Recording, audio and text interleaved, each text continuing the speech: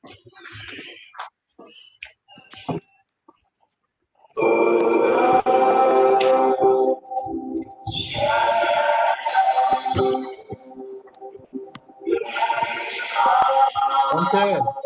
Sir प्रणाम। जी प्रणाम जी। आप photo sir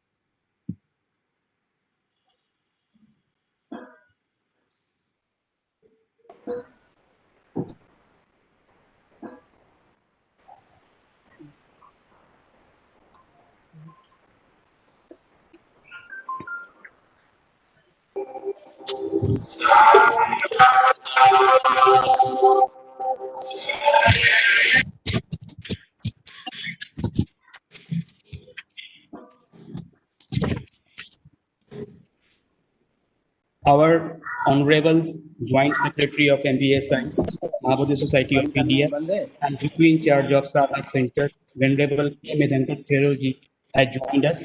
Good afternoon, all. Good afternoon, sir. May I please have the permission to begin the proceeding of the day? धनकर जी, क्या हमें इजाजत है, हम शुरुआत कर सकते हैं अपने प्रोग्राम की?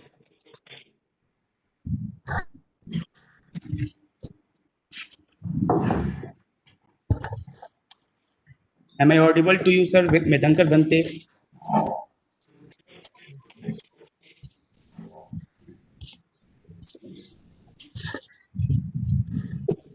Bhante ji, please unmute up. हाँ. अभी शुरू कर सकते, आप शुरू कर लीजिए अनिमेश जी। Thank you. महाकारुणिकं नाथं यय सागर पारगु वंदे निपुण गंभीरं विचित्र नय देशनं विद्याचरण संपन्ना येन नियंति लोकतो वंदे तं उत्तमं धम्मं सम्मा संबुद्ध पूजितं शीलादि गुण संपन्नो खितमग्ग फलेषु यो वंदे आर्य संघं तं पुण्य क्षितं अनुसरण। Honorable Venerable K. Medhankar Theroji, the chief guest of this inaugural function, Venerable Medgamti Vijit Dhamma Theroji, Professor Rajaram Shuklaji, who is supposed to join us very soon. Guest of honor, Professor Badnath Lab sir and Professor Ram Mohan Pathak sir. They are also supposed to join us very soon. Our special guest, Professor Ravindra Pant sir, he has already joined us. And the respected Professor Sarnath sir, the keynote speaker of this session, and all my dear participants and august guests. On behalf of Maha Society of India Sarnath Center and on behalf of myself, I would like to express my gratitude to all present here on this online platform in a two international Pali and Buddhism, and a warm welcome to this very auspicious online gathering. I am Dr. Animesh Prakash, the convener of this webinar. It is indeed a great pleasure for me to be here with you today. May I please request all speakers to keep their camera and mic switched on while presenting, and all observing participants are requested to keep their mic switched off throughout the course of webinar. Let us begin the program with an invocation to the Buddha. Now I take privilege to call upon the group of Venerable for Mangalacharya. Bhante ji. नमो तस् भगवतो अरहतो सम्मा सम्बुद्धस् नमो तस् भगवतो अरहतो सम्मा नमो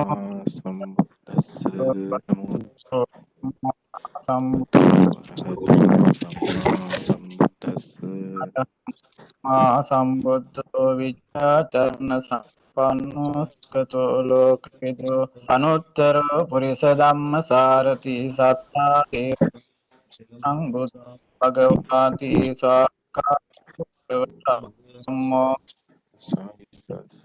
කාලිකෝ ඒකසිකෝ සත්සංගේ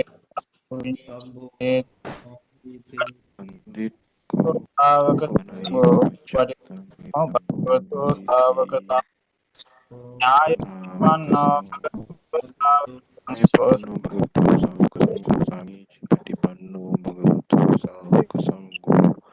ආරි පුරිස කලා ඒස භගවතු ශාවකෝ ආති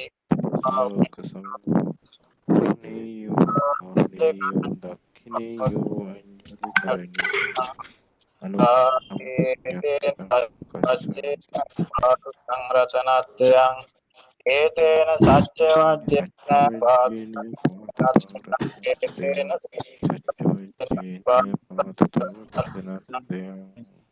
ඒතේන රෝගෝ විනාශතු මා භවත්තරෝ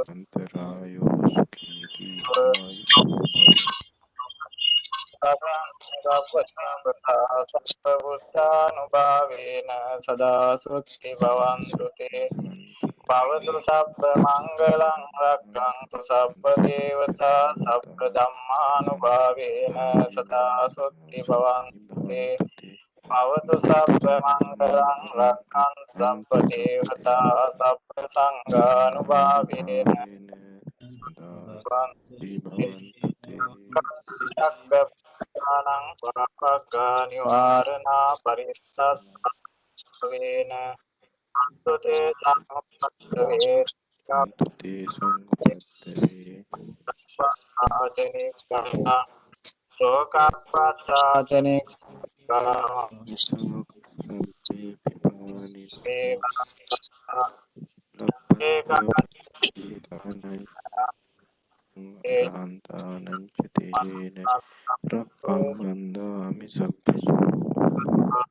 පච්චේකානං චයං බලං අරහන්තානං ච තේජේන රක්ඛං වන්දාමි සප්පතෝ සබ්බේ බුද්ධා බලප්පක්ඛා පච්චේකානං චයං බලං අරහන්තානං ච තේජේන රක්ඛං වන්දාමි සප්පසුතා.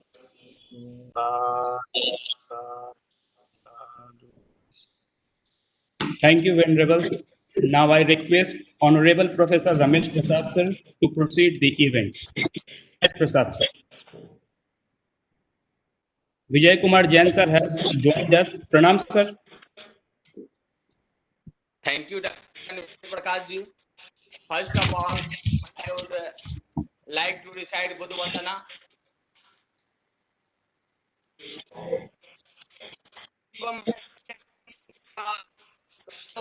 दुष्कराणि हेदंगतो लोकायनाथो नमकारुणिकसतस्य असंबुद्धं बुद्धनिसेवितं यं भवाभवं गच्छति जीवलोको नमो अविद्यादिकिलेशजाल बन्दिनो दमुवरसतस्य गुणैः यो शीलसमाधिपय्या विमुक्तियान् पबुतिः युक्तो केत्तं जनानं कुशलत्थिकानं तमर्यं संगं शीर्षा Namami. Welcome to all. We have only 1 hour and 30 minutes for this inaugural session. So, without wasting the time, I would like to call Professor Vimlendra Kumar sir, renowned scholar of Pali and Buddhism and head Department of Pali and Buddhist Studies. ये देखो तो मुट हो गया ना, पूजा च पूजनीयानां बोलना है हम. मंगल उत्तमम. It is his duty to welcome our distinguished guests and viewers of the webinar who are watching live on Webex, Facebook and YouTube.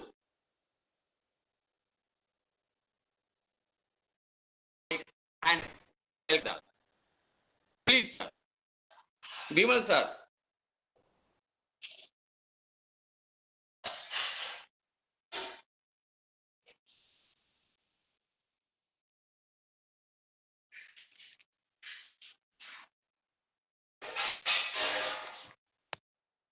Bimalendra sir, please.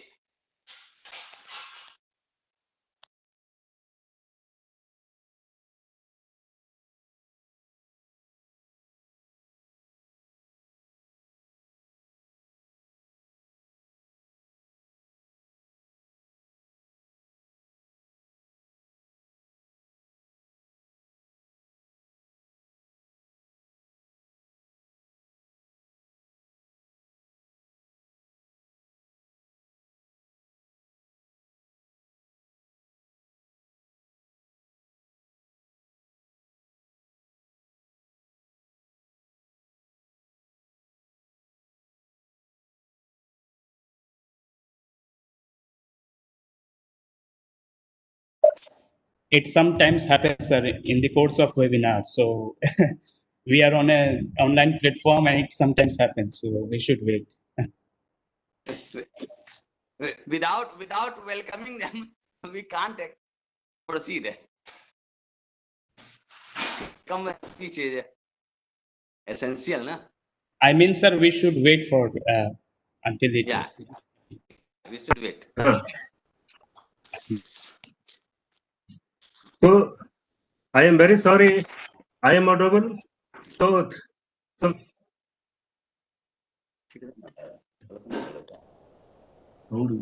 इसको off कर दो.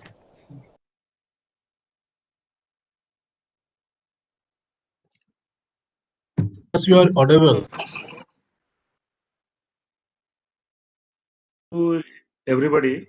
So on behalf of Mahabodhi Society of India, Sarnath, Varanasi, I welcome you all, the delegates, honorable members of the governing body of Mahabodhi Society of India, honorable members of Mahabodhi Vidya Parsad, honorable members of Mahabodhi International Publication and Media Committee, and all the dignitaries who are sitting for our inaugural sessions, and the delegates and all the members of our life members of Mahabodhi Society of India, and all the paper presenters and the session chairman of this 7th International Conference of Pali and Buddhism. So I welcome you all, the delegates who are presenting their papers in this international webinar.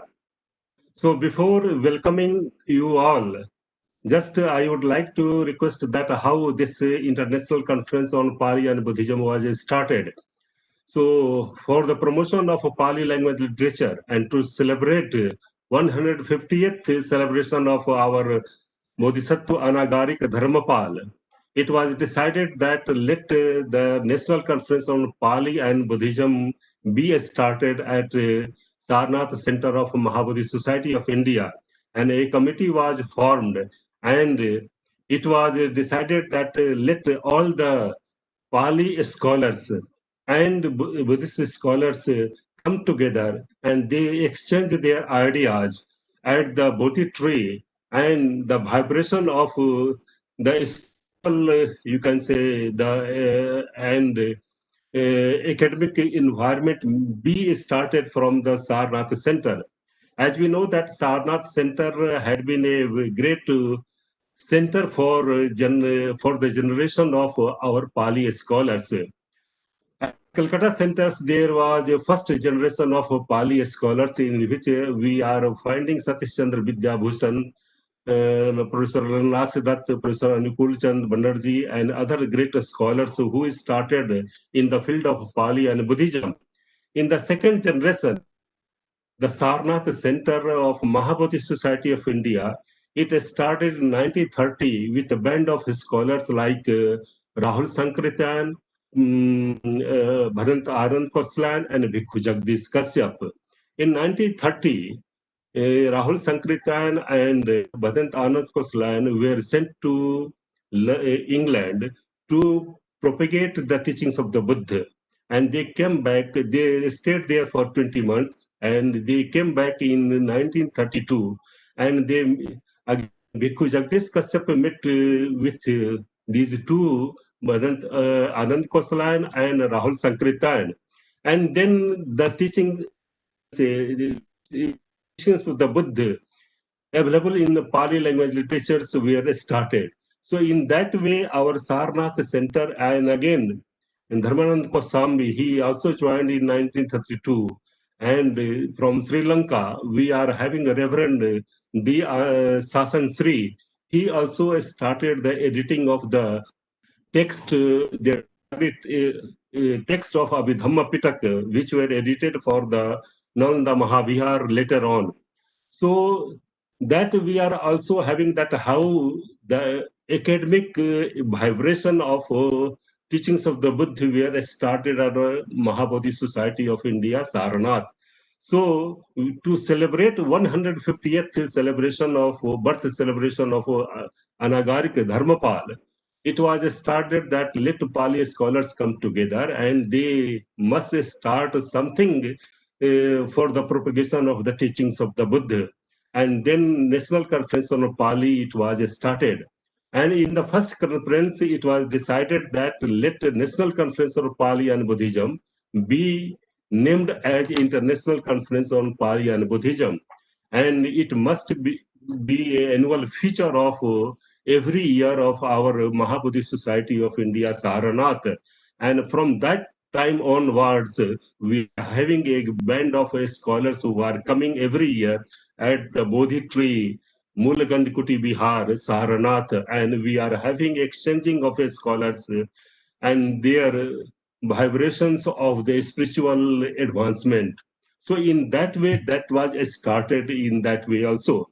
And in 2014, it was started, and 10 great scholars of Pali and Buddhism were awarded Anagarik Dharmapal Samman there also. So that was the history. And in 2015 and 2016, there were publications related with the teachings of the Buddha also.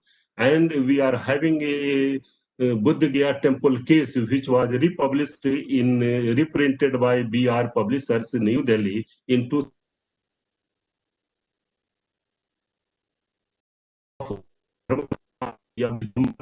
Sangoho Vibhavani Tika, Shiksha of Bhadant Saddhatis. So they were started in that way also.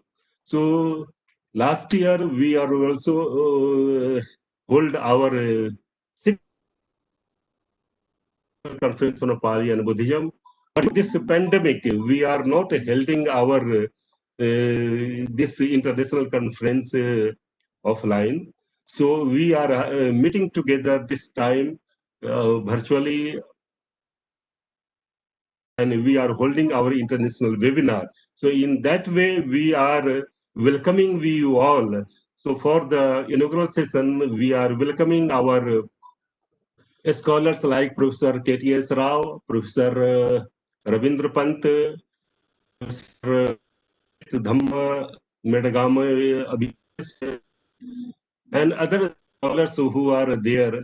So on behalf of Mahabodhi Society of India, Sarnath, on behalf of Reverend P. Thero, Mahabodhi Society of India, Kolkata, I welcoming you all as scholars for the inaugural session of Mahabodhi Society of India's international webinar on Pali and Buddhism. So on behalf of, I wish that with your deliberations and academic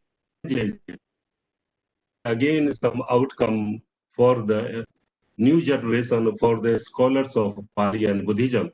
So once again, I welcome you all as scholars who are sitting together, all the honorable members of governing body of Mahabodhi Society of India, all members of Mahabodhi Vidya Parishad, and all life members of Mahabodhi Society of India, and all our young scholars and senior scholars of Pali.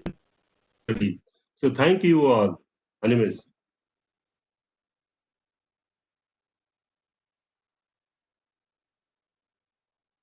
So over to Animesh.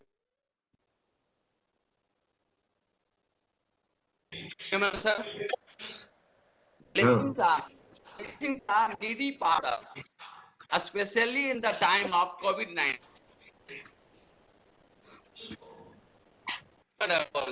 Most humble Bhante P. Sivuli Theroji, General Secretary, Society of India, for blessings. I would also like to request him to say something about seminar's perspective. Bhante ji, please.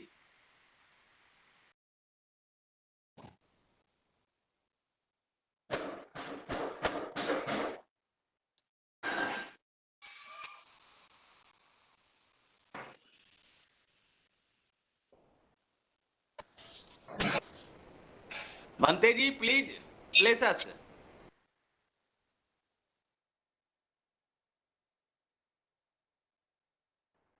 Sir, Sivali Bhante has not joined us, I think.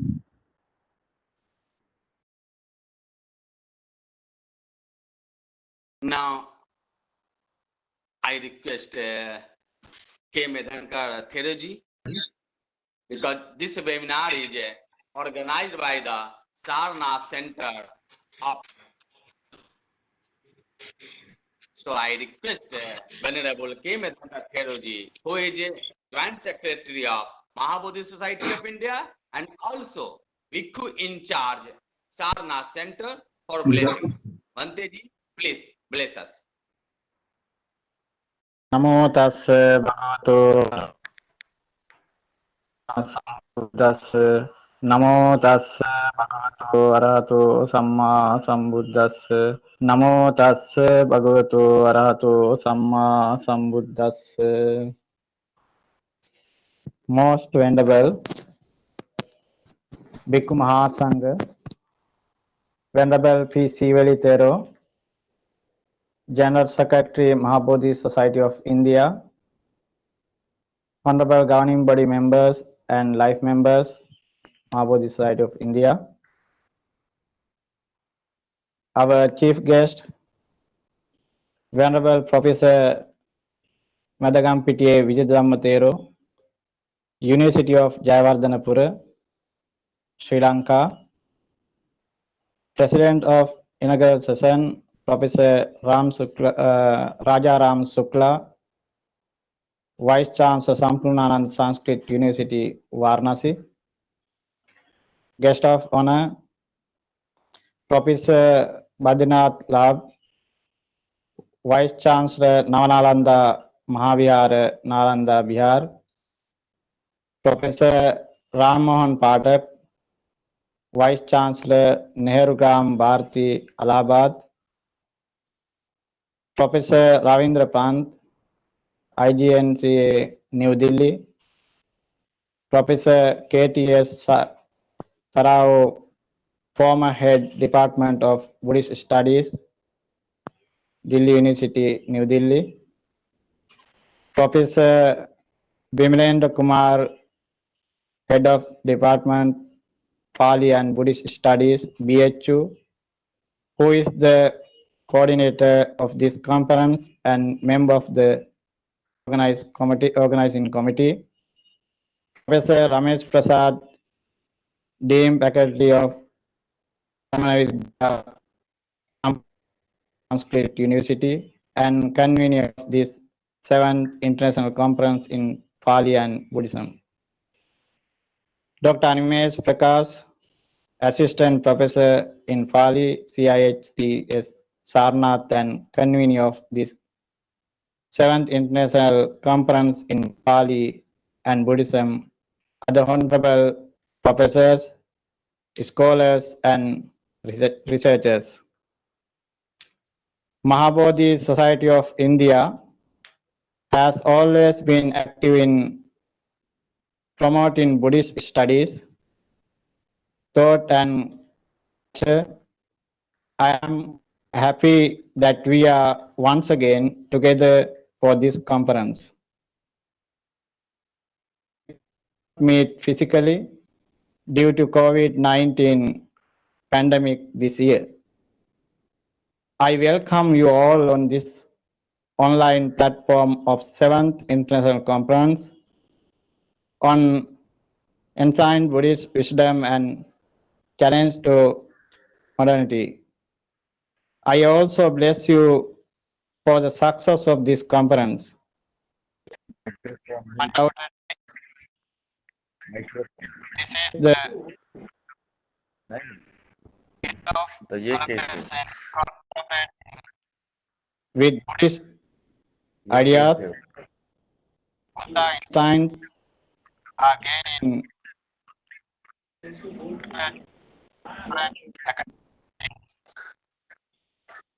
therefore it is significant to discuss the and the need of adaptation, applications, and climates to place. This conference come up with innovative ideas how to promote, innovate, and preserve early Buddhist thought as directed the historical Buddha. Let us make our tradition intellectually sound and carry forward the spiritual approach. It's the very purpose to address the alien humanity. May bless with the wisdom and compassion of the Buddha. Bhavatu Sabba Mangalam.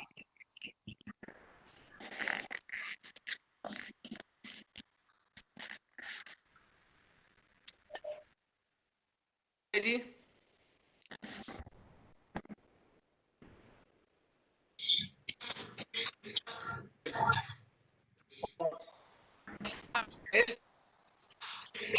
I request Bodhi, high scholar and former head Department of Buddhist Studies, Delhi University, Delhi, Professor KTS Sarauji. Sarau sir, please address this. Okay. Thank you. Thank you, man. मेरी आवाज आ रही है करके बताइए, मेरी आवाज आ रही है? Yes, sir, you are audible. Okay, thank you so much. I'm grateful to Bhante ji, the organizer of this webinar, my friends Animesh and Manish ji, and most respectable Professor Sangh ji, and all my friends, Professor La, Professor V.K. Jain, Lendra ji, Ujjwal, Dr. Pant, and all others if they are present. Some of them are not around. Anyway,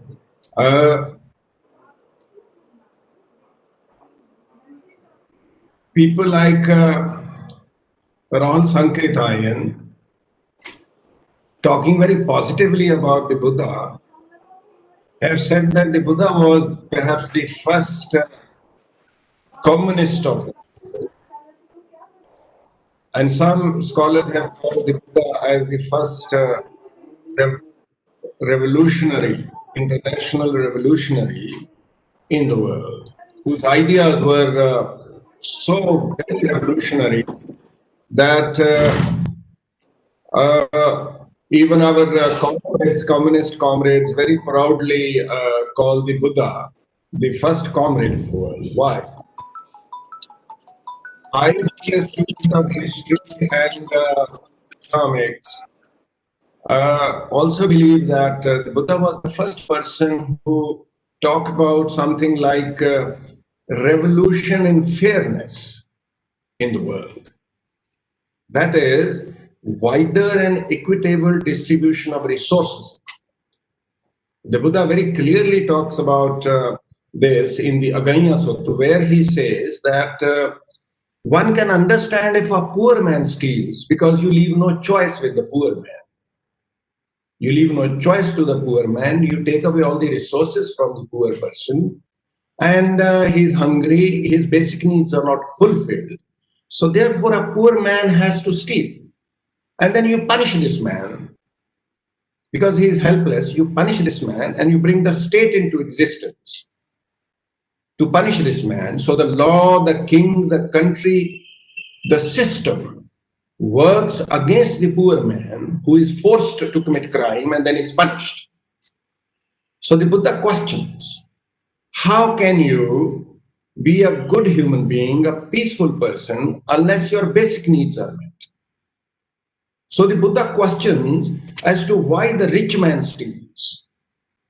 Even today, wise men and wise women who show consideration for the future of the world say that the bad boys of the world are not the poor people who steal. The bad boys are the rich people who are very rich and they continue to steal.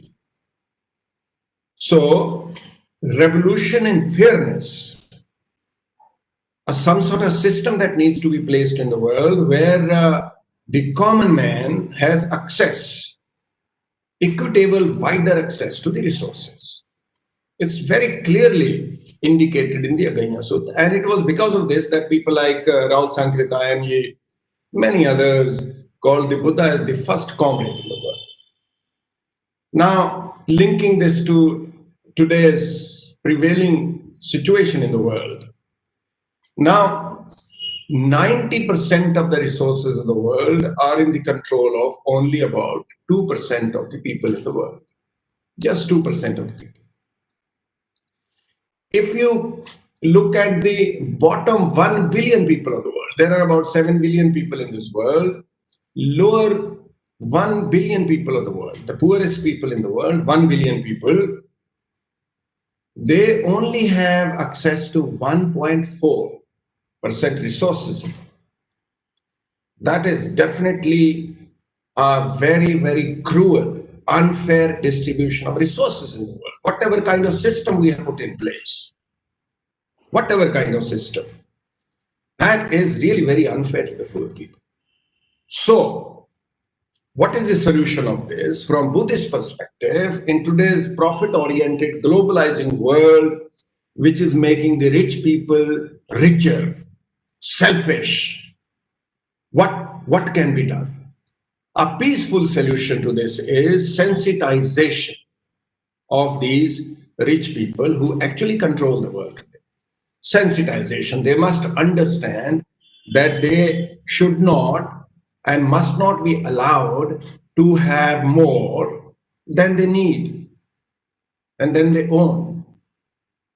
And so therefore, from the Buddhist perspective, this agati gaman of the world, the wrong path that this world has taken, something needs to be done about this. So from Buddhist perspective, sensitization, mindfulness of the world is very important, whereby every citizen in the world at some stage, maybe in the educational institutions, meditational institutions, maybe the Buddhist Sangha somehow puts a system in place in coordination with our rulers and policymakers, whereby we understand that we need to share our resources in the world if we have to have peace in the world. Otherwise, it is impossible, as the Buddha said, to have peace until basic needs of the humans are met and resources are widely and equitably shared in this world. So, as a Buddhist, one must voluntarily live as a poor person. Voluntary simplicity, as the Buddha used to say, santutti with minimum. If I can be happy with 2 shirts, there is no reason that I should have a 3rd shirt. So voluntary simplicity or voluntary poverty, each one of us must live as a poor man and must be satisfied with as little as possible. From Buddhist perspective, in fact, the parameters to see a good human being is with how little this person can be satisfied.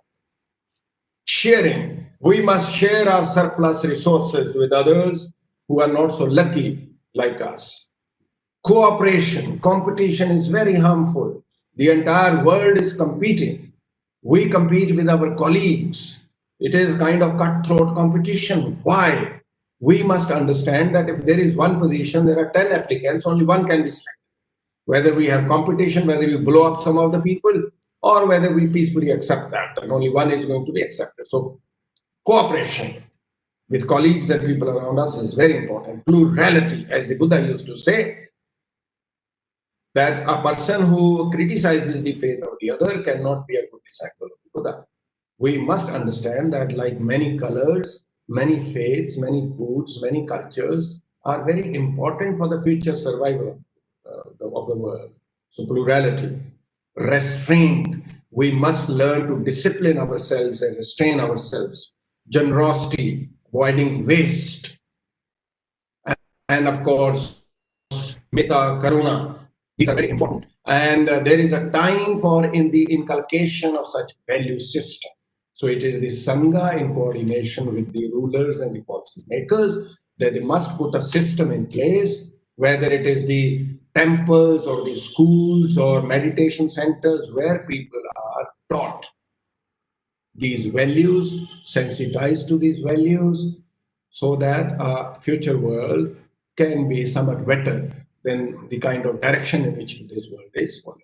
Now, it is very difficult, impossible to make a keynote speech in 10 minutes. I think that this must be a world record, Vimlendraji, to give 10 minutes for a keynote speech. So I think I've already exceeded the time that is given to me, and so I will stop here. Thank you very much.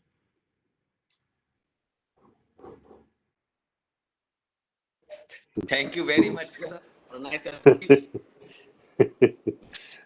अथापि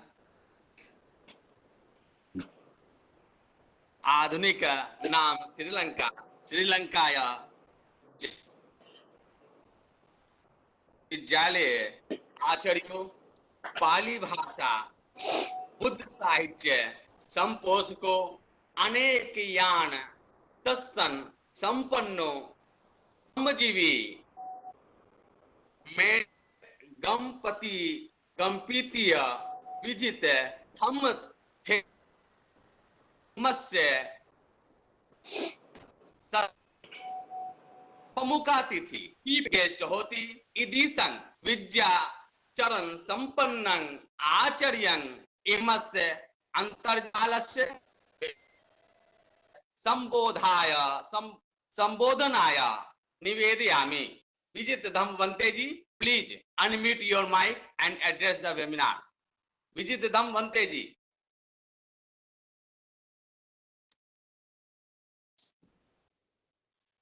Bhante ji, please. Thank you, Professor. Namo tassa bhagavato arahato samma sambuddhassa. Can you hear me? Yes, Hello, can you hear me? Yes, sir, we can hear you. Yes, you are hearing you. Yes. Okay, thank you. Again, I'll start. Namo tassa bhagavato arahato samma sambuddhassa. Patamameva ahang Pali bhasaya yang kinchi vattumichami imassa sattassa jacchantara Pali sogata thomanatthaya sabbe badanta gahatta pabbujita imasmin avasare sabbe mayang Bharata dese Maha Bodhi samitiya pavattamanaya satthamaya jacchantara sammelanaya sammukhi hutva buddha dhammassa සංවඩ්ඩනාය අම්හාකං කිච්චං කාතුං සාකච්ඡා කරෝම තස්මා අහං සබ්බේසානං බදන්තානං මම තෝමනං ධාතුමිච්ඡාමි පටිගච්ඡේව.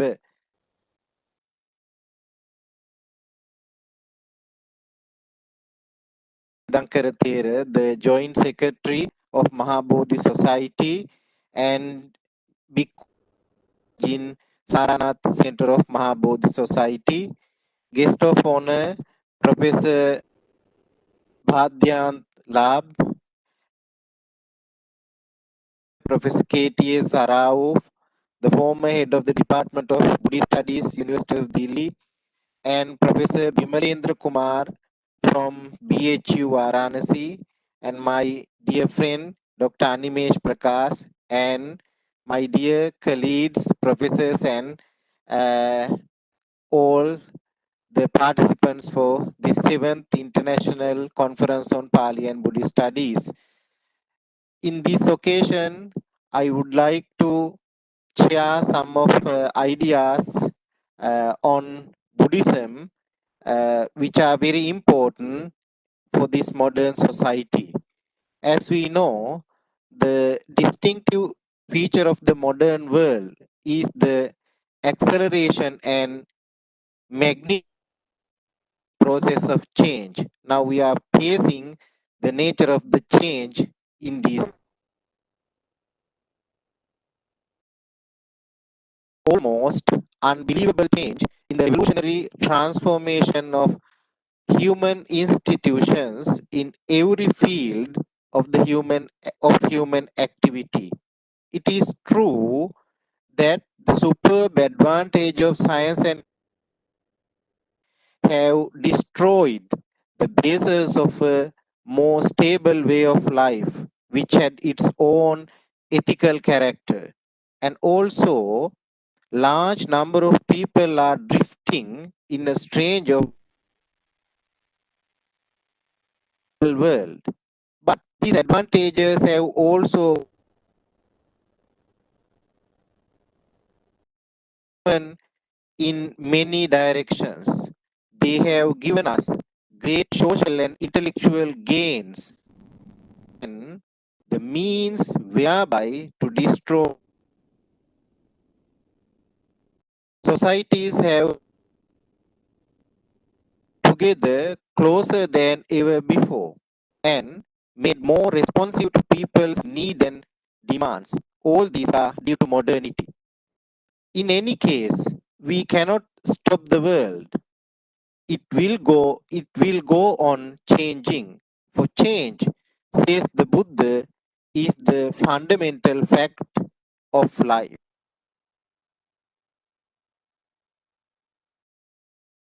Of our life as we know. Our survival is tied up with change. This is where modern people must find to be practically relevant to them. This is the way of practicing Buddhism actually. It is understanding the change. Buddhism aspects change. In fact, it is built on the truth of constant change and flux. Science and technology have failed to find great happiness for us. This is not surprising to us because the Buddha taught us that happiness is to be found in living in harmony with the Dhamma, that is the nature. The truth is that all is unhappy. The situation there is extremely complicated and probably incapable of solution. Yet, if we were to examine the matter carefully with knowledge and understanding, we should realize problems are not fundamentally different from the problem faced the ancient people before us. Now, the fundamental teachings of the Buddha, as we know, is that nothing happens except as a result of cause. We should understand that. Once the causes are investigated and understood, the solutions could be found. It is frequently assumed that the teachings of the Buddha are too simple to be enough to help us in the solution of exceedingly complex problems which affect the individual and the society in this modern day. The teachings of the Buddha are addressed to the basic human needs, and this makes it both timeless and timely. Each succeeding generation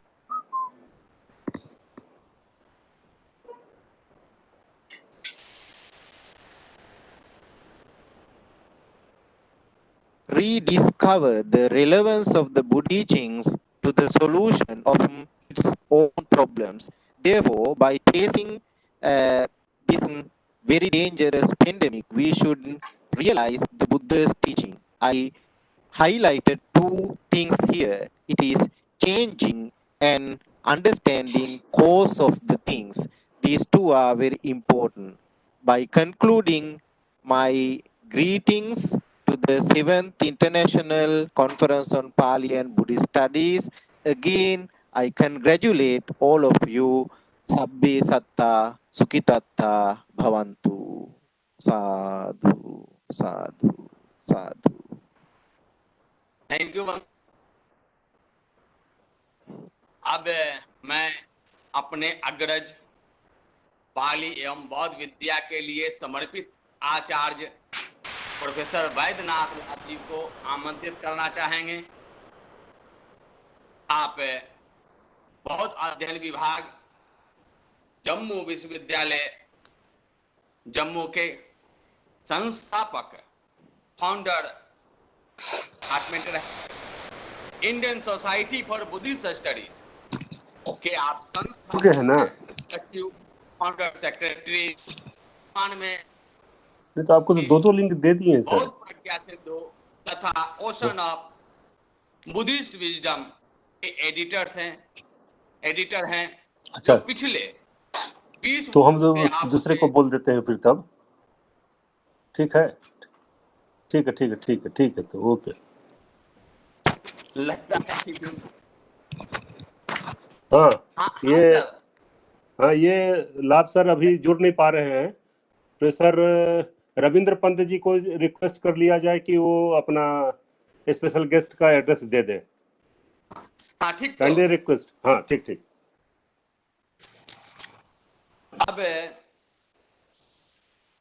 अब मैं professor Ravindra Pant sir जी को सुनना चाहेंगे। उन्हीं को सुनने जा रहे हैं जो सरल हैं, सहृदय हैं और हमें लगता है कि राग द्वेष से विमुक्त चित्त वाले भी हैं। यूं कहें कि आप शील समाधि प्रज्ञा से युक्त एक प्रेरणा स्रोत हैं। करीब 2 दशकों तक विपश्यना की शरण में रहने के बाद वाइस चांसलर के रूप में नव नालंदा महाविहार को एक में आप इंदिरा गांधी राष्ट्रीय कला केंद्र नई दिल्ली में विजिटिंग प्रोफेसर हैं। ऐसे व्यक्तित्व से हम निवेदन करते हैं कि कृपया अपने सद्वचनों से हमें आप्लावित करें। Pant sir, please address the webinar. Pant sir. Thank you, thank you. Namo tassa bhagavato arahato samma sambuddhassa. I think I am very much audible. Most venerable Bhikkhu Sangha, honorable dignitaries, erudite scholars, board members of the Maha Bodhi Society of India, participants, ladies and gentlemen. It is indeed a moment of joy to participate in the 7th International Conference on Pali and Buddhism being organized by the Maha Bodhi Society of India, Sarnath Center. I am thankful to the organizers for giving me an opportunity to place my views on the theme of the conference. Friends, Buddhism today is not only the part and parcel of the rich Indian culture, but also becoming a part of the global culture because of its universal and and secular teaching, much needed in today's chaotic world to sustain the society. The present era of scientific and technological advancement has resulted into the so-called material advancement on one side, but however, this scientific and technological advancement has failed to alleviate the basic suffering like poverty, inequality, communalism, regionalism, etc., that very much provides the fertile ground for the growth of fundamentalism, violence, and conflict throughout the world. There is no empirical evidence to support the assumption that social and economic progress based on a materialistic conception of life can ensure happiness and well-being of the humanity. Moreover, the present crisis of COVID pandemic has created an environment of fear and uncertainty of life. In such a conflicting scenario, to bring peace, happiness, and harmony within us and in the environment around us, attention must shift to issues that help in making human a humane.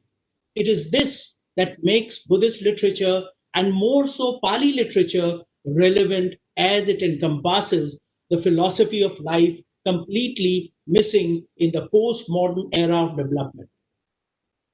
As we all know, within 3 months after the Mahaparinibbana of the Buddha, during the first Buddhist council at Rajgriha, the words of the Buddha were collected, compiled by reciting for the first time, and were classified in an oral tradition in order to preserve them in their pristine purity in Pali language.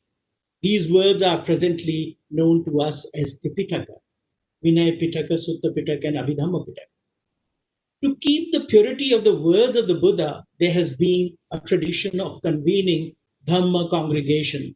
Until now, we know that there have been 6 Buddhist congregations, first in Rajgriha, followed by Vaishali after 100 years, and in the 3rd century BC at the time of Ashoka in Patliputra, the 4th in Sri Lanka, where the Buddhist texts were committed to writing, the 5th and 6th in Myanmar, and the 6th was held between 54 to 1956 when 2,500 years of Mahaparinibbana was celebrated.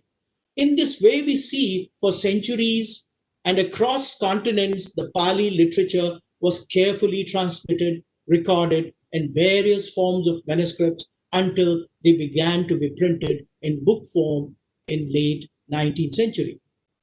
As a result, in the subsequent time, in addition to the Tipitaka, which contains the original words of the Buddha, enormous numbers of commentaries, Attakatha, Tikas, Vansa literature, and other literature have been written by great commentators, by great erudite scholars since ancient time, and were added to this ocean of learning of Pali literature. The tradition of compiling commentaries in Pali still continues today in countries like Myanmar, Sri Lanka, etc. Friends, let me briefly talk about the significance of the Pali Tipitaka and literature today.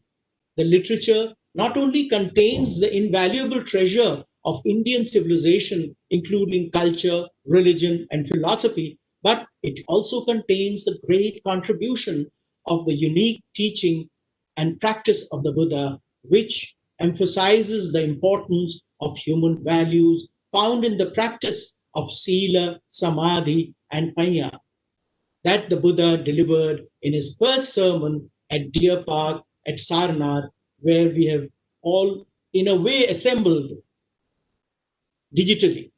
The discourse was given to the 5 mendicants and is known as Dhammacakkappavattana Sutta. It was in this discourse that Buddha further explained the 4 noble truths. There is suffering, dukkhang arya satchang, the cause of suffering, samudayang arya satchang, cessation of suffering, nirodhang arya satchang, and the path leading to the cessation of suffering, that is nirodhagamini patipada arya satchang. As a formula for identification, diagnosis, prescription, and eradication of the most fundamental universal disease, that is suffering, dukkha. The above referred discourse has great relevance in presenting a well-developed research methodology and scientific investigation today. Moreover, what can be seen in Pali Buddhist literature is not so much of theories or propositions, but a methodology and an approach without static notions or dogmas. The teachings of the Buddha is result oriented. Let us evaluate this. The Four Noble Truths, as discussed in the Dhammacakkappavattana Sutta, constitute a framework of research designing, investigation, and particularly problem solving. Dukkha as a problem identification, Samudaya as causal investigation, Nirodha as possible or required solution, Magga as recommendation or pathways for desired solution. Like a scientist, the main problem before the Buddha was to understand dukkha, universal human suffering, and to find magga means to overcome that suffering. The methodology that he used in this endeavor at that time was the Four Noble Truths, which is even today quite exemplary in any research. Today, it is obvious that research is an activity and a human activity for that matter, and for that, it is increasingly clear that many lessons could be drawn from Buddha's teaching for research and research methodology. The Four Noble Truths can be considered to be the very foundation of Buddhist philosophy. It is apparently the first teaching of the Buddha which appears in this discourse. In the strict interpretation of the first Four Noble Truths, there cannot be any doubt that primary aim was to explain how to achieve cessation of suffering or emancipation. As the Buddha was addressing many existential, social, and environmental issues of the people after the attaining of the enlightenment or delivering the first teaching, it is possible to assume that he applied or used the same methodology to interpret several other issues and problems. So we can say Four Noble Truths is primarily about knowledge and knowledge acquisition. The merit of Four Noble Truths for research methodology is that it supplies a viable framework of methodology for scientific investigation, although not elaborated for obvious reasons of that time.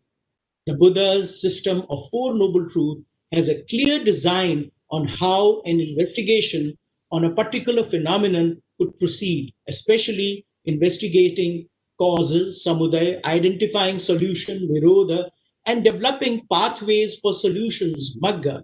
Any research lacking these elements could be considered unscientific according to the Buddha's theory of knowledge.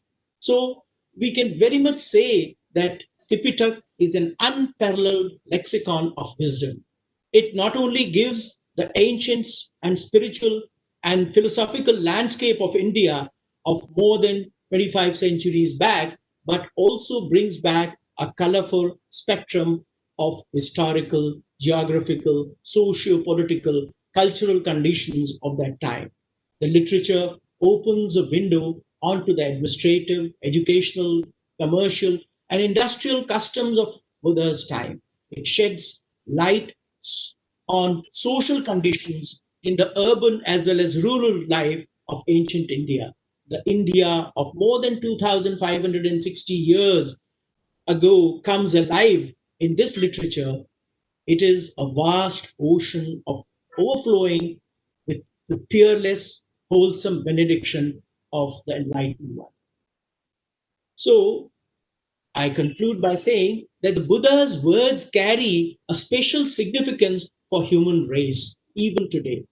In addition to its spiritual aspect, which is no doubt the core of ancient Pali literature, the literature and tradition unfolds various aspects of society's development: paleographical, linguistic, literary, religious, philosophical, ethical, socio-political, and artistic, each of which deserves patient study, special investigation, and careful consideration and prudent judgment in terms of its contribution to the society. Thank you very much.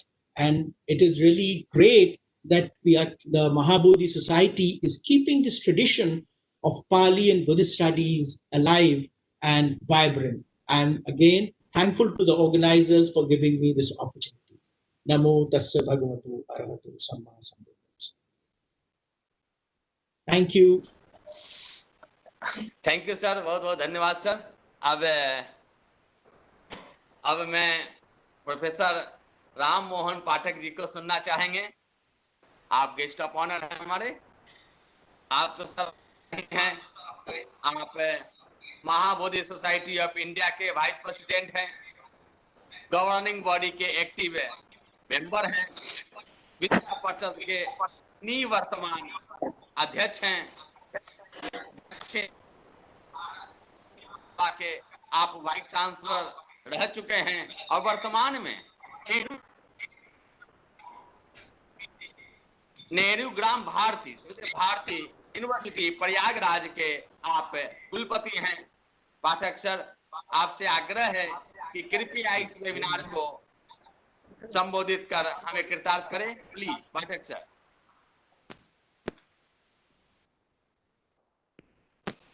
धन्यवाद professor Ramesh Prasad ji.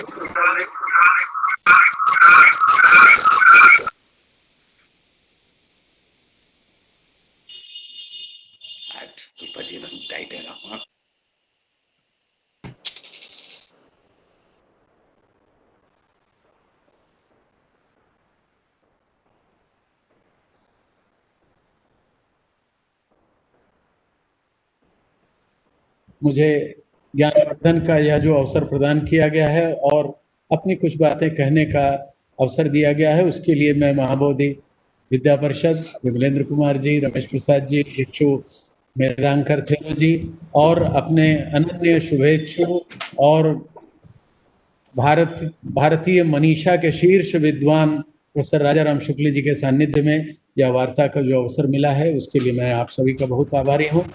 मैं केवल मैं तो जन्मजात पाठक हूँ, आप तो विद्वान हैं।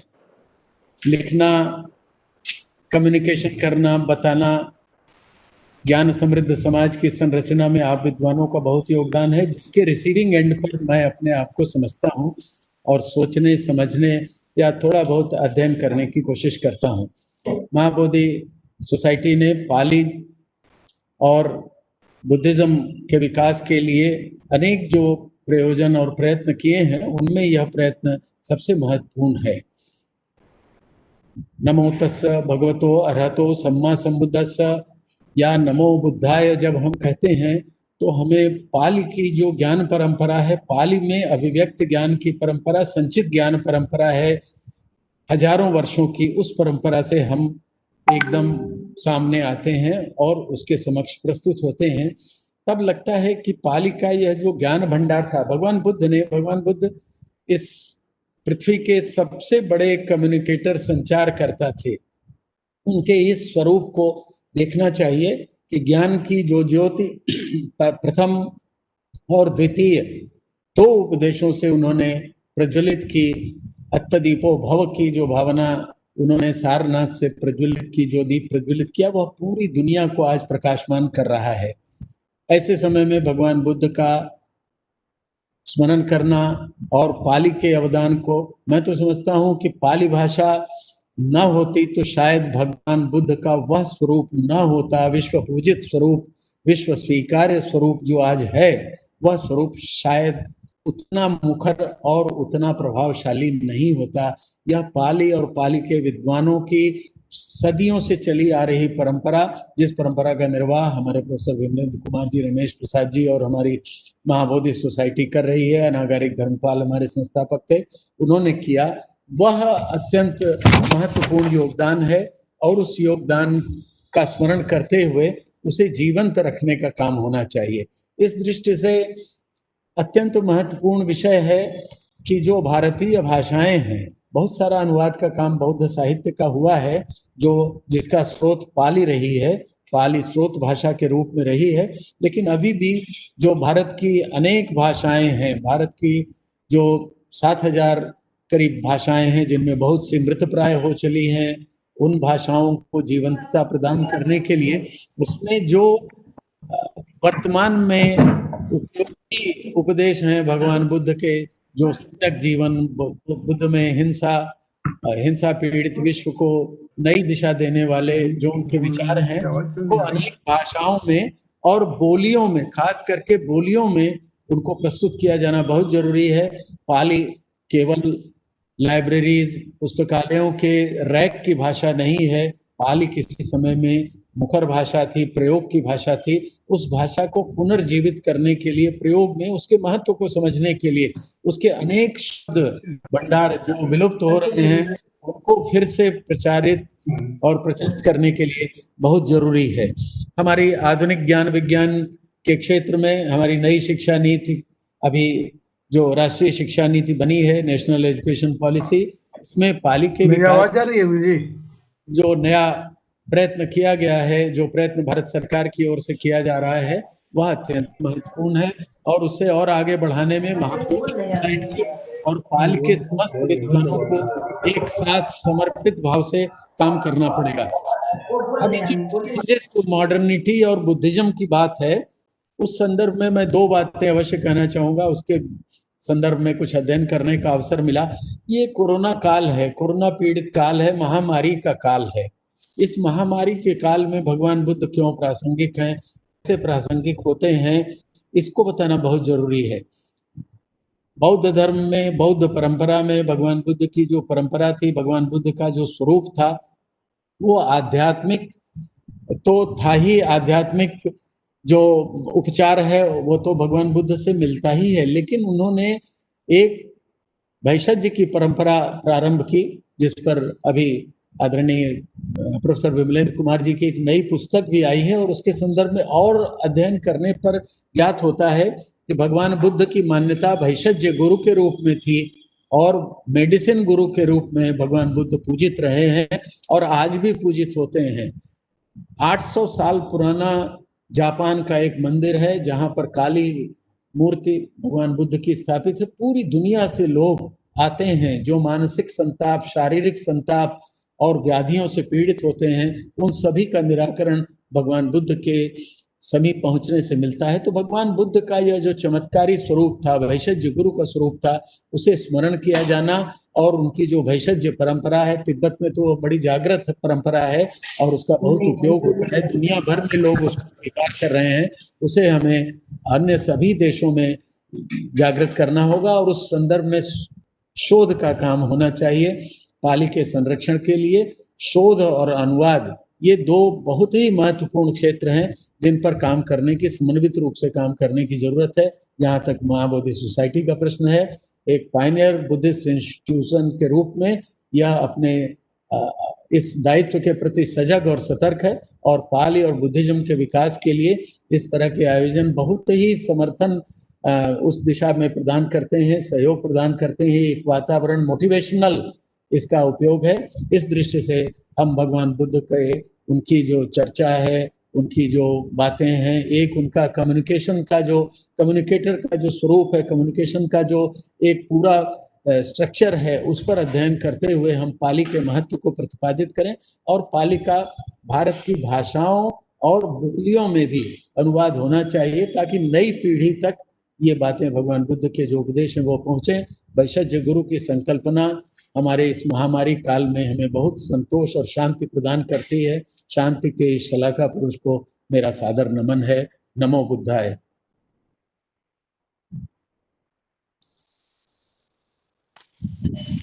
हाँ, धन्यवाद सर। धन्यवाद साहब।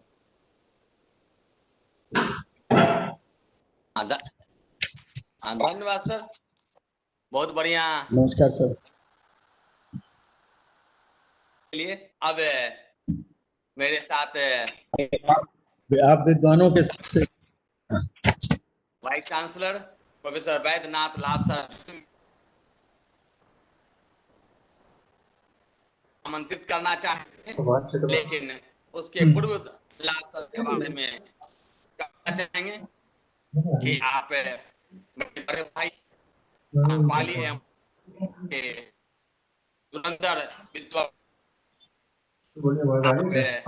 मेरी आवाज जा रही है? के पहले अच्छा वही बोल रहा है, थोड़ा सा सर हम बोल दें। Yes sir, you are audible. Yes you are audible. हाँ सर, थोड़ा सा हम लाभ सर के बारे में बोलना चाह रहे हैं। लाभ सर जो है अभी वाइस चांसलर तो है ही नालंदा महाविद्यालय, साथ ही वर्तमान में अली बोर्ड के चेयरमैन भी हैं।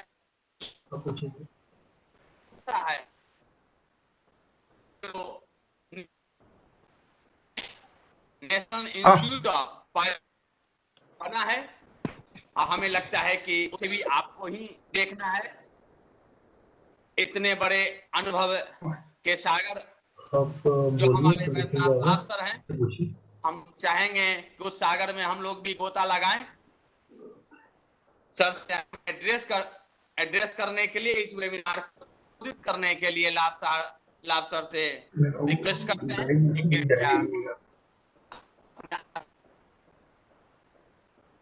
हमें लाभ सर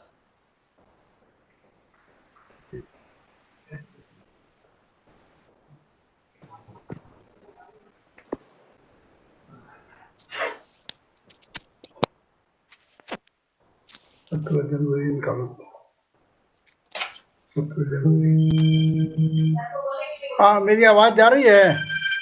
आ रही है सर, आवाज आ रही है? आ रही है सर, आप बोले। हाँ जी जी, ठीक ठीक ठीक, आप बोले सर। हाँ जी जी।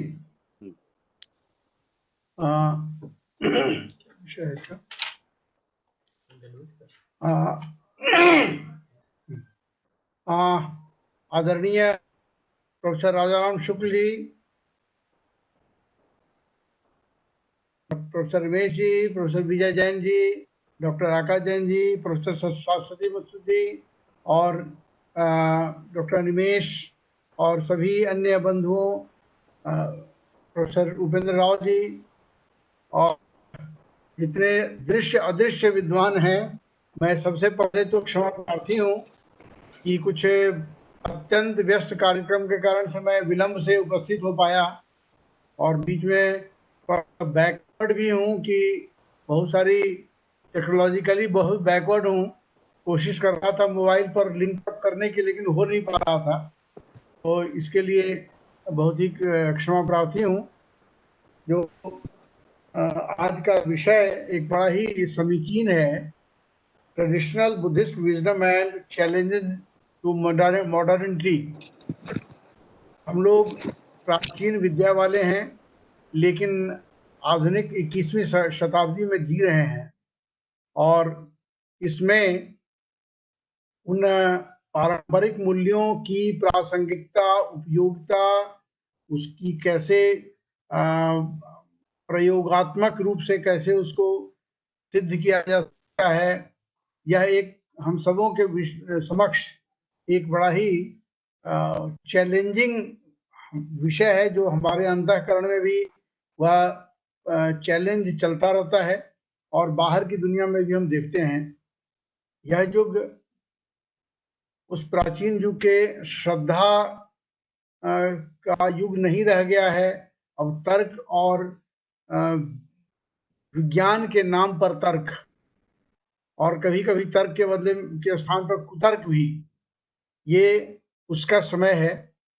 जबकि हम लोग को जिस तरह से हम जी रहे हैं और खास करके बौद्ध धर्म दर्शन की, हम पूरे सनातन परंपरा की बात कर रहे हैं, उसमें बौद्ध, जैन और उपनिषद की सारी परंपराएं और भी अन्यान्य जो भी परंपराएं हैं, जो कि सभी जो भारत भूमि के मिट्टी से, भारत भूमि से उद्भूत हैं, उन परंपराओं में मूल्य परकता है।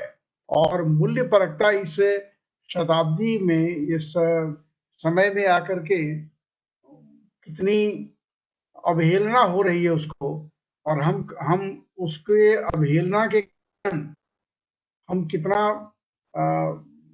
एक विडंबना में जी रहे हैं। हम रोना भी रोते हैं कि मॉडर्न जमाना आ गया है और मॉडर्न जमाने में बुद्धिज्म कैसे उसको रोकने में या उसका उस प्रतिकार करने में या उसके साथ सामंजस्य करने में कहाँ तक और कैसे सफल हो सकता है। तो मेरी जो अल्प बुद्धि है उसमें तो मैं इस परंपरा का या इससे बहुत ही कन्विंस्ड हूँ कि यह समाज चाहे वो वैदिक काल से रहा हो, सरस्वती सिंधु काल का समाज रहा हो, भारतीय समाज वह या बाद के युगों का समाज रहा हो, भारत भूमि पर या भारत की जो संस्कृति है वो हमेशा ही मूल्य परक रही है और उसमें जो विघ्नकारी तत्व आए हैं उनका हमेशा ही प्रतिकार किया गया है। भगवान कृष्ण जब कहते हैं यदा यदा ही धर्मस्य ग्लानिर्भवति भारत अभ्युत्थानम धर्मस्य तदात्मानं सृजाम्यहम्। हम नारायण के अवतार की बात करें या न करें, हम जो अभी जो तथाकथित रूप से नास्तिक धर्म कहे जाते हैं, बौद्ध, जैन और इनकी बात करें या एक अवतारवाद की बात एक अपनी जगह पर है, वो एक अलग विषय है, हम उसको थोड़ी देर छोड़ भी दें, लेकिन अवतार शब्द अवतरण शब्द का हम लोग प्रयोग करें तो ज्यादा समीचीन लगता है कि भगवान बुद्ध का भी अवतरण जो हुआ, उस अवतरण या भगवान महावीर का अवतरण हुआ, ये सब उन्हीं गिरते हुए ह्रासोन्मुख मूल्यों को फिर से जीवित करने के लिए, फिर से संवर्धित करने के लिए और समाज को नई दिशा दिखाने के लिए हुआ। उन दोनों इन भारतीय बरकरार रखने के लिए समय समय पर जो समाज नीचे की तरफ जा रहा था, दिग्भ्रमित हुआ था, विश्वासों में के जाल में जंजाल में पड़ रहा था, उन सब से मुक्त करके फिर से उन्हीं मूल्यों को, शाश्वत मूल्यों को स्थापित करने के लिए हुआ। और यह आज का समय हो तब भी उतना ही प्रासंगिक है, क्योंकि समाज तभी चलता है जबकि हम एक दूसरे के साथ साहचर्य का भाव रखें, शांतिपूर्ण सहअस्तित्व का भाव रखें, एक दूसरे के अधिकारों का हनन न करें। क्योंकि हमारे यहाँ तो अधिकार दोनों एक ही सिक्के के दो पहलू कहे गए हैं। जो हमारा अधिकार है वो आपका कर्तव्य है, जो आपका अधिकार है हमारा कर्तव्य है। तो ये जो परस्पर जो अनुन्यास का भाव है उसको लेकर के चलेंगे तभी यह समाज स्थिर रह सकता है, तभी समाज में विध्वंसात्मक प्रवृत्तियां दमित हो सकती हैं और एक सृजनात्मक वातावरण इसका एक अक्षुण्ण रह सकता है। तो बौद्ध धर्म में चाहे वो हम 10 की बात कर लें, 10 शिक्षापद की बात कर लें, अष्टांगिक मार्ग की बात कर लें, करुणा मैत्री करुणा मुदिता उपेक्षा की बात कर लें, ये ऐसे शाश्वत मूल्य हैं जो न केवल 21वीं शताब्दी बल्कि यह आने वाले जब तक मानव सभ्यता रहेगी तब तक इनके मूल्य बने रहेंगे। और इन्हीं मूल्यों के सहारे, इन्हीं मूल्यों को हम अगर जीवित रखेंगे तो हमारा समाज चल पाएगा। और चाहे कोई भी समय आए, वो चाहे 26वीं शताब्दी आए या 30वीं शताब्दी आए, हम लोग तो नहीं रहेंगे, लेकिन ये मूल्य रहेंगे। और इन्हीं मूल्यों के आधार पर हम जो अब आधुनिकता कर लें, उत्तर आधुनिकता कर लें, जो भी शब्द हम देना चाहें, जिनको आधुनिक शब्द कहा गया, वो आधुनिक से आगे बढ़ गए और उत्तर आधुनिकता का समय आ गया, अल्ट्रा मॉडर्निज्म का समय आ गया। तो ये पता नहीं ये कौन कौन सी शब्दावलियां चलेंगी, लेकिन ये जो शाश्वत मूल्य है जो भगवान बुद्ध ने कहे हैं या हमारे अन्य मनुष्यों ने कहे हैं, ऋषि मुनियों ने कहे हैं, उनका वो हमेशा के लिए है। उनमें जो क्योंकि हम अंधविश्वास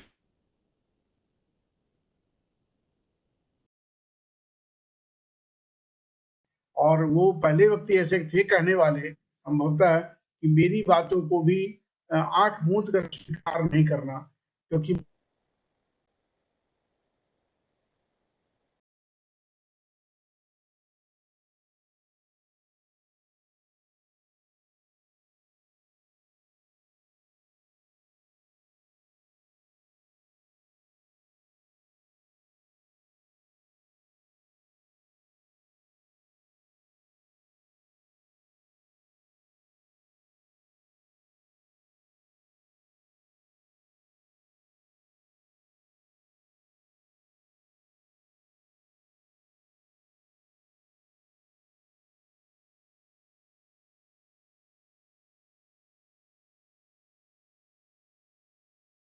आधुनिकता के नाम पर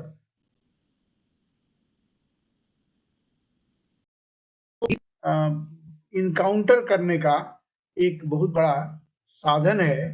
तो ये मैं इसको न केवल अपनी बात कहने के लिए कहता हूँ, इसको मैं बहुत ही ज्यादा इससे कन्विंस्ड हूँ इससे, और इसमें मेरी इस बात में मेरी बहुत श्रद्धा है कि हमारे जो मूल्य हैं वो मूल्य केवल एक दिन के लिए नहीं है, वो केवल 6वीं शताब्दी ईस्वी पूर्व के लिए नहीं थे, वो और 14वीं शताब्दी ईस्वी पूर्व के लिए नहीं थे, वो 18वीं या 19वीं या 20वीं शताब्दी के लिए नहीं प्रासंगिक थे, आज के लिए भी प्रासंगिक हैं। और आज भी हम उन्हीं मूल्यों को जीवित रख करके हम आज के जो चैलेंजेज हैं उनको इनकाउंटर कर सकते हैं। आज हम देख रहे हैं कि हर दिन प्राय हमें समाचार मिलता है, चाहे वो टीवी के माध्यम से हो, रेडियो के माध्यम से हो, समाचार पत्रों के माध्यम से हो, कि 6 साल की बच्ची का रेप हो गया, एक महिला का मानमर्दन हो गया, किसी का मर्डर हो गया। ये जो एक हमारा जो अवमूल्यन हो रहा है, हर तरह ह्रास हो रहा है, ये ह्रास ही उसी कारण है कि हम अपनी जो इन मूल्यों की बातें हैं, हमने बौद्ध धर्म हो, जैन धर्म हो या सनातन की अन्य परंपराएं हो, इनमें जो निहित मूल्य हैं इनको हमने छोड़ दिया है या इनकी हमने अवहेलना की है। तो इसकी अवहेलना अगर न करें, इसको हम समझें, तो ये हर समय के लिए प्रासंगिक है, ये हर चैलेंज को काउंटर करने के लिए पर्याप्त हैं। और मुझे विश्वास है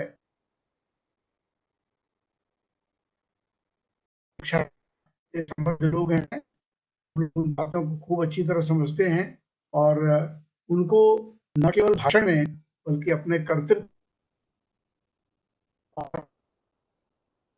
अपने घर में वो संस्कार दें, अपने परितः जो उसको वो संस्कार दें, वो बात करें। तो ये मुझे लगता है कि हम चाहे किसी भी शताब्दी का के चैलेंजेज हों, हम उनको अवश्य इनकाउंटर कर पाएंगे। तो इतना कह करके मैं मुझे मेरे विलंब को आपने बढ़ा दिया, आपने कार्यक्रम को चालू रखा, मुझे अवसर दिया, इसके लिए आपका बहुत बहुत आभार। और मैं एक बार पुनः आप सबों को, विमलेंद्र जी को, रमेश जी को, निमेश को, सबों को बधाई देता हूँ कि आप ऐसे समसामयिक विषयों को लेकर के आप समाज के मध्य आते हैं। हम लोग शिक्षक लोग हैं और जैसे भगवान बुद्ध ने कसी भारद्वाज सूत्र में कहा है कि ये उनकी आध्यात्मिक खेती है, वो भी एक खेती करते हैं,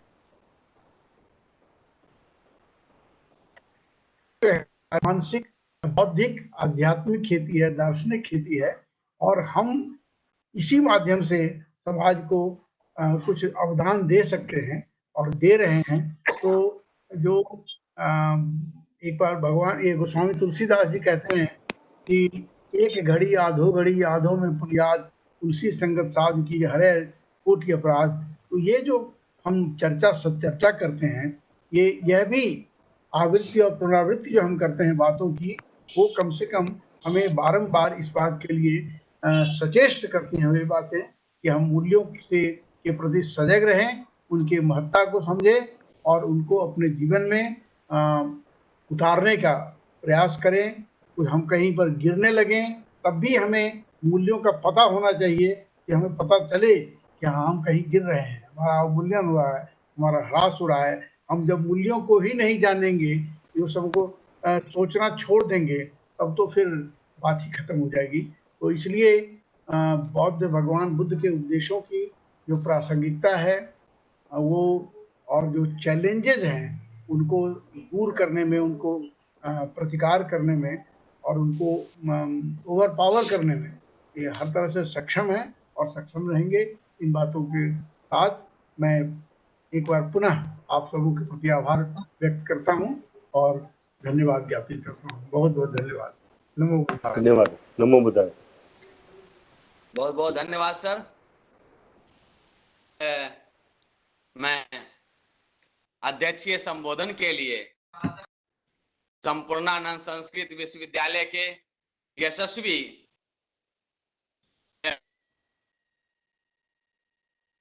प्रोफेसर राजा राम शुक्ल जी को आमंत्रित करते हैं।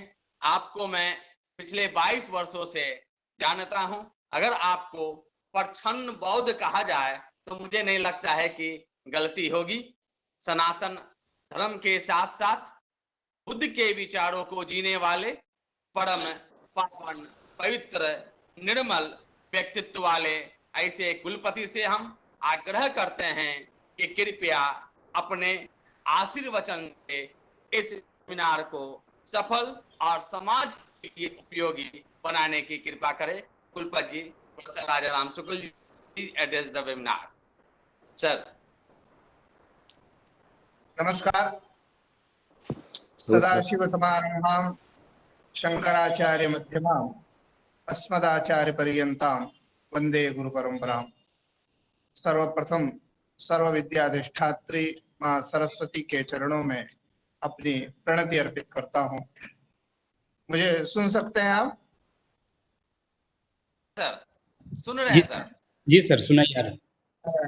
सर्वप्रथम महाबोधि सोसाइटी को बहुत साधुवाद देना चाहता हूं, अभिनंदन करना चाहता हूं, जिन्होंने पाली एवं बौद्ध दर्शन पर भगवान बुद्ध के विचारों पर केंद्रित करके एक अंतर्राष्ट्रीय संगोष्ठी का आयोजन किया।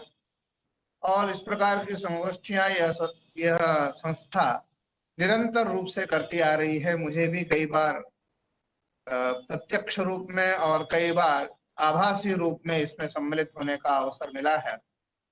मुझे अवसर प्रदान करने के लिए सोसाइटी के समस्त सदस्यों को, पूरे परिवार को मैं आभार व्यक्त कर रहा हूं और उनका अभिनंदन कर रहा हूं।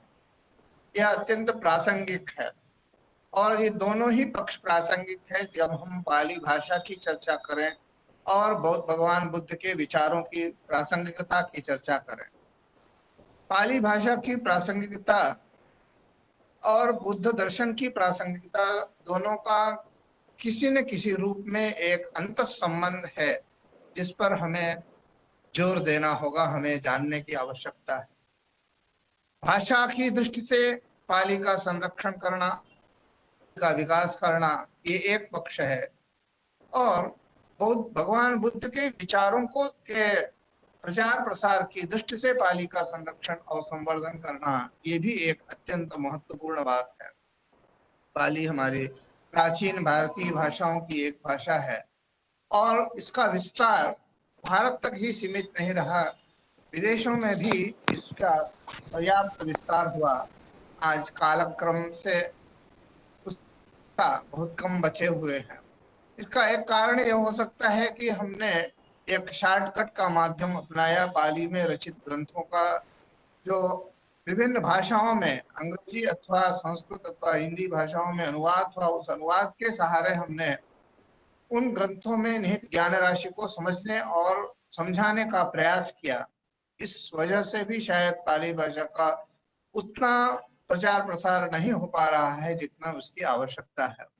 किंतु हमें ये जानना होगा कि अनुवाद तथ्य को यथा तथ्य प्रस्तुत करने का सशक्त साधन नहीं है, समर्थ साधन कभी भी नहीं बन सकता है, क्योंकि अनुवादक के द्वारा उस भाव को यथावत समझ करके किया जाता है। अनुवाद करते समय कई कठिनाइयां आती हैं। अनुवादक मूल ग्रंथ के आशय को ठीक से कभी समझ पाता है, कभी नहीं समझ पाता है, और जब दूसरी भाषा में उसे प्रस्तुत करता है तो दूसरी भाषा के शब्दों की सीमाएं होती हैं। उन सीमाओं में बंध करके वो अनुवाद करता है। इसलिए भी तात्पर्य तक पहुंचना, इंटेंडेड मीनिंग को ग्रहण करना बहुत मुश्किल होता है, और यह सबसे बड़ा मुश्किल काम है कि हम दूसरे के तात्पर्य को समझ सके।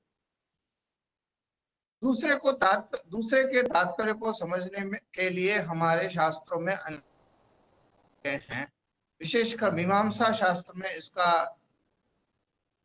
पर्याप्त विवेचन किया गया है कि हम कैसे परकीय तात्पर्य को, others intention, how to understand others intention, it seems to be next to difficult to understand others intention.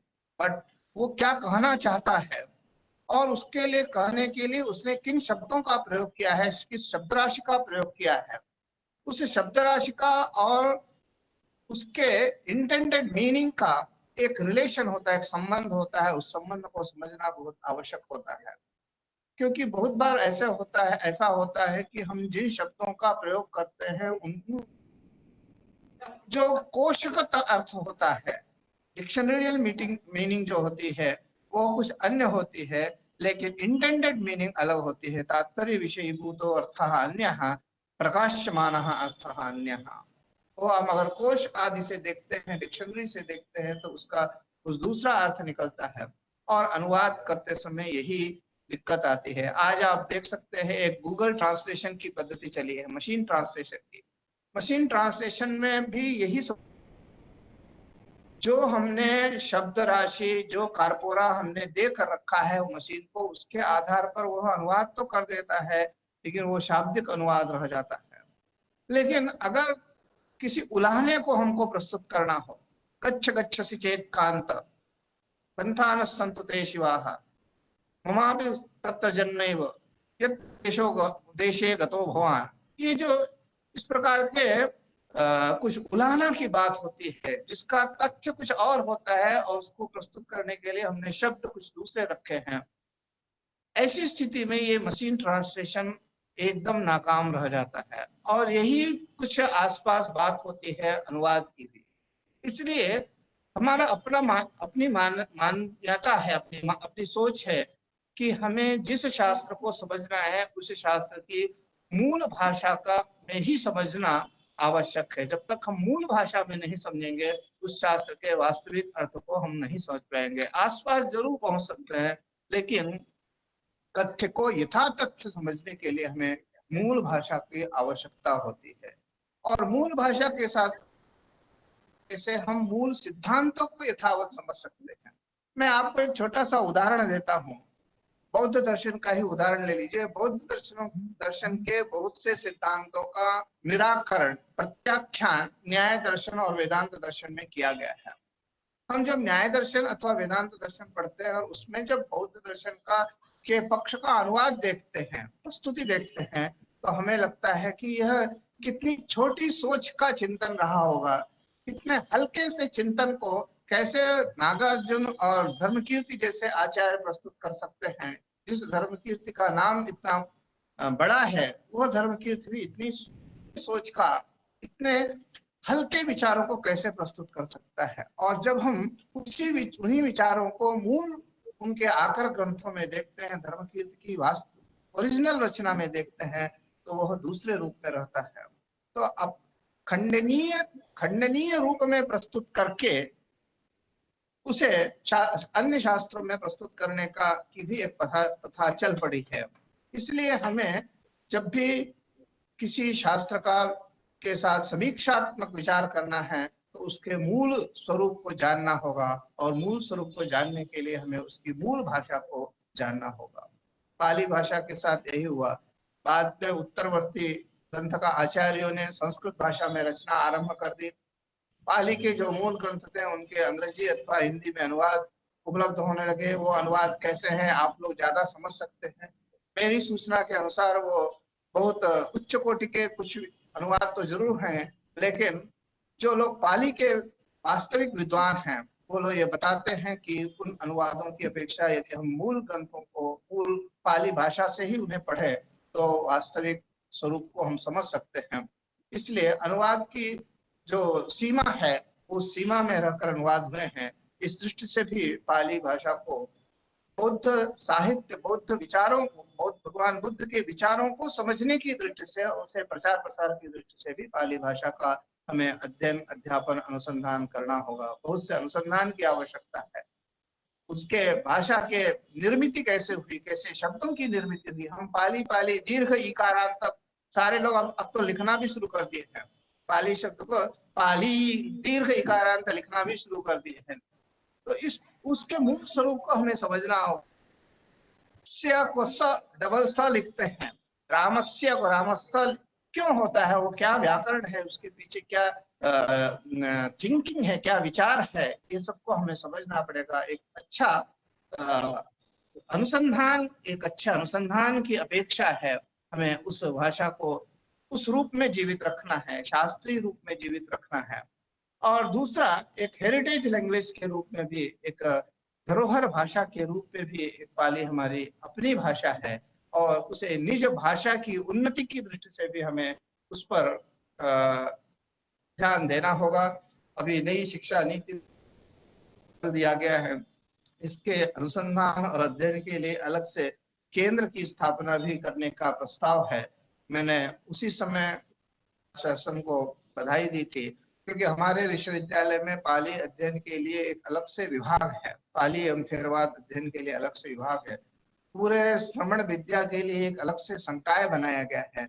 इसलिए हम सबसे अधिक लाभान्वित होते हैं, हम सबसे अधिक जुड़े हुए हैं पाली भाषा के साथ।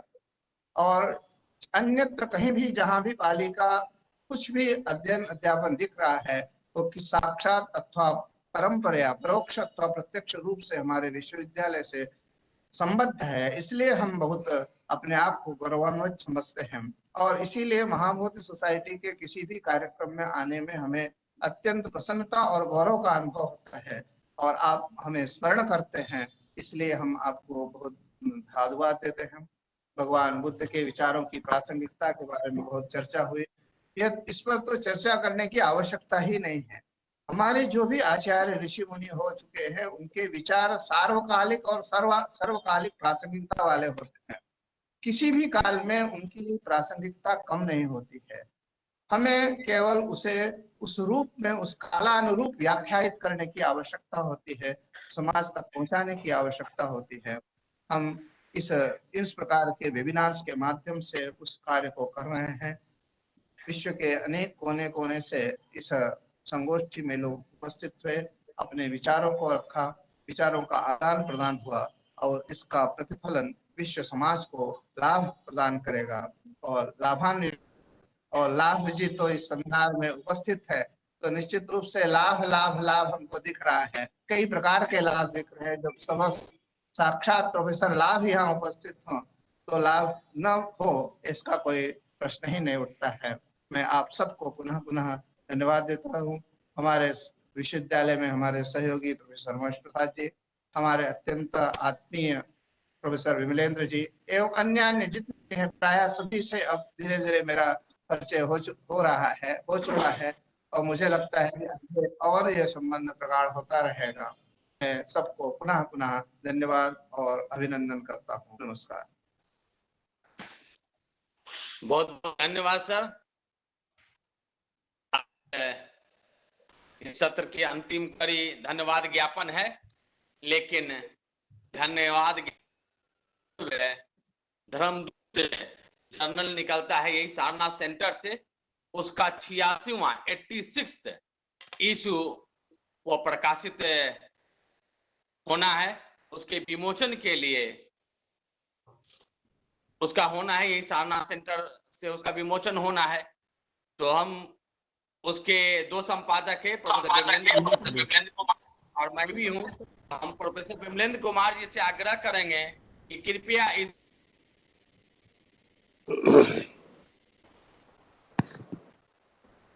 के जो 86वां इशू है उसके बारे में थोड़ा प्रकाश डालें। Professor Vimlendra Kumar sir.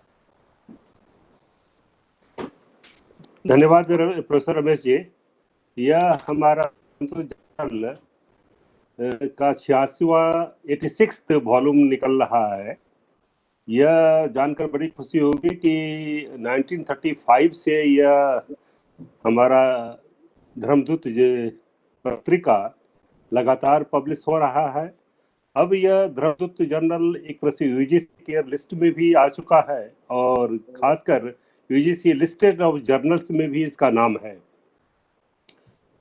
इसके हमारा जो कार्तिक पूर्णिमा के अवसर पर मूलगंज कुटी बिहार का जो एनुअल फंक्शन या एनुअल एनिवर्सरी जो मनाया जाता है, उसी के अवसर पर पहले यह हमारा धर्मदूत जर्नल होता था। इस बार हम लोग वर्चुअली इस सेमिनार तो हो नहीं रहा है हम लोगों का, लेकिन इस वर्चुअल सेमिनार के तहत हमारा जो ये सेमिनार में ही इसका विमोचन हुआ करता था, तो आज हम अपने वेनरेबल मेधांकर थेरो जी, जो हमारे भिक्खु इंचार्ज और joint secretary Mahabodhi society of India हैं, सारनाथ सेंटर के हैं, मैं उनसे और प्रोफेसर राम मोहन पाठक जी, जो महाबोधि विद्या परिषद के हमारे चेयरमैन अध्यक्ष हैं, उनसे मैं आग्रह करता हूँ कि वह इस पत्रिका का विमोचन करें। मेधांकर थेरो जी और प्रोफेसर राम मोहन पाठक जी, संजोग से दोनों आदमी हमारे सारनाथ सेंटर में हैं और आज ये पत्रिका हमारी विमोचित हो रही है। इस अंक में 26 शोध निबंध आ चुके हैं। इस 26 में से 14 जो है हमारा अंग्रेजी में निबंध है और 12 जो है हमारा हिंदी में है। इसके साथ ही 3 बुक रिव्यू, पुस्तक समीक्षा भी है और लास्ट में नोट्स एंड न्यूज रखा गया है। तो आप सभी हमारे डेलीगेट्स, जितने भी honourable members Mahabodhi society of India के हैं या हमारे महाबोधि विद्या परिषद के हैं, महाबोधि सोसाइटी के जो हमारे लाइफ मेंबर्स हैं, उन सब से आग्रह करते हैं कि इस पुस्तक का विमोचन हो रहा है और आप लोग कामना करते रहे कि ये हमारा जर्नल हमेशा निकलता रहे।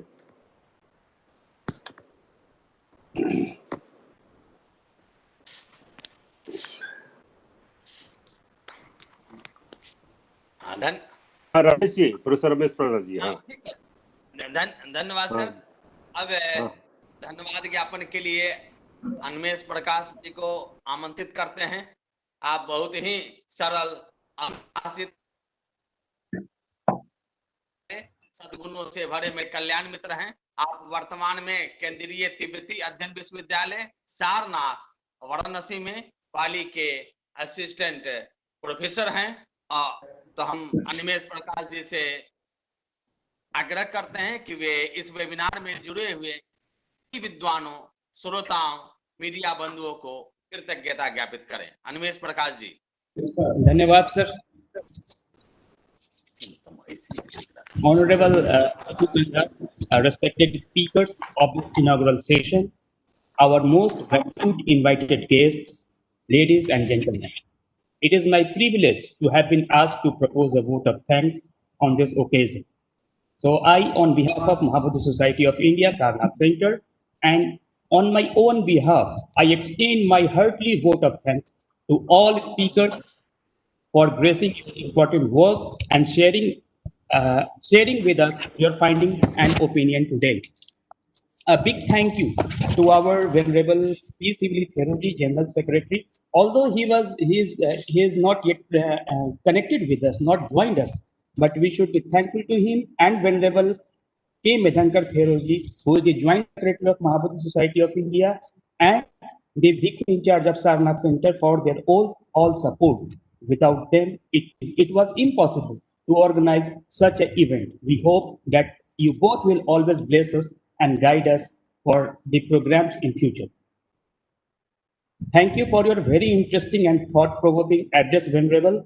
I am sure that all the participants have taken note of your suggestions and will be discussing within their organization and the action to be initiated at their level.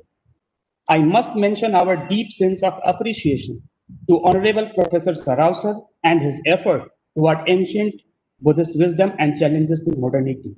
The idea of tackling modern challenges through Buddhist principle we found so interesting, sir.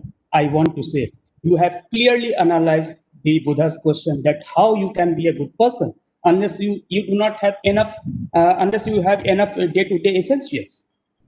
You have rightly pointed out some of the interesting points I have noted down, that like profit-oriented global world, rich people who control the system, selfish nature of human being. And you have also suggested the solution, which is given like peaceful solution, generosity, love, compassion, and everything. So I wish to thank you very much, sir. And again, I also wish to extend my deep sense of gratitude for Professor Vijit Dhamma Medgan P.T.A. Theroji, for his explanation of the nuances of the Buddhist idea and application of Buddhist thought in the world today, besides all scientific advances and updates. Further, I am also grateful to the two renowned scholars who were the guest of honor for this inaugural function, Professor Badrinath Lab sir and Professor Ram Mohan Pathak sir, for demonstrating their speech. I am sure, sir, that all the participants are bound to contemplate over the challenges to modernity through your eyes. Professor Badrinath Lab sir has clearly emphasized the how Buddhist value is, how much it is important to us, how we can encounter the social problems day to day, what we see. He has also analyzed the concept of avatar and incarnation in the present situation. Professor Pathak sir again discussed the significance of medicine and Bhasaji Guru, the concept of Bhasaji Guru, and he also discussed the temple in Japan. So these are so relevant, so significant to the world today, particularly to this scenario, to this COVID-19 time. I may like to express our sincere thanks to Professor Ravindra Pant sir for giving an excellent coverage to the significance of early Pali scripture. He nicely pointed out that how we missed the early Buddhist idea in later literature in a few contexts. Again, he rightly pointed out that how they are so relevant even to this present challenges and solution to all problems. And he said that how Buddhist principle can nourish us for the world what we want today. I'm also very grateful to Professor Rajaram Shukla sir for the analysis of a language, a Pali as a part of Middle Indo-Aryan languages. He has rightly pointed out how translation into other languages is not only the way to comprehend the real meaning. He rightly warned the translator to clearly understand the relationship between word and the context of the text. Yes, it is truly said that comprehension of root language, Mool Bhasha, is the key to rightly understand the Buddha's word in reality. Lastly, I just want to say that, sir, we are all inspired by your great words. Thank you so much for joining. You have joined us. Thank you so much. Thank you.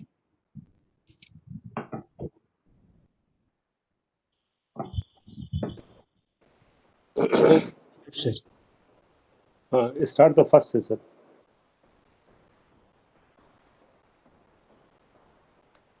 Okay, sir, I understand. Now this is the time.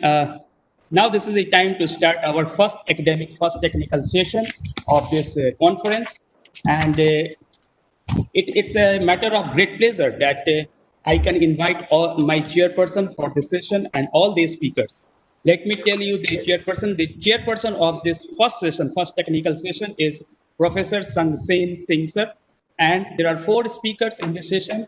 Professor C. Upendra Rao sir from JNU, New Delhi, Professor Vijay Kumar Jain sir, Rashtriya Sanskrit Sansthan, Lucknow, or Central University of Sanskrit, Professor Saraswati Musuti Madam from Calcutta University, Calcutta, and Professor Dr. Vadi Nagala Panyaloka from Kelaniya University, Sri Lanka. Let me take an opportunity to introduce our chairman of this session, Professor Sangsen sir.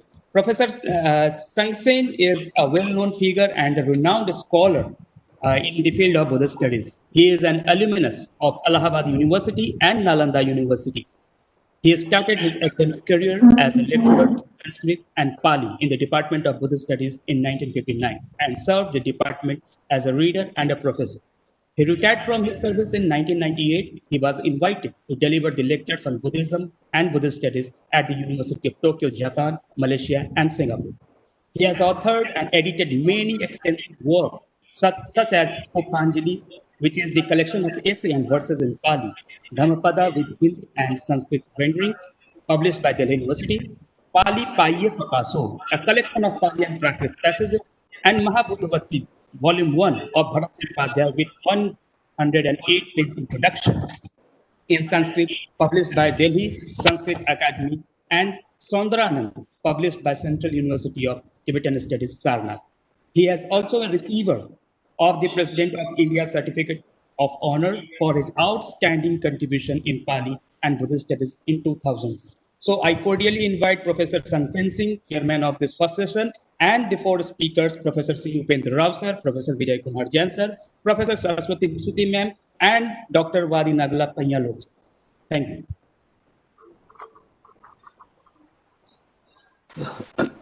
You invite Professor C. Upendra Rao, first of all.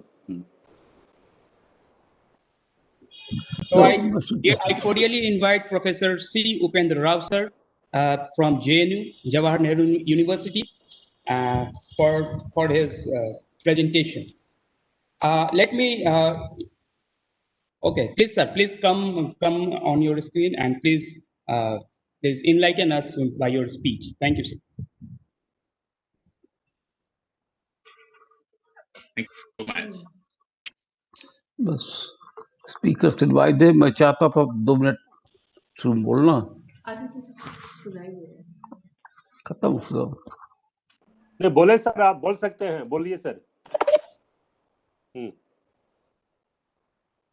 So thank you very much. Now please carry on. Please carry on. Upendra Rao sir. नमो तस्स भगवतो अरहतो सम्मा सम्बुद्धस्स।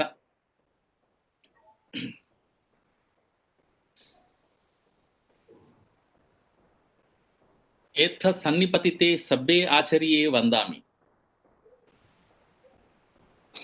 अस्य प्रथमसप्तमः प्रमुखाचार्यो संघसेनो सन्निपतिता नानापदेशेषु स्थिता आचार्या वेजनाथो लाभो आचार्यो रविन्द्र आचार्यो राजारामो आचार्यो सरावो आचार्यो रमेश प्रसाद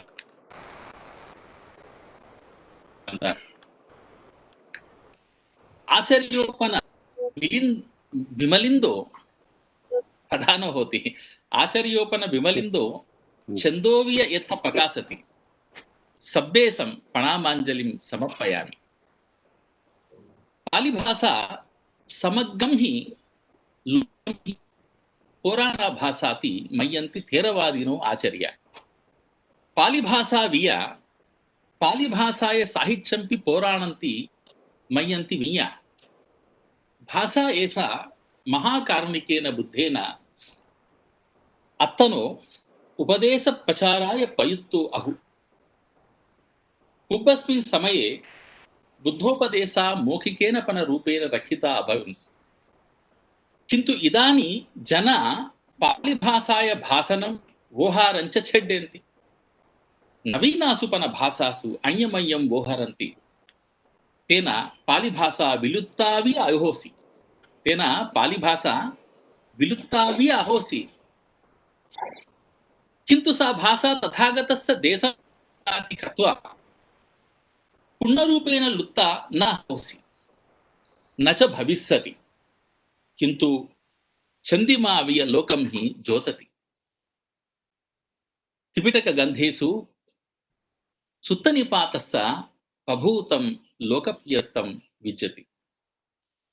अस्य गन्धविशेषस्य भाषा पौराणा होति। प्राचीन वैदिक भाषाय प्रभावो अस्य गन्धस्य भाषायां विद्यते। से यथा पच्चयासे चरामसे भवामसे सुवाना अभिवदाता उपासकासे पंडितासे धम्मासे ब्राह्मणासे इच्छेतादिसानि पदानि सुत्तनिपातस्य अनेकासु गाथासु प्रयुक्तानि अहेसुम्। एतादिसानि पौराणानि पदानि अन्येषु पालिगन्धेषु न दिस्सन्ति। वैदिक भाषाया निमित्तार्थ प्रकाशका पच्चया तवै तवे इच्छेते सुत्तनिपातस्मिन् प्रयुक्ता भवेन्सु। से यथापि उन्नमेतवे इच्छामि। सुत्तनिपातं हि अनेकानि वैशिष्ट्यानि दिस्सन्ति। तेषु वैशिष्ट्येषु एकं वैशिष्ट्यं तत्र वर्णितं गामजीवनं। गामजीवनं सुन्दरं वर्णितम् अहोसि सुत्तनिपातस्य धन्यसुत्तं। तेन समयेन धनियो गोपो महीनदी तीरे पटिवसति। गुन्नं पालनतो सो गोपोति उच्यति तस्य हि तिंसमत्तानि गोसहस्राणि होन्ति सप्तविंशति सहस्रा गावो क्षीरं दुह्यन्ति धनियो एको गोपो अहो गोपा नाम एकं हि ठाने न होन्ति वस्सिके चत्तारो मासे थले वसन्ति अवशेषे 8 मासे यत्थ तिनोदकं सुखं लभति तथ वसन्ति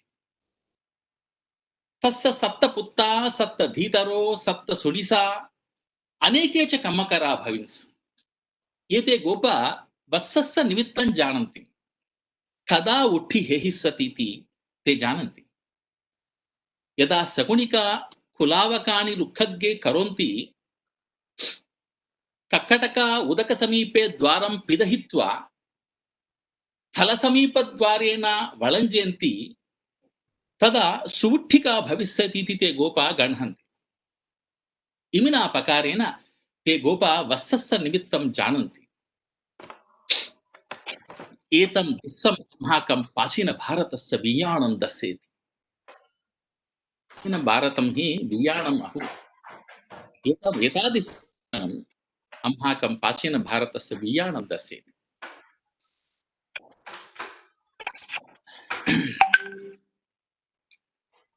त्रिपिटकग्रन्थपठन जानीमोऽयं तं हि पुराणसमयं हि बुद्धस्य किच्चेषु पुरेभत्तकिच्चं पश्चाभत्तकिच्चन्ति द्वे किच्चे अहेसं बहु पुराणसमये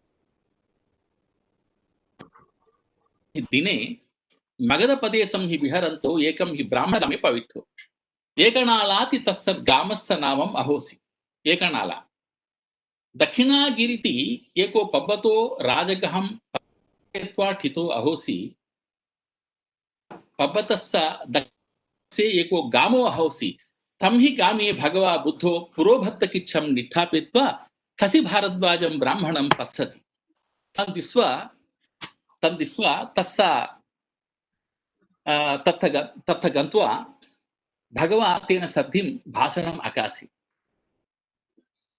सो कालो वप्पकालो अहोसि वप्पकालो नाम वपनकालो वपनकालो नाम बीज निक्षिपनकालो तत्र द्वे वप्पानि अहेसु कल्लवप्पं पंसुवप्पं च सो होति पंसुवप्पं तथा प्रथमदिवसे मंगलवप्पं होति तथायम् उपकरणसम्पदा होन्ति त्रीणि बलिवद्द सहस्राणि उपस्थापितानि होन्ति सब्बेसं सुवर्णमयानि सिंगानि होन्ति रजतमया खुरा होन्ति सब्बे श्वेतमालाहि सब्बगन्ध सुगन्धैहि पच्छङ्गुलिकैहि च अलङ्कृता होन्ति बलिवद्दापन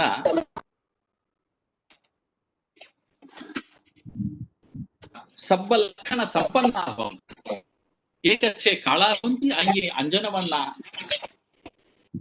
एव होन्ति एकच्छे श्वेता मलिकवर्णा होन्ति एकच्छे रक्ता पवाळवर्णा होन्ति एकच्छे कम्मासा मसारगल्लवर्णा होन्ति कच्चा सत्ता कस्सकपुरिसा सब्बे आहत श्वेत वत्थ निवत्था मालालङ्कता दक्षिण अंशकूटेषु थपित पुप्प चुम्बटका दश दश नयना एक गुम्फा गच्छन्ति पादोदाश प्रथमनङ्गले 8 बलिवद्धा युद्धा होति शेषेषु चत्तारो होन्ति खिलन्त परिवर्तनम् अनीता होन्ति एक गुम्भे एकमेकं बीजसकटं एकको खसति एकको वपन पालिचाहित्यस्य सप्तनिपातं हि पुराण भारत रथस्य गामजीवन प्रकारो सम्मावर्णितो अहोसि यत्तपन एको विशेषो ज्ञातव्यो होति पाली भाषायां प्रयुक्ता अनेक शब्दा इदा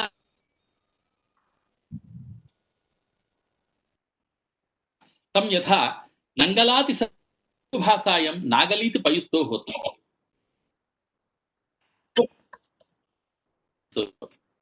सुत्त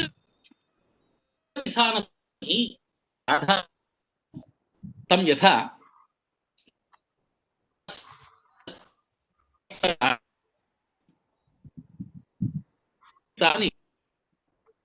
संघट्टमाना द्वे योचरे खड्गविसाम कप्पोति इमायं गाधायं तेनाति सिद्धो आगतो अर्थो सुवर्णकार तो अद्यपि तेलुगु भाषायां सति आयं पना येसो सद्दो वा लोहकारत्ते इमिना पकरण पाली भाषाया सद्दा केचि सुदूरवर्तिषु प्रदेशेषु प्रविष्टा इदानी ईति सा सद्दा न मागधेषु तिष्ठन्ति न वा कोसलेषु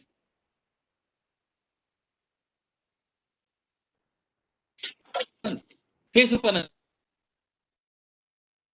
कस्कम्म करा सब्बेपि मनुष्या अड्ढा अहेसु कसि भारद्वाज सुगंध गंधेहि विलिप्तो पंचशत घनकं वत्थं निवासयत्वा सह कम एकं संकरित्वा एकमेकिस्सा अंगुलिया द्वे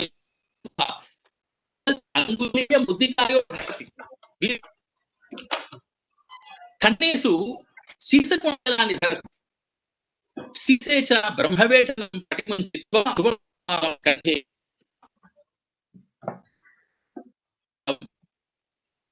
सति ढाव अहोसि अनेक शत भाजनेषु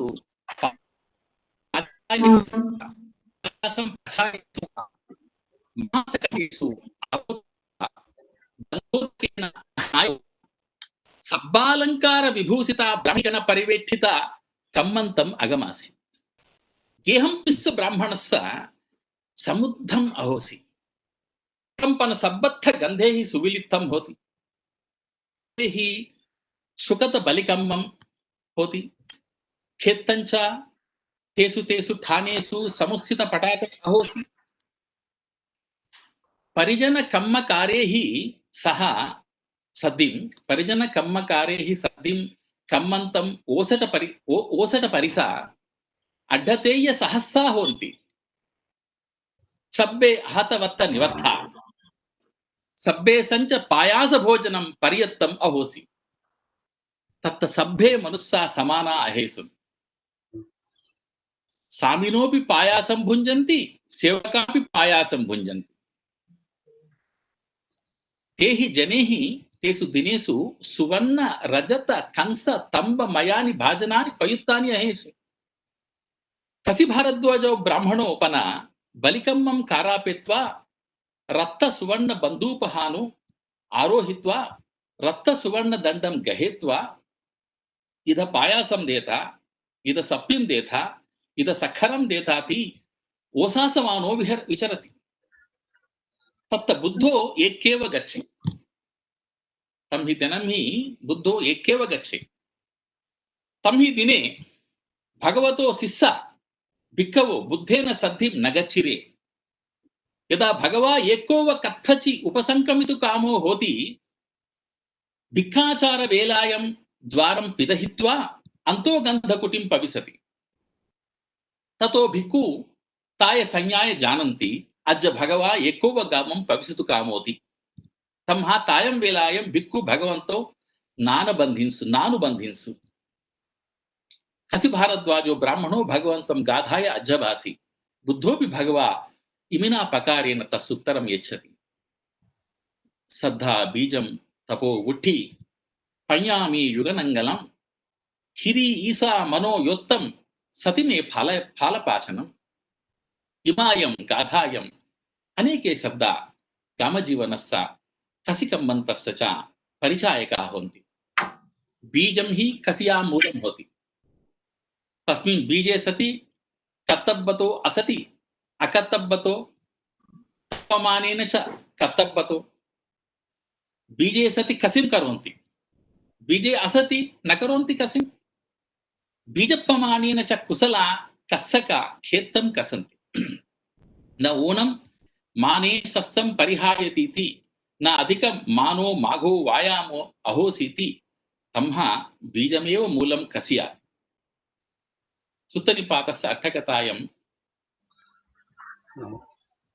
तस्य वैयाकरणं तस्य अर्थोदिश्यति इमिना प्रकारेण पाशीन भारतरट्टं हि कामजीवन प्रकारो पाली साहित्यं हि सुट्ठु वंडितम् अहोसि सम्मा वंडितम् अहोसि अम्हे ही सभ्ये ही पाली भाषा पठनीया होती पाली भाषा प्राचीना होती पाली भाषा रमणीया होती तम्हा सभ्येसम आचर्यान विरम धन्यवाद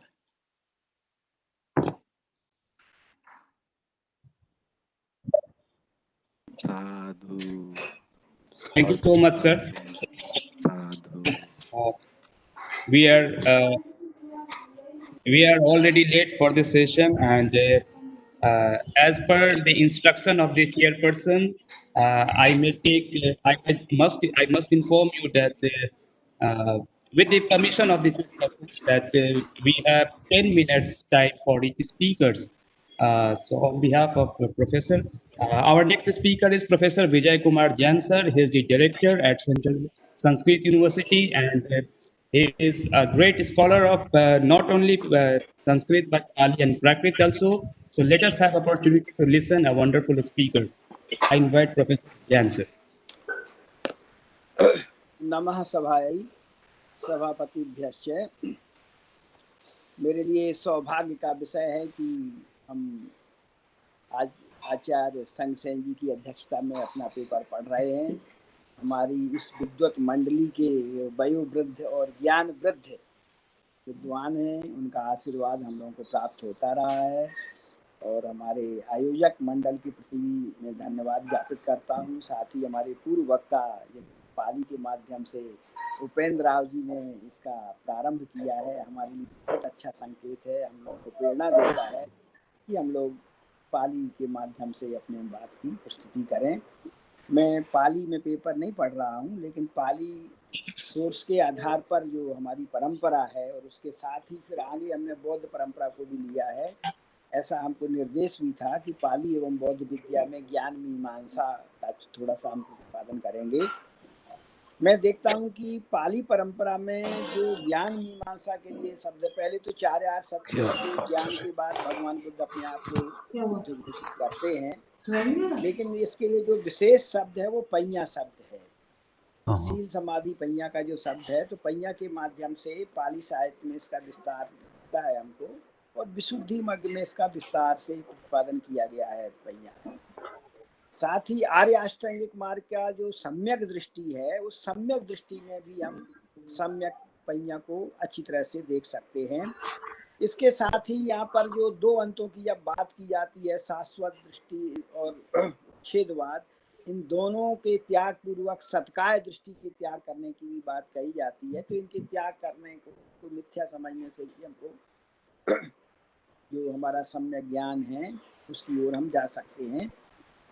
और पाली साहित्य में अगर हम बिल्कुल संक्षेप में कहना चाहें तो उसमें 3 शब्द आते हैं, अनित्य, दुख और अनात्म ज्ञान। इस तरह का जो ज्ञान है उसको हम पैया के अर्थ में प्रज्ञा के रूप में या ज्ञान के रूप में देखते हैं।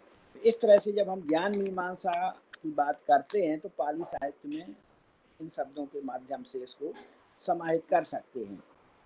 पाली साहित्य के तुरंत बाद में देखता हूँ कि वैसे तो 18 संप्रदायों का विकास हो चुका है, लेकिन जो भारतीय परंपरा में दर्शन की परंपरा है उसमें 4 संप्रदायों को ही परिगणित किया जाता है, वैभाषिक, सौत्रांतिक, माध्यमिक एवं योगाचार। यहाँ पर वैभाषिक सबसे पहले दर्शन के क्षेत्र में आते हैं, जो खंडन मंडन की परंपरा, जो हमारी शास्त्र की परंपरा है, उसमें वो सम्मिलित होते हैं। जैसा कि उसका नाम भी है कि विभाषा टीका के आधार पर, अभी जैसे सौत्रांतिक हैं तो वो सूत्र ग्रंथों के आधार पर अपनी बात करते हैं, लेकिन यहाँ पर विभाषा टीका के आधार पर शास्त्र की परंपरा का एक प्रकार से हम प्रारंभ देख सकते हैं। इस शास्त्र परंपरा में ज्ञान का जो सूक्ष्म रूप हमको मिलता है वहां पर हम 4 आचार्यों के माध्यम से देखते हैं। एक है भदंत धर्मत्रात, उनको भावान्यथात्ववादी कहा गया है। जो सत्ता है, यहाँ पर अब हम बात आ जाते हैं कि ज्ञान के संदर्भ में वस्तु की जो सत्ता है उसके अर्थ में यहाँ पर अब यह ज्ञान की परंपरा आगे विकसित हो सकती है कि हम सत्ता के अर्थ में किस रूप में ज्ञान को देखते हैं। तो ये जो भदंत धर्मत्रात हैं आचार्य वैभाषिक के, वो मानते हैं कि अतीत, प्रत्युत्पन्न और अनागत भाव में विषमता रहती है। इसको विषमता के रूप में वो देखते हैं, सत्ता की विषमता देखते हैं। जैसे दूध दही बन जाता है तब उसके भाव में परिवर्तन होता है, रसादि भाव भिन्न हो जाते हैं। उसी तरह से उन्होंने सत्ता में, वस्तु की सत्ता में भी परिवर्तन देखा है और द्रव्य के रूप में उनको एक माना है।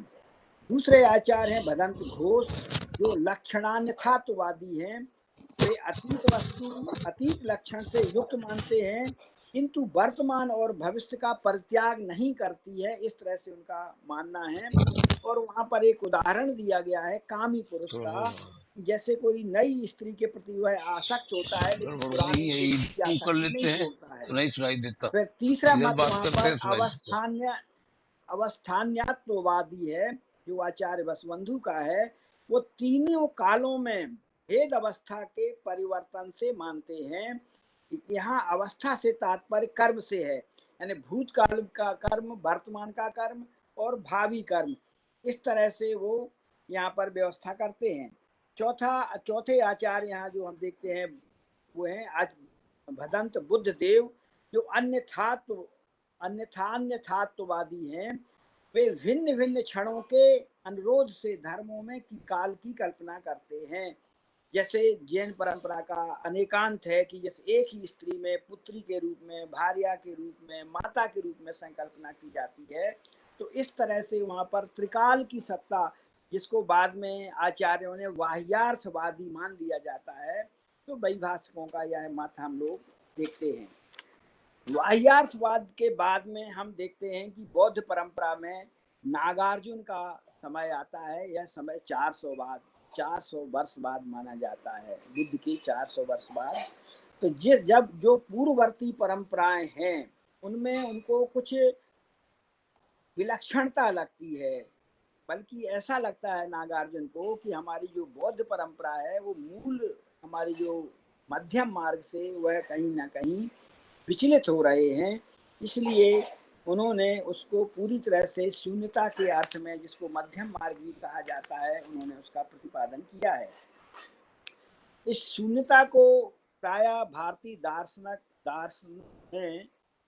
उच्छेदवाद के रूप में मानते हैं दूसरे दर्शन के लोग, क्योंकि वो बिल्कुल जीरो के रूप में शून्यता मानते हैं। लेकिन हमारी जो बौद्ध दर्शन की परंपरा है वो मध्यम प्रतिपदा के रूप में उसको मानती है, क्योंकि आचार्य नागार्जुन जगह जगह पर प्रतीत समुत्पाद के आधार पर मध्यम मार्ग की बात करते हैं।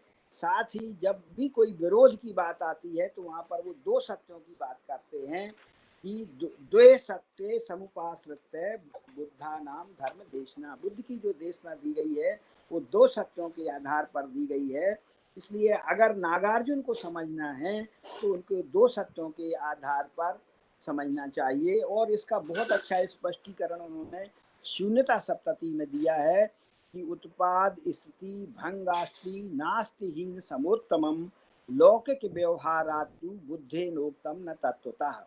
अर्थात यह जो बुद्ध वचनों में उत्पाद स्थिति भंग अस्ति नास्ति हीन सम और उत्तम का कथन मिलता है, यह मिथ्या नहीं है, यह लौकिक व्यवहार की दृष्टि से कहा गया है।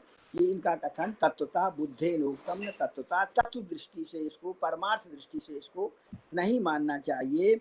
तो इस तरह से नागार्जुन को समझने के लिए हमको उनके दो सत्यों की अवधारणा को समझना होगा, तो हम नागार्जुन को या शून्यवाद को या माध्यमिक न्याय को अच्छी तरह से समझ सकते हैं। अब इसके बाद में ऐसा दिखाई देता है कि हम बौद्ध दर्शन शून्य तर्क की ओर जा रहा है उस समय विज्ञानवाद का उदय आता है, असंग का समय आता है, और लगते हैं तो आवाज नहीं आती। उन्होंने मैत्रेय नाथ की उपासना करके विज्ञा पारमिता आदि सूत्रों का सही अर्थ जानने का प्रयास किया है। वैसे तो योगाचार मत में विज्ञप्ति मात्रम एवं असद अर्थाभासनाथ है, अर्थात जो कि पूरी तरह से बाह्यार्थवादी हो गई थी हमारी बौद्ध परंपरा, वहाँ पर वो बाह्यार्थ का खंडन करते हैं, लेकिन विज्ञप्ति को, जिसको चित्त या विज्ञान भी कहा जाता है, उसकी सत्ता को वहाँ पर स्वीकार कर लेते हैं। साथ में व्यवस्था बनाने के लिए वो 3 सत्यों की बात करते हैं, परिकल्पित, परतंत्र और एवं परिनिष्पन्न। तो जब तक हम इन 3 सत्यों को नहीं समझेंगे, जब तक हम योगाचार या विज्ञानवाद की बात को नहीं समझ सकते हैं। यह जो नाम आदि हम रख लेते हैं किसी के, यह हमारे लिए टोटल परिकल्पित सत्ता है। जो एक दूसरे पर आधारित होता है वह परतंत्र सत्ता है, और जो विज्ञप्ति है या विज्ञान है परमार्थ रूप से वो परिनिष्पन्न सत्ता है। तो इस तरह से माध्यमिक ने एक प्रकार से जो बौद्ध परंपरा शाश्वतवाद की ओर जा रही थी, उसको उन्होंने मध्यम मार्ग के रूप में प्रतिष्ठापित करने का प्रयास किया है, क्योंकि वहाँ पर 2 धाराएं विकसित हो गई थी। एक तो बाह्यार्थवादी हो गए थे, और दूसरा बाह्यार्थ का पूरी तरह से खंडन करने, चतुष्कोटि विनर्मुक्त करके आचार्य नागार्जुन उपस्थित हो गए थे। तो दोनों परंपराएं, एक शाश्वतवाद की ओर झुकी है, दूसरी उच्छेदवाद की ओर झुकी है, शब्द का मैं प्रयोग कर रहा हूँ, वास्तव में नहीं है।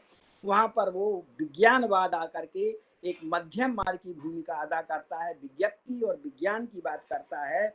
इसी बीच में हमारे बीच में इनके जो शिष्य हैं वो वसुबंधु, पहले वसुबंधु देखिए वो हीनयानी है, बाद में वो महायानी हो जाते हैं, और विज्ञप्ति का वो वर्णन करते हैं। वहाँ पर जो आलय विज्ञान है, तो उस आलय विज्ञान में भी लोग आत्मा की गंध देखते हैं, इसलिए उनके जो शिष्य आचार्य दिग्नाग हैं वो उससे थोड़ा सा और स्वतंत्र होकर के, जिसको युक्तानुयायी कहा जाता है, वो और आगे बढ़ते हैं बुद्ध के वचनों को। और उस समय यह भी आ जाता है कि भारतीय परंपरा में जो शास्त्रार्थ की परंपरा थी वो प्रमाण परंपरा के आधार पर अब आ रही, तो प्रमाण के आधार पर वस्तु का निर्णय करना था। तो आचार्य दिग्नाग के माध्यम से हम प्रमाण परंपरा में प्रवेश करते हैं। इस तरह से बौद्धों की जो धारा है वह हम बौद्ध की जो ज्ञान परंपरा है इस रूप में हम विकसित देखते हैं। और यह जो प्रमाण परंपरा है इसका सामान्य अर्थ तो सम्यक ज्ञान है, सम्यक ज्ञान ही हमारे यहाँ प्रमाण है। सम्यक ज्ञान को अभिसंवादी के रूप में कहा गया है, अभिसंवादी को अर्थक्रियाकारी के रूप में कहा गया है, और सरल शब्दों में कहा जाए तो वह अर्थ हेयोपादेय हो, जो हमको हे और उपादेय का ज्ञान कराने वाला हो, इस तरह का वह हमारे यहाँ प्रमाण की बात कही गई है। यह ज्ञान ही प्रमाण है। एक अंतर है, जो वैदिक परंपरा की न्याय परंपरा है और बौद्धों की न्याय परंपरा है वह वस्तुवादी है, वो आवश्यक मानते हैं ज्ञान में, सन्निकर्षवादी हैं। और बौद्ध लोग कहते हैं कि वस्तु की सिद्धि वस्तु का उपस्थित होना आवश्यक नहीं है, वो ज्ञान को ही प्रमाण मानते हैं। इसलिए बौद्धों को स्वतः प्रमाणवादी भी कहा जाता है, और यह एक स्वतंत्र बौद्धों की ज्ञान परंपरा विकसित होती है। इस तरह से हम देखते हैं कि जो हमारी ज्ञान परंपरा है भारतीय दर्शन में 1000 साल तक शास्त्रार्थ करती है, और बौद्धों की जो मूल भावना है अनित्य की भावना, उसका कहीं भी वहाँ पर लोप नहीं होता है। इसी बीच में सौत्रांतिक दर्शन भी प्रकट होकर के आता है। सौत्रांतिक तो इसमें वैभाषिक के साथ भी आते हैं, लेकिन जब वो देखते हैं कि ये विज्ञानवादी भी आलय के नाम पर ये इस तरह से में आपस में थोड़ा सा संघर्ष भी होता है बौद्धों में। और स्वतंत्र ये प्रत्यक्ष बाह्यार्थ का खंडन करते हैं। खुद स्वतांत्रिक उनका आधार यह है कि हम बाह्यार्थ को प्रत्यक्ष प्रमाण के आधार पर मानने लगेंगे तो हमको वस्तु की सत्ता माननी पड़ेगी, इसलिए वो अनुमान के आधार पर मानते हैं। इसलिए जो ज्ञान की परंपरा है वह अनुमान के आधार पर, इसी बीच में वहाँ पर क्षणिकवाद का भी विकास होता है। और क्षणिकवाद के साथ में जब हम शब्दार्थ की परंपरा में विकसित होते हैं तो हमारे ये एक नया शब्द जो विकसित होता है बौद्ध परंपरा में वह है अपोहवाद। उस अपोहवाद में तद भिन्न भिन्नत्वम की बात कही जाती है। उसका जितनी भी हमारी ये इस तरह की जो विकासवादी परंपराएं 1000 साल में कहीं भी उन्होंने नित्यता को स्वीकार नहीं किया है, अनित्यता को छोड़ा नहीं है, दो अंतों को कहीं भी स्वीकार नहीं किया है। मध्यम मार्ग को आधार बना करके वो पोषक हैं, देखने में वो विरोधी दिखाई देती हैं लेकिन कहीं भी वो विरोधी नहीं है, एक दूसरे की पूरक हैं। इस तरह से हम भारतीय ज्ञान परंपरा को एक विस्तार के साथ में देख सकते हैं। और यहाँ पर यह भी उल्लेख कर लेना आवश्यक है कि जब वाद न्याय धर्म कीर्ति वाद न्याय लिखते हैं तो उस समय एक प्रश्न उपस्थित किया जाता है कि बौद्ध भिक्षुओं को ये जय पराजय से क्या प्रयोजन। तब वहां पर प्रश्न उपस्थित होता है कि हमको यह जो उसमें एक शब्द का प्रयोग किया गया है कि कुछ धूर्त लोग होते हैं जो हमारे मत में दूषण पैदा करते हैं, तो उस दूषण को दूर करने के लिए हमको इस परंपरा में आना आवश्यक था। इस तरह से आचार दिग्नाग की परंपरा और धर्म की दिग्नाग जब सबसे पहले प्रमाण का विवेचन करते हैं तो बौद्ध लोग उसको स्वीकार नहीं करना चाहते हैं, लेकिन धर्म कीर्ति जब उसकी टीकाएं लिख करके और इतना महत्व प्रतिपादित किया जाता है प्रमाणवाद का कि उसको संपूर्ण बौद्धों का उसको एक डिक्शनरी कह सकते हैं, जिसको इंसाइक्लोपीडिया कह सकते हैं। और यह विकास हम अंतिम रूप में शांत रक्षित के साथ देखते हैं। और भगवान बुद्ध का जो कलाम सूत्र है जिसमें कहा जाता है कि हमारे बुद्ध वचनों को परीक्षण करके ग्रहण करेंगे, आप खाली आज्ञा मान करके नहीं करेंगे, वही श्लोक फिर शांत रक्षित को दोहराना पड़ता है कि तापा छेदाच निक्षात स्वर्ण में विपंडितई परीक्ष भिक्षुओ ग्राह्यम मद बचो न तु गौरवात। इस तरह से भारतीय दर्शन में बौद्धों की प्रतिष्ठा हो जाती है। यहाँ पर खाली आगम के अनुसार हम शास्त्र को या किसी वचन को नहीं मानेंगे, जब तक स्वर्ण की तरह उसका परीक्षण नहीं किया जाएगा जब तक वह हमारी परंपरा को स्वीकार नहीं होगा। इस तरह से मैं ज्ञान परंपरा को विस्तार से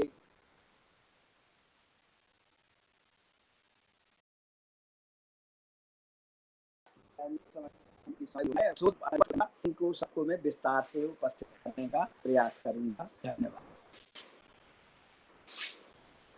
समय हो गया होगा ना, इसलिए मैं रुक गया हूँ। अन्वेष जी, आवाज सुनाई दे रही है मेरी? जी सर आपकी आवाज आ रही है sir.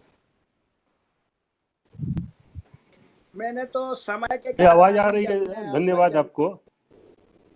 Ji ji Thank you, धन्यवाद sir.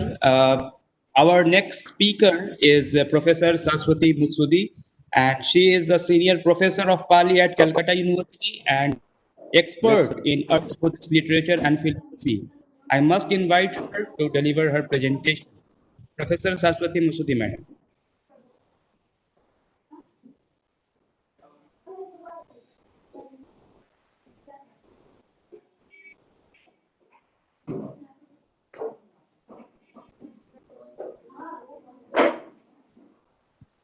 So I am also the part of that. So, and it's really very great pleasure to be here, and nice to listen all of my expert and professors. So, respected chairperson, Professor Shangasansi sir, and Professor Upendra Rao sir, and Dr. Vijay Jain ji, and Reverend Purnaleka Bhante. So, actually, I would like to share my few views on traditional Buddhist wisdom of omen, which is actually depicted in Pali literature. Though it's really very vast portion, but I have to share these things in two parts. Actually, one part is when we are talking about the omen in Buddhism. Usually, we that we remember the thing which happened in Buddhist Sangha, means Bhikkhuni Sangha.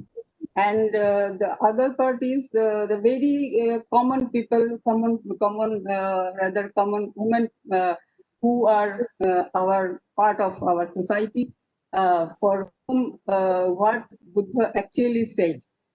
So when we are talking about the Bhikkhuni Sangha, we know that part, the two parts actually, if we can say that there are two parts of the women. One part is Sangha, in Sangha, who are means living their personal life, personal their homely life, and other part is totally the human, means the who are living in their home place. So at first we know that Buddha actually which we can we know that the very much obstacles for women to enter into the Sangha. So there are eight parts of that Artha Guru Dharma, when Mahapajapati Gautami, everybody knows that when Mahapajapati Gautami wanted to enter the Sangha, means when he just prayed for that, and Buddha denied that for 3 times. And when she actually agreed to observe those 8, means Artha Guru Dharma, then she entered into the Sangha. Then means not only she, actually women were actually entered into the Sangha, and then we can get the Bhikkhuni Sangha also with the Bhikkhu Sangha. So we know that actually these are very interesting thing, and these are very actually very controversial parts of the Pali literature and the Buddhism and the Theravada Buddhism. We know that those 8 parts are so important, even in this society also, that we are still we are not having with us our Bhikkhuni Sangha properly, particularly in Theravada Buddhism. So which 8 parts I want to share very, very briefly. I want to share at first, then we can discuss it. So what those Artha Guru Dharma? There's first one is a Bhikkhuni, even if of 100 years standing, shall make salutation to, shall rise up in the presence of, shall bow down before, and shall perform all proper duties towards the Bhikkhu, if only just initiated.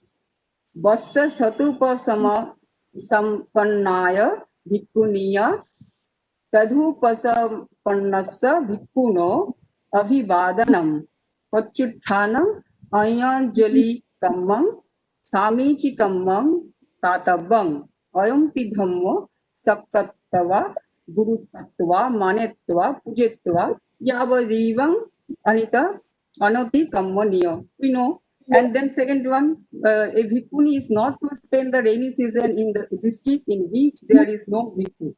And this is the rule, never to be transgressed. And what is the third? Every half month, a Bhikkhuni is to await from the Bhikkhu Sangha 2 things: the asking as to the date of the Upasata ceremony and the time when the Bhikkhu will come to give the exhortation. And fourth was, after keeping the rainy season, a Bhikkhuni is to hold Varana. And fifth one, a Bhikkhuni who has been guilty of a serious offense is to undergo Manatva discipline towards both the Sanghas. And sixth, when a Bhikkhuni as novice has been trained for 2 years in the 6 rules, she is to ask leave for the Upasampada. And 7, a Bhikkhuni is on no pretext to revert or abuse a Bhikkhu. And the 8th one, from henceforth, official admonition by Bhikkhunis of the Bhikkhu is forbidden, whereas the official admonition of Bhikkhunis by Bhikkhus is not forbidden. So these rules were actually imposed on women before admission into the order. And all these were compulsory and never to be transgressed. No, these 8 rules were so imposed. So these rules are actually, we know, when these rules and Bhikkhuni Sangha, we got our Bhikkhuni Sangha, And then Bhikkhuni Sangha, when we are talking about the Bhikkhuni Sangha, we know that we have a very good literature on Theri Gatha, where we can get the life of Theris, those who are actually from our different societies, different status of societies rather, that we see that the very poor and very rich person and very even queen and who were not there. Actually, we know that these things were means all types of women were there, even Ambapali, like Ambapali. And when Ambapali, we are talking about Ambapali, and I just want to share one verse from Ambapali, because they are so very nicely present of her beauty of hair.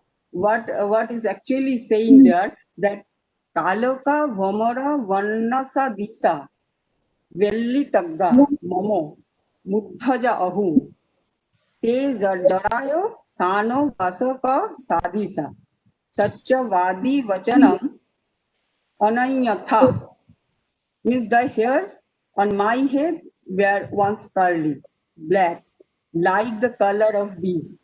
Now, because of old age, they are like jute.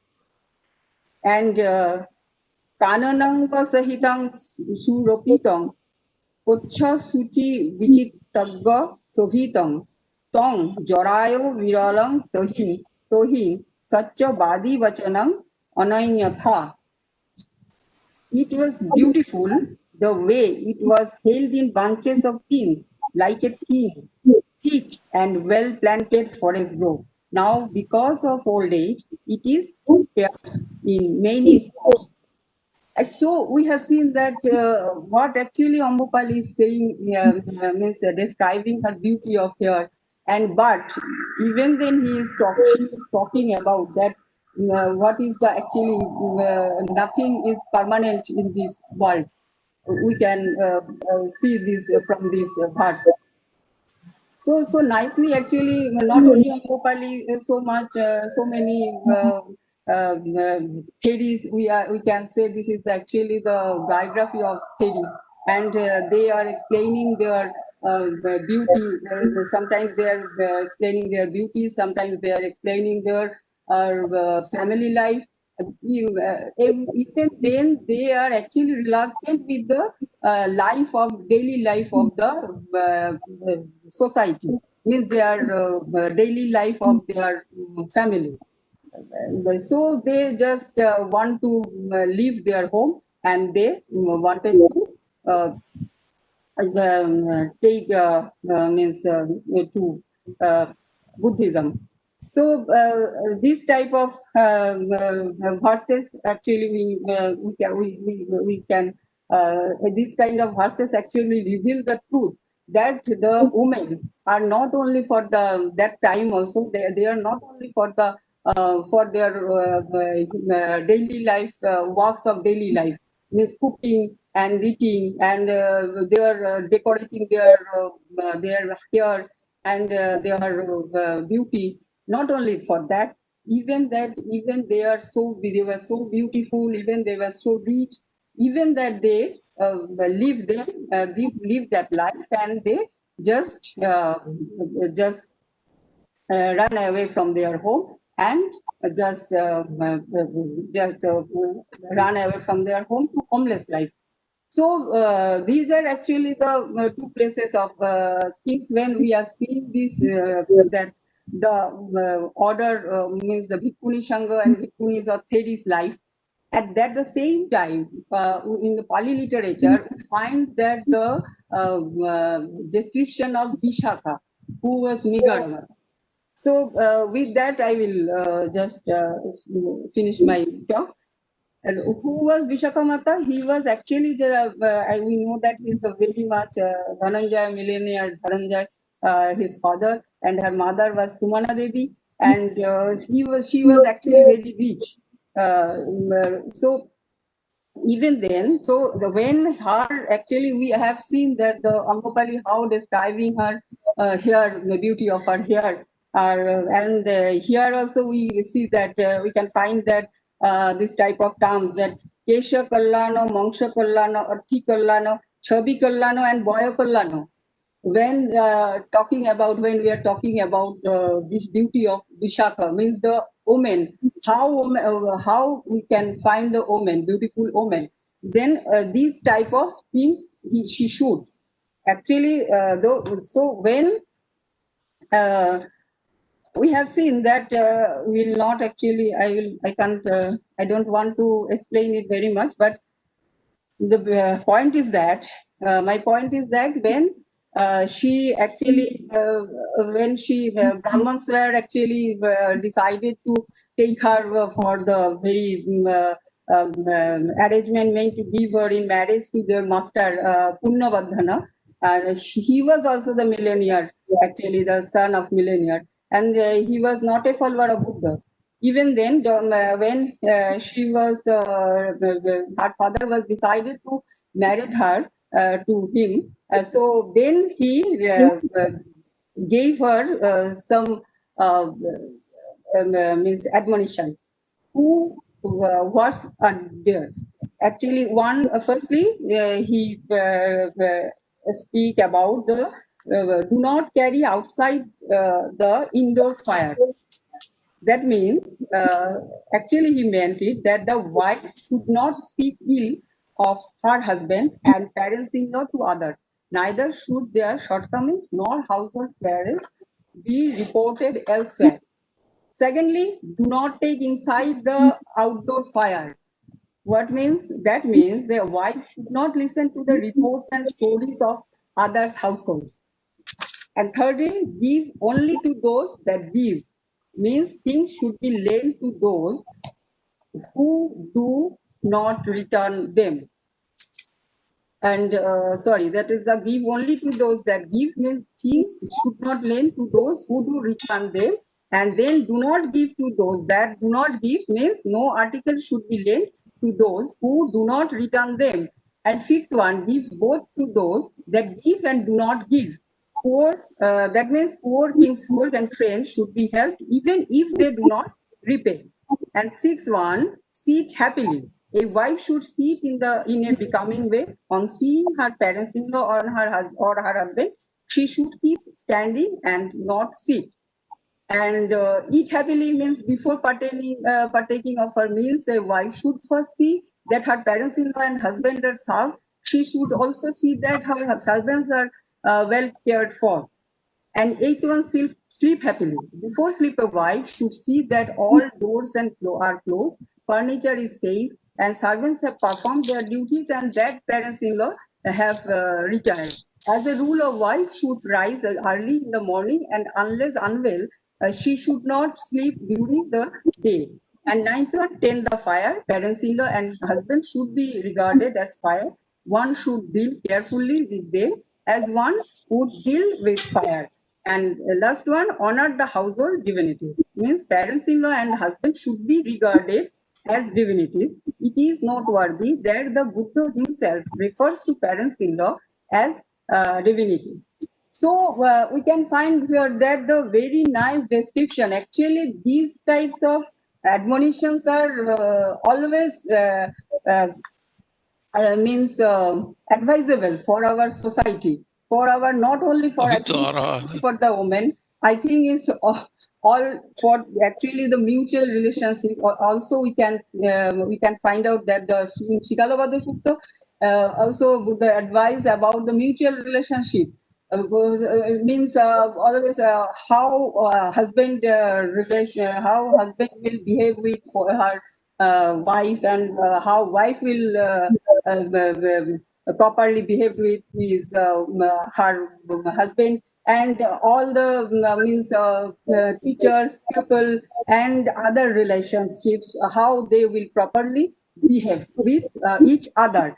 So this is very interesting to me, that it actually seems interesting to me that really we can at one side we are seeing that the Buddha actually the women who are leaving their home, and but at the same time Buddha is advising about the women how they will properly properly manage their home, which is very important for the women of the society, rather household life, their household life.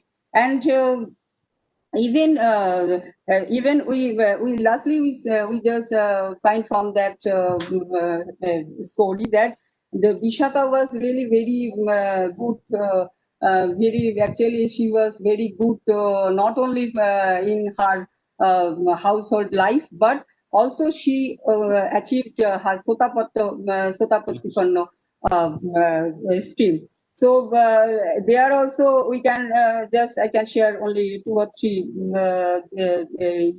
her where Buddha actually said about. And Vishaka was so generous and so serviceable to the Sangha that once she approached the Buddha and asked for the following 8 boons. What's that? To give robes to the Sangha during the rainy season as long as she lived, and to provide alms for the bhikkhus coming to Sabatthi, to provide alms for those going out of Sabatthi, to give food for sick bhikkhunis, to give food for those who attend on the sick, and to give medicine for the sick bhikkhus, to give rice noodle for bhikkhus, to give bathing garments for nuns.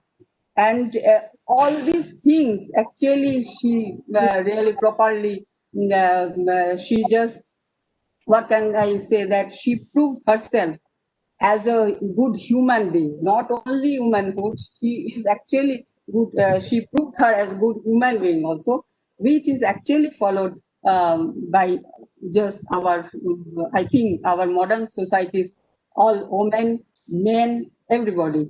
So that is actually the very, actually when the that eightfold means Orthogoru dharmas, when Orthogoru dharmas are really challenging for this society also, we are seeing that that's why actually Theravada Buddhism also not so much Bhikkhuni Sangha. We have still Dasasila Mata and other, and not proper Bhikkhuni Sangha. And other side, when we are following these types of advice for household life, then actually the society will be very fruitful for other people, for our next generation, and for also our the contemporary. Thank you. Thank you. Thank you very much. Our next speaker is Dr. Wadi Nagala Payalok.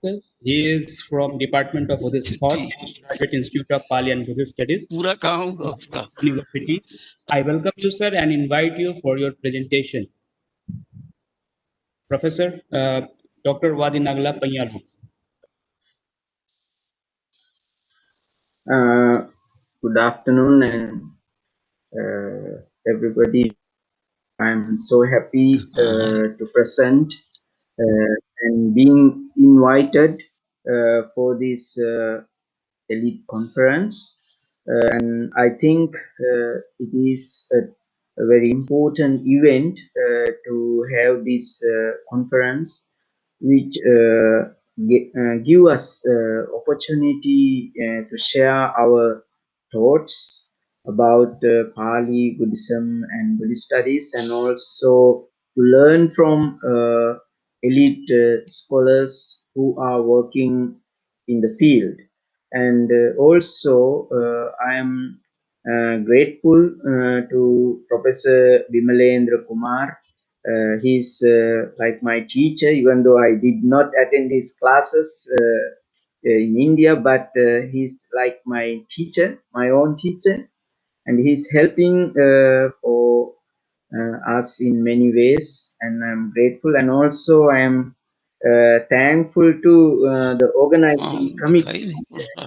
So my presentation is concerned with Buddhist ethics, and I'm still waiting to see my PowerPoint get open.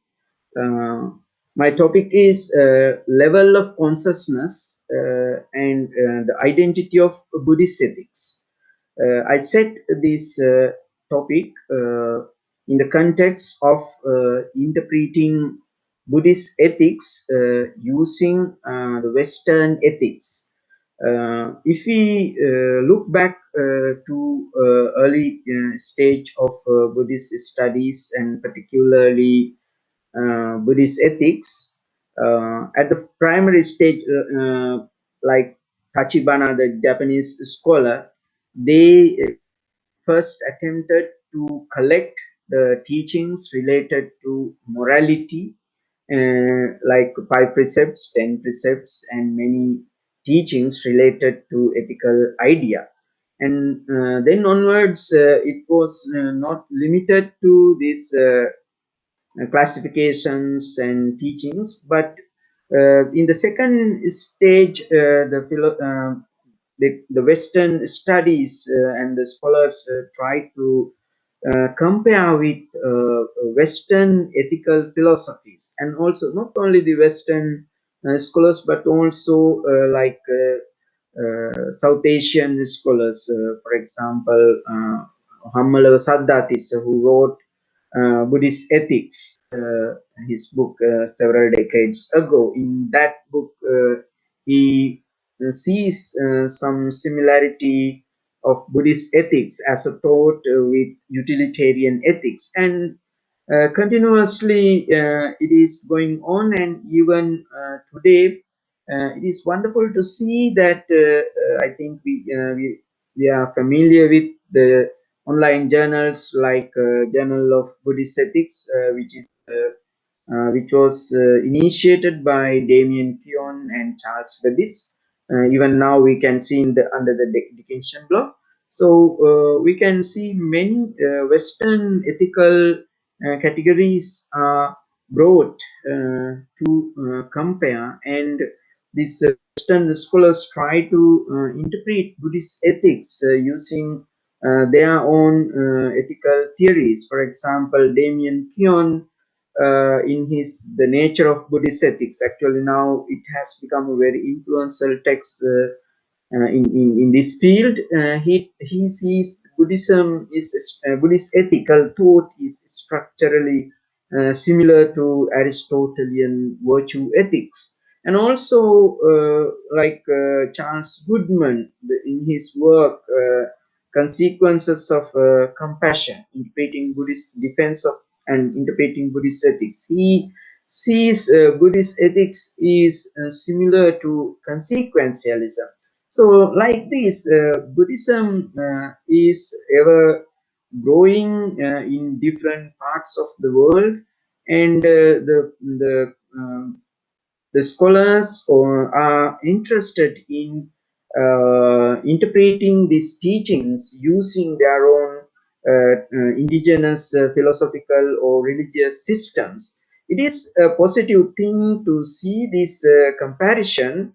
At the same time, I can see this sort of comparisons sometimes do not show the exact picture of Buddhist ethics. So being seeing the similarities, I think is not enough. We know that in ancient China, once Buddhism reached there, they tried to understand Buddhism in terms of mainly Taoistic teachings, and then sometimes Confucian, but mainly Taoism. But once Kumarajiva went there, he saw Buddhism is not translated in proper to Chinese, and he had to correct these concepts and wordings, everything, and to make it sure that Chinese Buddhism is 100 or self-same with the Indian Mahayana tradition. So I think in this way, I think considering what are the specific features of the Buddhist ethical thought, and putting this sort of ideas into discussion would help to widen or to deepen the discussion that is going on between Buddhist between the Eastern thought and the Western thought, and Buddhism and the Western ethical thought. So my question is that what is the identical feature in Buddhist thought when we compare with Western ethics? And one thing we have to see, I'm seeing, is that if I take one of the Western philosopher, uh, John Stuart Mill, we know that his utilitarianism is influential till today over the Western world. And in his ethical thought, he finds and he clearly expresses that all the moral agents are equal. This is my starting point and point for my discussion.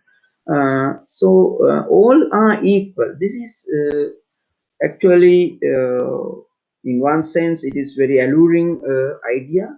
And what is the position for this sort of consideration? Are all individuals equal? Or if they are equal, in which sense they are equal? Or all the individuals are unique? That is the thing I think we have to, I'm going to consider. So even in Buddhism, like all the beings we consider as same or equal, but in the context of morality, and we can find this uniqueness is more than equality. It means, okay, we all are in suffering. That is a point of equality, and also in front of the Buddha, we all are same for the Buddha. Rahula or Devadatta were treated as equal, but when we come to the context of morality and karma theory, we can find that the uniqueness plays a significant role. So that is what we see, the uniqueness is produced by the level of consciousness. But here I'm actually not proposing a sort of structural consciousness, but my idea is that every being has a different level of moral development. So so this moral development a person inherits plays an important role in his action and action or interaction with others. The quality and also the nature of the action, as well as the nature of the results or karma vipaka, depends on the inner nature of the individual. So this point I can't find in any of Western normative ethics, either Kantian deontology or utilitarian or Aristotelian. This inner development, the level or the degree of inner development or inner level, maybe kusala or akusala, good or bad, they are not taken into consideration in Western ethics. That makes critical difference between Buddhist ethics and that of Western. So, for example, we can see since the beginning of the Buddha's career in the Arya Pariyesana Sutta, once the Buddha was invited by the Brahma Sahampati to preach the Dhamma without any hesitation, and people are there to listen. So Buddha see that the diversity of the people are there. All are not similar. Even though the world is in desire and ignorance, yet among the people there are differences. There are moral developed people, there are morally less developed people. So we have to deal with them in different suitable ways. So like Buddha gave there that beautiful simile which was influential over the Buddhist world later, like different kind of lotus we can find in the in a pond. So this shows that since the beginning of the Buddha's career, there was an attention to the development or the level of person's consciousness or his or her moral development was concerned in Buddha's career. If we take analyzing further this distinction between the morally developed and less developed, and their relation to the moral realm and moral activity. One of the example we can find in the Dakkhina Vibhanga Sutta. According to the Dakkhina Vibhanga Sutta, there are 16 persons or 16 kind of gifts are taken. So, but I can't describe all those things. But it is starting from the animal level up to the Samma Sambuddha, how a gift becomes more worthy is explained in this sutta. For giving food to animal is not equal giving food to immoral human being.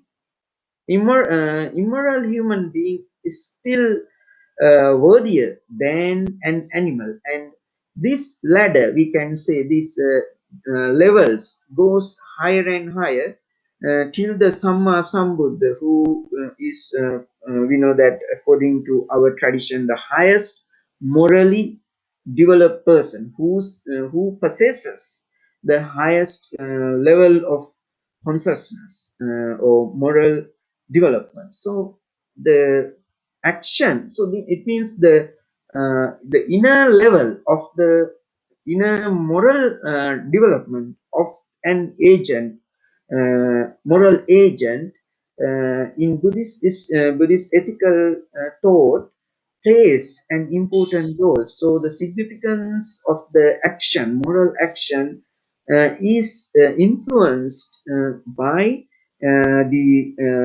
the involvement of the persons, and not the person, but their moral, not only the person, their moral development plays a critical role in deciding the nature of the quality of the action as well as the result, especially the result. So this goes on to not only the good side, but also we can go on to the text further because this helps to widen my understanding. The Lonapala Sutta is also very important text in this discussion because in this sutta, Buddha clearly says that the same bad action can be conducted by two persons, but according to the moral development of each person, the nature of the result becomes different. If a less morally developed person does the same action, okay, maybe killing an maybe elephant, or I don't know, we can say so, for example, he, because of his less development, it means mentally he has not developed sufficient wisdom, and his body and his verbal behavior is not developed. As a result, after death, he may go to hell. He can fall to a bad destination, very bad destination. But some persons who is developed in body, virtuous behavior, mind, and wisdom, when such a person creates exactly the same trifling bad karma, it is to be experienced in this very life without even a slight being seen, much less abundant residue. So he will not go to hell. It will become ahosikama in this very life. So this shows that the development, moral development of the person is a decisive factor in deciding the nature of the result. And we can't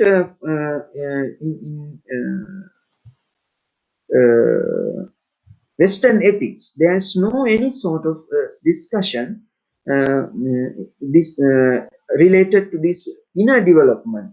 And Buddha brings here that beautiful example that the salt, a lump of salt, we can put in the cup, then the water becomes salty, but the same amount of salt we can throw into the Ganges river, there's no any influence. Similarly, depending on the nature of the person's inner development, the result of the karma will vary. And also the last example for me to take in support of my discussion is that Uppalavanna, the Arahant nun, and her case. As the Dhammapadatta Katha reports, she was raped by her former cousin and former cousin. So it says that because of this person violated the chastity of an enlightened person or enlightened nun, on the spot he fell down into the hell. It reports in the Pali text, Ayang Maha Patavi Sineru Pabbatang Dharetung Samastapi Tang Vyama Matta Kalevara Dharetung Asakponti Via Vivaramadasi. So that person cannot when he get down from the bed, on the spot, in that moment itself, the earth opened and he was dragged to the Avicii hell. So this in this context, actually Buddha Ghosh is supportive for us, and he says when these immoral acts, for example, this incident is concerned with sexual misconduct. Buddha Ghosh explains that the seriousness of sexual misconduct is decided by the inner moral quality of the sexual object. So panesa michacharo siladi guna rahite agamanyathani appasavajyo asampanne mahasavajyo.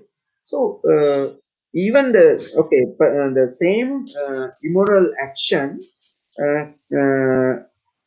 can be persecuted with immoral person or morally not developed person and morally highly developed person, like in the case of Uppalavanna. So the result is different. So this shows that always in the Buddhist ethical thought, in making when we are trying to understand the nature of Buddhist ethics, this individual uniqueness or individual level of moral development is to be taken in understanding the nature of Buddhist ethics.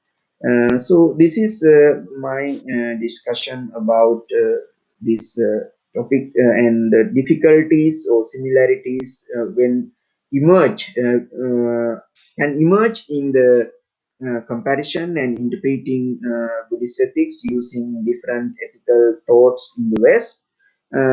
Most of the time we see the similarities, but at the same time to deepen the discussion as well as to see the clear picture as it is of Buddhist ethics, I think analyzing this level of consciousness of an individual and its relation to ethical behavior is very important. Thank you very much. Finally, I wish all Sabbe Satta Bhavantu Sukhita. Thank you, Reverend Wadi Nagla Payalogi. I'm so thankful to you, and for presiding over this session, I must invite Senior Professor and Chairperson of the session, Professor Saksen Singh sir. Please come, sir, and please preside over this session, the first technical session of this conference. Thank you, sir.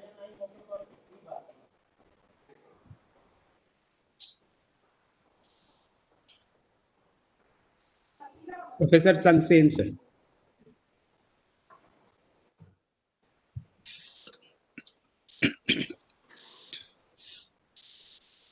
Okay. Venerable monks, the learned organizers of this webinar, fellow delegates and friends, I'm thankful to the organizers for inviting me to participate in the deliberations of this webinar on a very important subject related with Pali and Buddhism.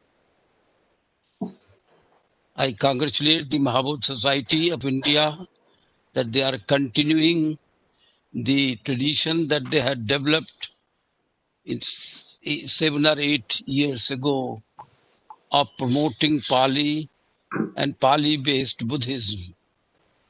The topic here has been discussed so far well by the speakers, but because of certain problems, maybe because of the instrument that I am using has not given me satisfaction so far, I missed some of the speeches of learned scholars.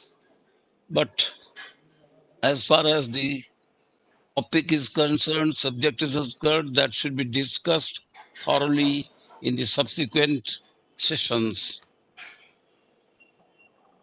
With regard to the papers presented in this session by Professor C. Upendra Rao, JNU New Delhi, Professor Vijay Kumar Jain, Rashtriya Sanskrit Sansthan, Lucknow campus, Professor Saraswati Majumdar of Calcutta University, and Venerable Panyaloka of Kelaniya University, Sri Lanka.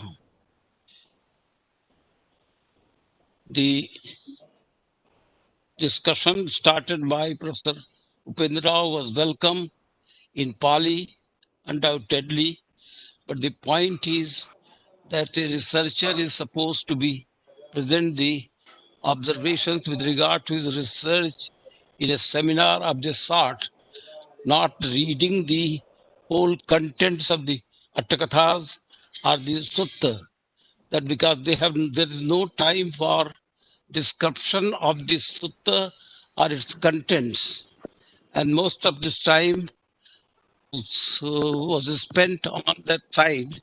So we could not get, in fact, I, for one, could not get what does he want to convey through his presentation with regard to the Sutta Nipata and its Attakatha. It is because of this, probably because of this reason that he described the contents of the Sutta and its Attakatha very elaborately.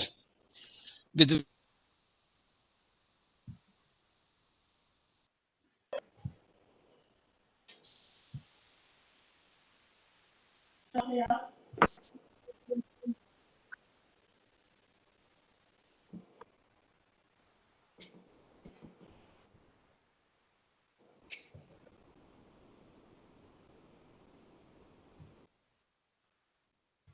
Probably he's get disconnected, so maybe he will connect soon. I hope so.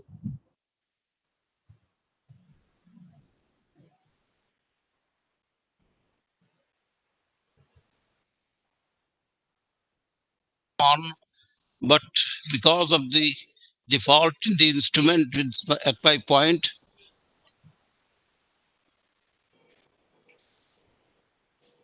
I'm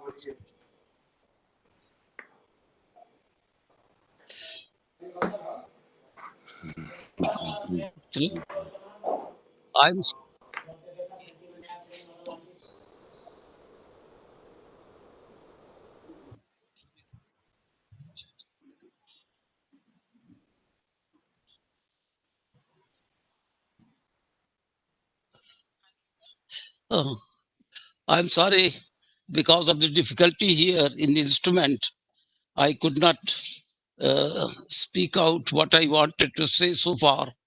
But I want to conclude, because there is no hope of improvement here, that the seminar should continue.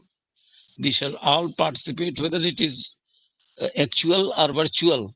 These have got importance, and Pali, which is so far is neglected, must be developed as much as possible. But the way it is being developed, or may it is looked for as for development, is not very encouraging so far, because of the fact that those who are responsible for doing all these things in the government and elsewhere have not taken full care of the meetings and the committees where decisions were to be taken.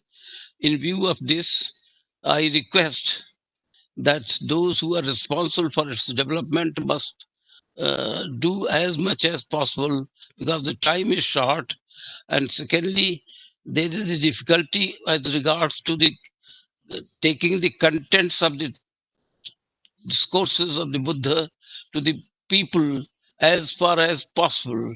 And for that matter, translations in languages, Indian languages, must be done as fast as possible. It should be done as much as the pastor says. With regard to the contents, and also with regard to other subjects, it has to be researches has to be done, and the results should be taken to the people as far as possible. Another point which I want to make is with regard to this seminar, that the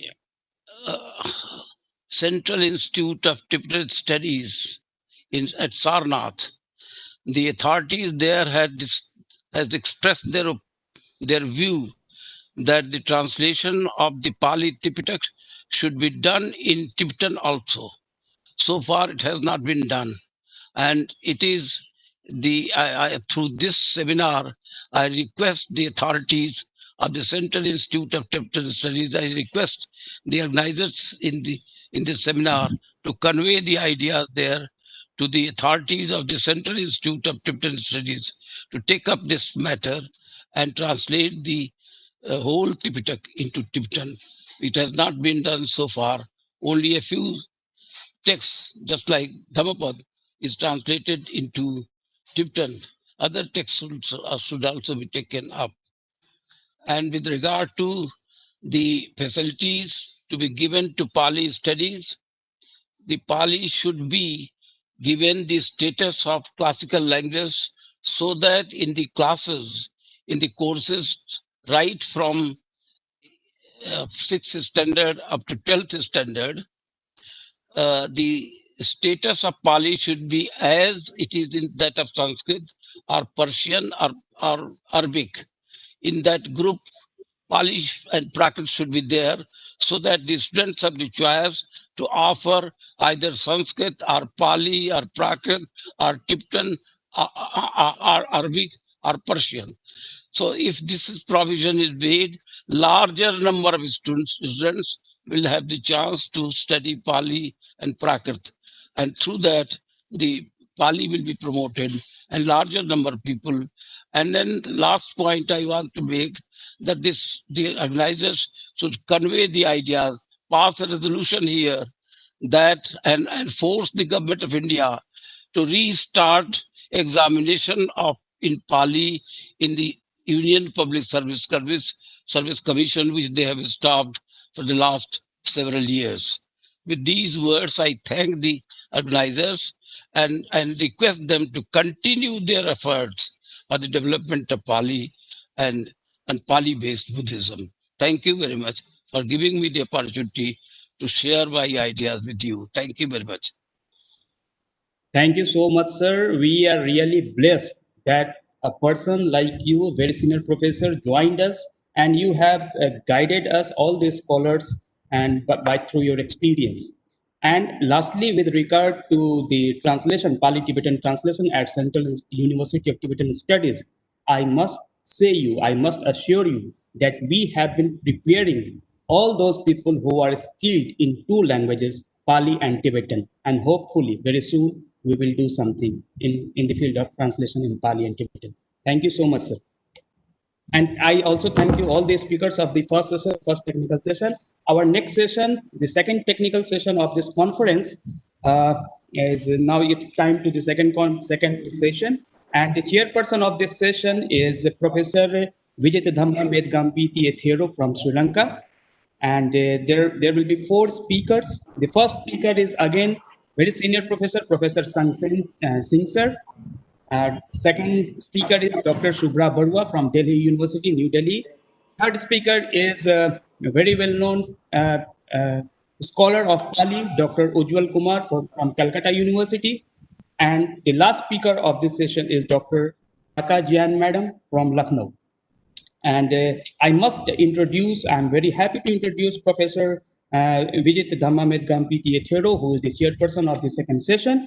And the chairperson of this session is a very great Pali scholar who needs no introduction, I must say. He is well versed in Pali and contributed a lot in the field of Pali language and literature. He has written his own commentary on Das Bodhisat Uppati Katha At Katha in Pali. Presently, Professor Vijay Dhamma is the head and professor of the Pali in the Department of University of Javardhanpura, Sri Lanka. He has been awarded Buddhist Literary Award 2015 for Tulnatmak Pali Vyakaran by the Ministry of Buddha Sasana and All Ceylon Buddhist Congress. Again in the same year, that is in 2015, he Award 2015 for Pali Lekhan Mala by the same organization.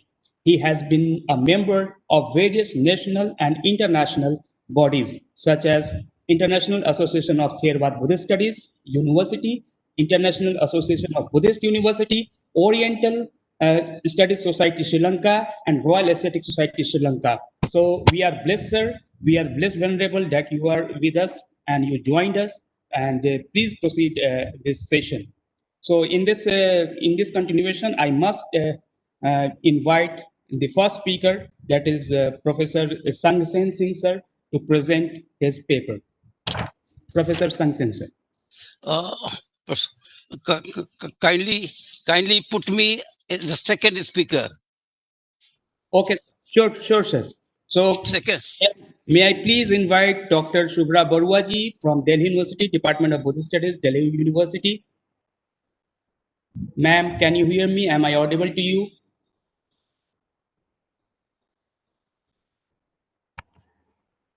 Hello. Yes, am I audible? Yes, Good evening, Animesh. Yes. Yes, ma'am, you are very much audible. Yes, please, yes, please sir. proceed. So, okay, thanks for the this thing giving me opportunity right now after Professor Sangasan Singh. I just wanted to hear him to say few words I could have added in my paper, but anyway, he has given me a chance. Thank you, both of you. So, a very good evening to all of you, and respected chairperson, Professor Vijita Dhammo. First of all, I must thank all the organizers and to present my paper. Also, I should thank coordinator Professor Vimlendra, convener Dr. Ramesh Prasad, and you also to make me understand the timetable and the schedule you have forwarded me. So, dear friends, my teachers and distinguished guests, today I will be speaking on relevance of Pali Buddhist studies in the education system with reference to National Education Policy 2020. The essence of education lies in drawing out the very best that is in you. It has been quoted, I have taken this quote from Mahatma Gandhi. Education is the process by which one's character is formed and mental abilities and intellect is sharpened. In other words, it which we recognize by just waking up to it.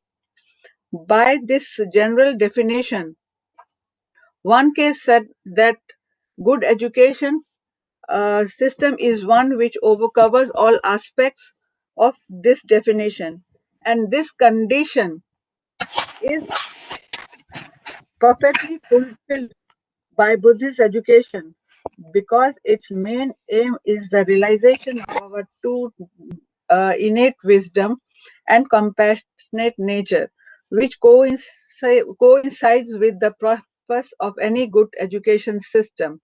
Therefore, Buddhist education finds its relevance in the present education system to support and enhance it.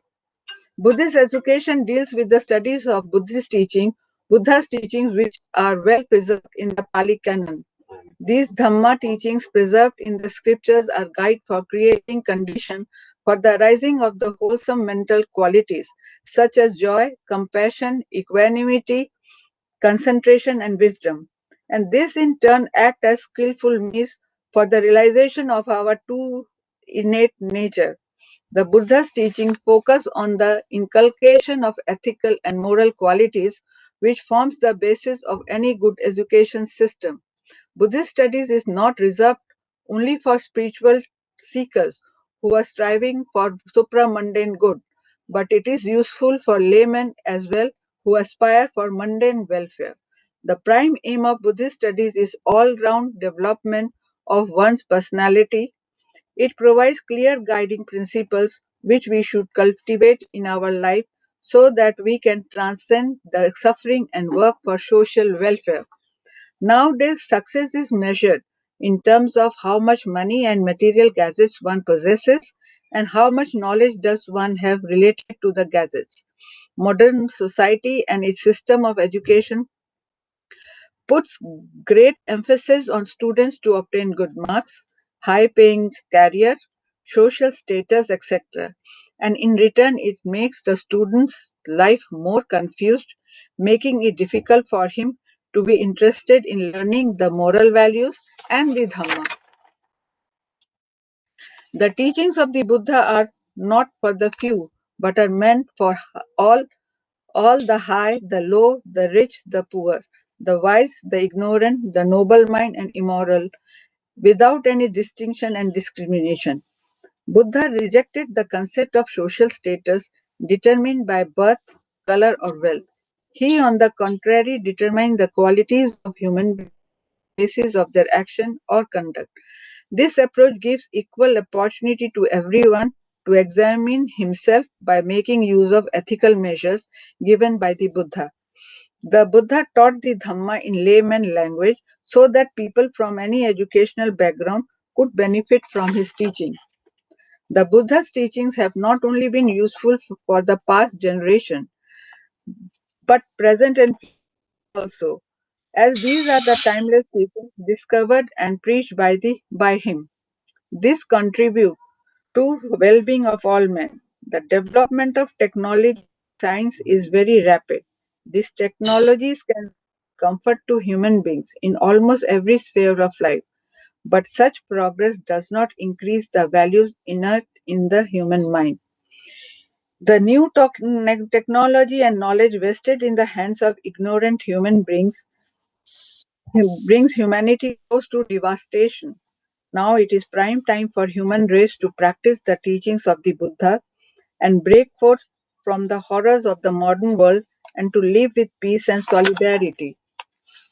If the present society has to survive in it is our duty to work towards reinforce principle of Buddhist education and social structure with desirable qualities preached by the Buddha.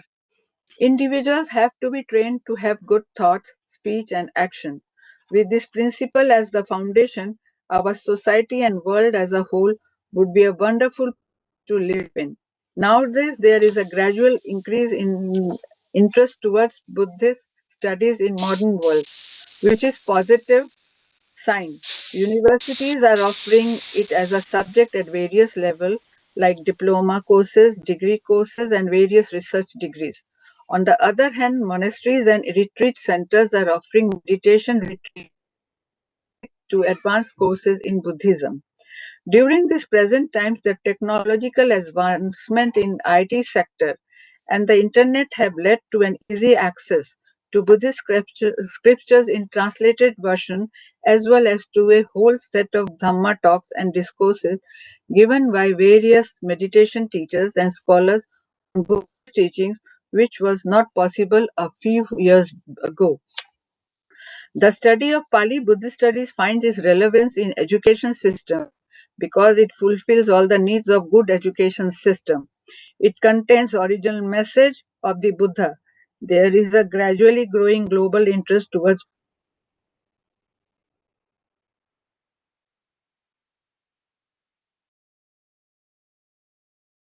various problems prevailing in modern society.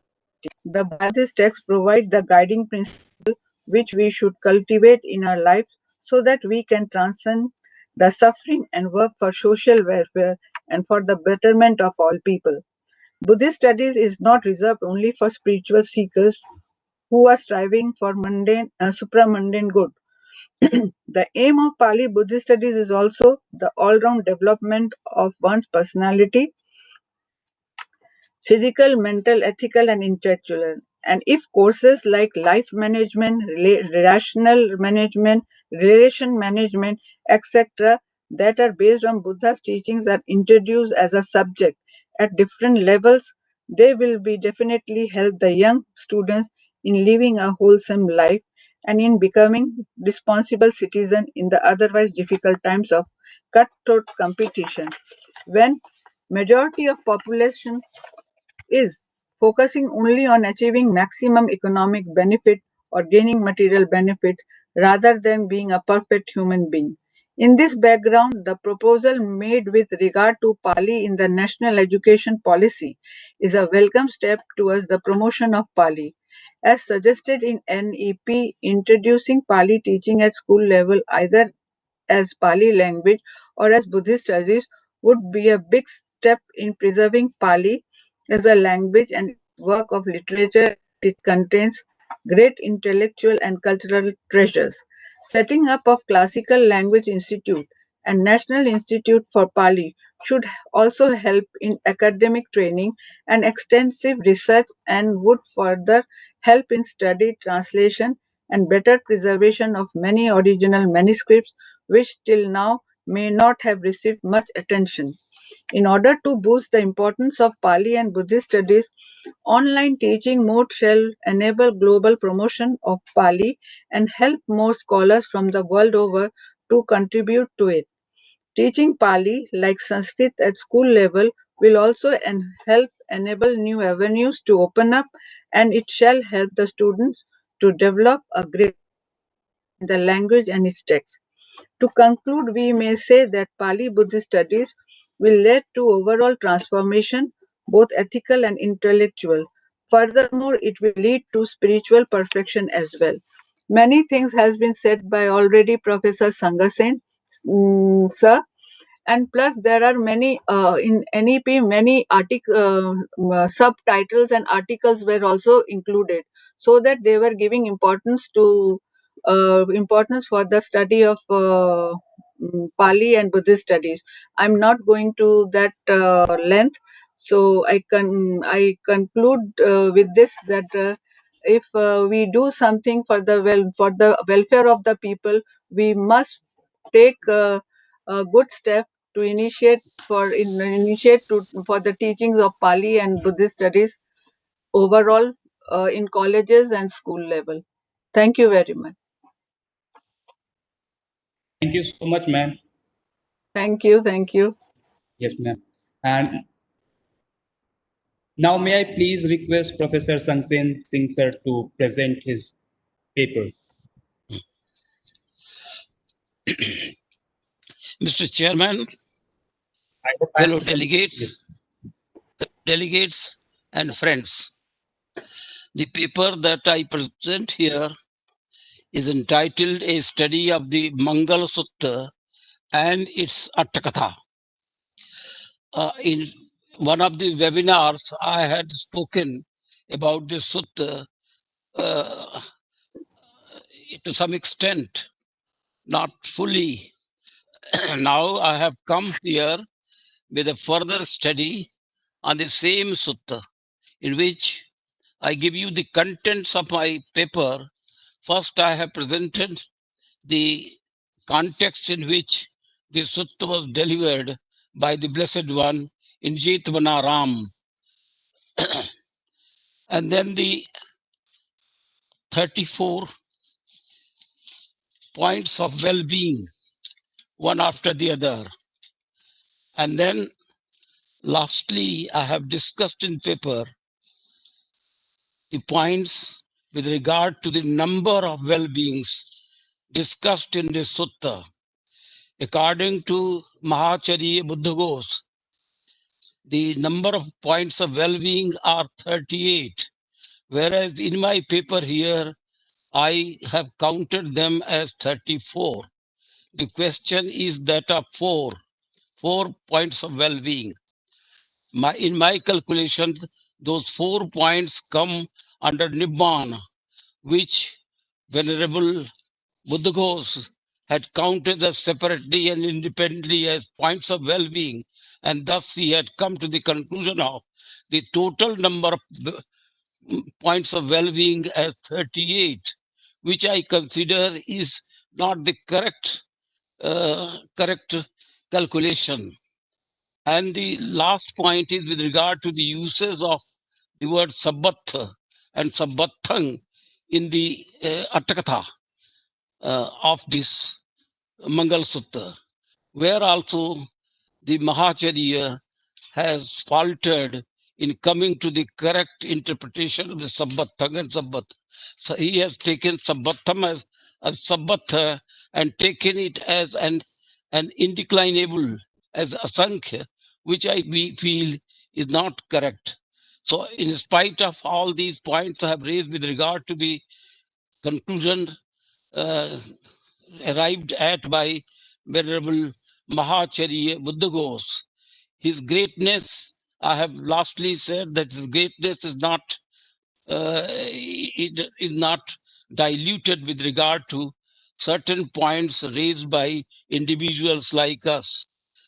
You all remember that Wilhelm Geiger has raised a point with regard to Sakai Niruttiya and has challenged the correctness of the understanding of Mahacharya Buddha Ghosh. And all of us agree with Wilhelm Geiger with regard to the interpretation of Sakai Niruttiya. And we reject the interpretation of Mahacharya Buddha Ghosh. And several other points are there.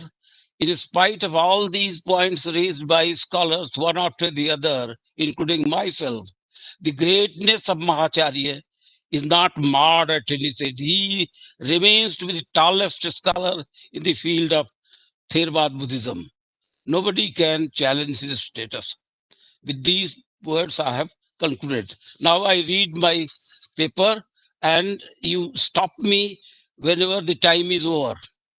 Okay? The Mangal Sutta is compiled both under the Khuddaka Patha and Sutta Nipata, the two important texts of the Khuddaka Nikaya. According to the Sinhalese tradition, as many as 15 texts are found compiled under the Khuddaka Nikaya. Out of them, Khuddaka Patha happens to be the first one, while Sutta Nipata is the fifth. As regards the contents, in this sutta, the sutta begins with an introduction wherein the Buddha is shown as sojourning at Jetavanaram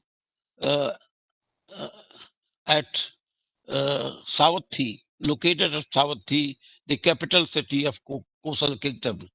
Here, with regard to Jetavanaram, it was named after Prince Jet. And with regard to Aram, most of the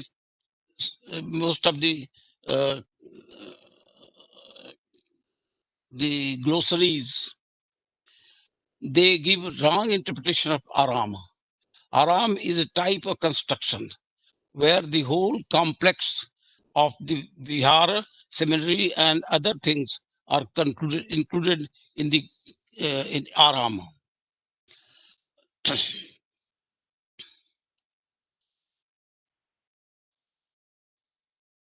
Yeah. A certain deity appeared in the night, illumining the whole Aram, approached the Buddha, saluted him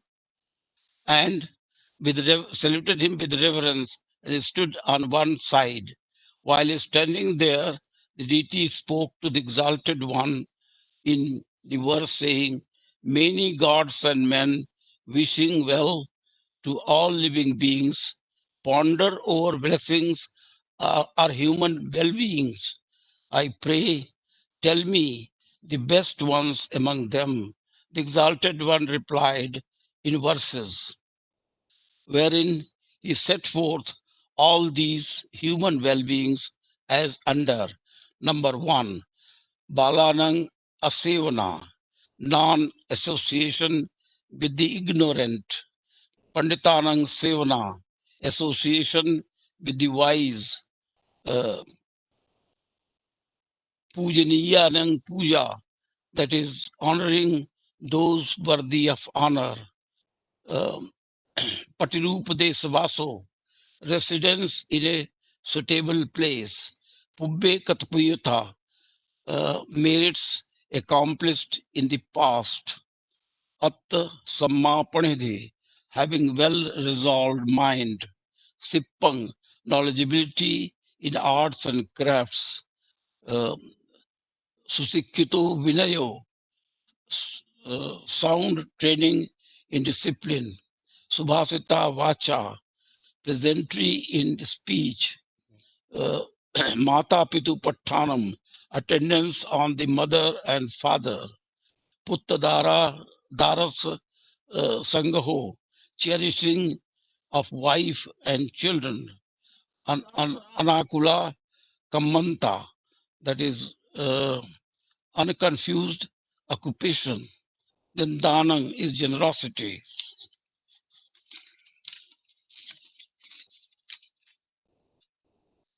Dhammacharya, righteous conduct. Yatakanang Sangaho, tending the relatives. This Anavajjani Kammani, engaging in blameless activities. Papa Arati, revulsion to evil. Papa Virati, non-attachment to evils. Then Majjapana Sayamo, abstinent from taking intoxicants. Dhammesu Appamado, steadfastness in virtues. Garavo, reverence towards the reverence worthy. Nivato, humility. Santutti, contentment. Katayuta, gratitude. Kalen Dhamma Samanang, listening to the Dhamma on appropriate occasions. Khanti, forbearance. Suvachasata, adaptability to reasonableness. Samai, Samanang, Samanang, Dasanang, seeing samanas or saman monks at occasions. Kalena Dhamma Sakacha, engaging in timely religious discussions. Tapo, engaging in self-control. Brahmacharyang, living a chaste life. Ariya Satchan Dasanang, perception of the noble truths. Nibbana Satchikiriya, realization of Nibbana, the final goal. These are the 34 points. After that, 4 points were made, and these are crucial points on which the whole discussion lies here in this paper of mine. That is, Lokadhammas, the unaffected by Lokadhammas, and then Asok Chitta, and then Viraj Chitta and Khema Chitta.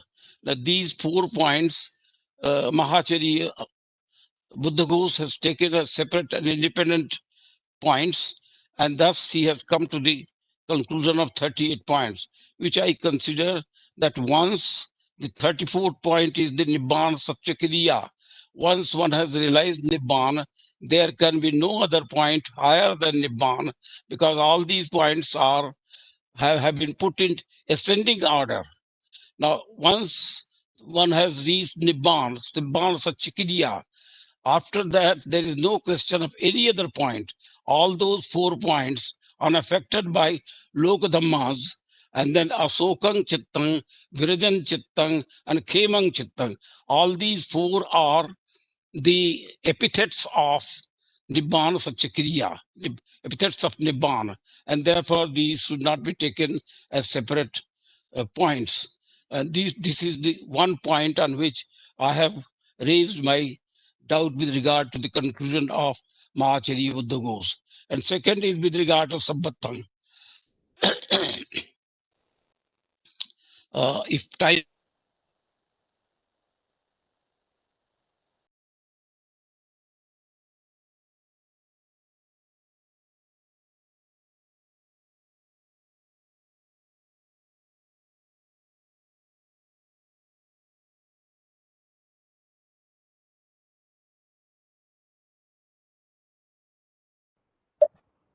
Thank you so much, sir. Our next speaker is Dr. Ujjwal Kumarji from Calcutta University. He is a well-known scholar and translator in the field of Pali literature, particularly in the field of Niti literature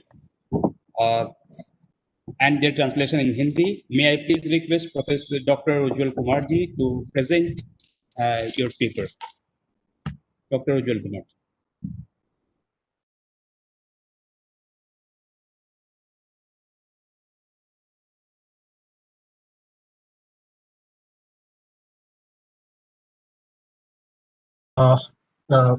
Thank you. Are you able to see my slide?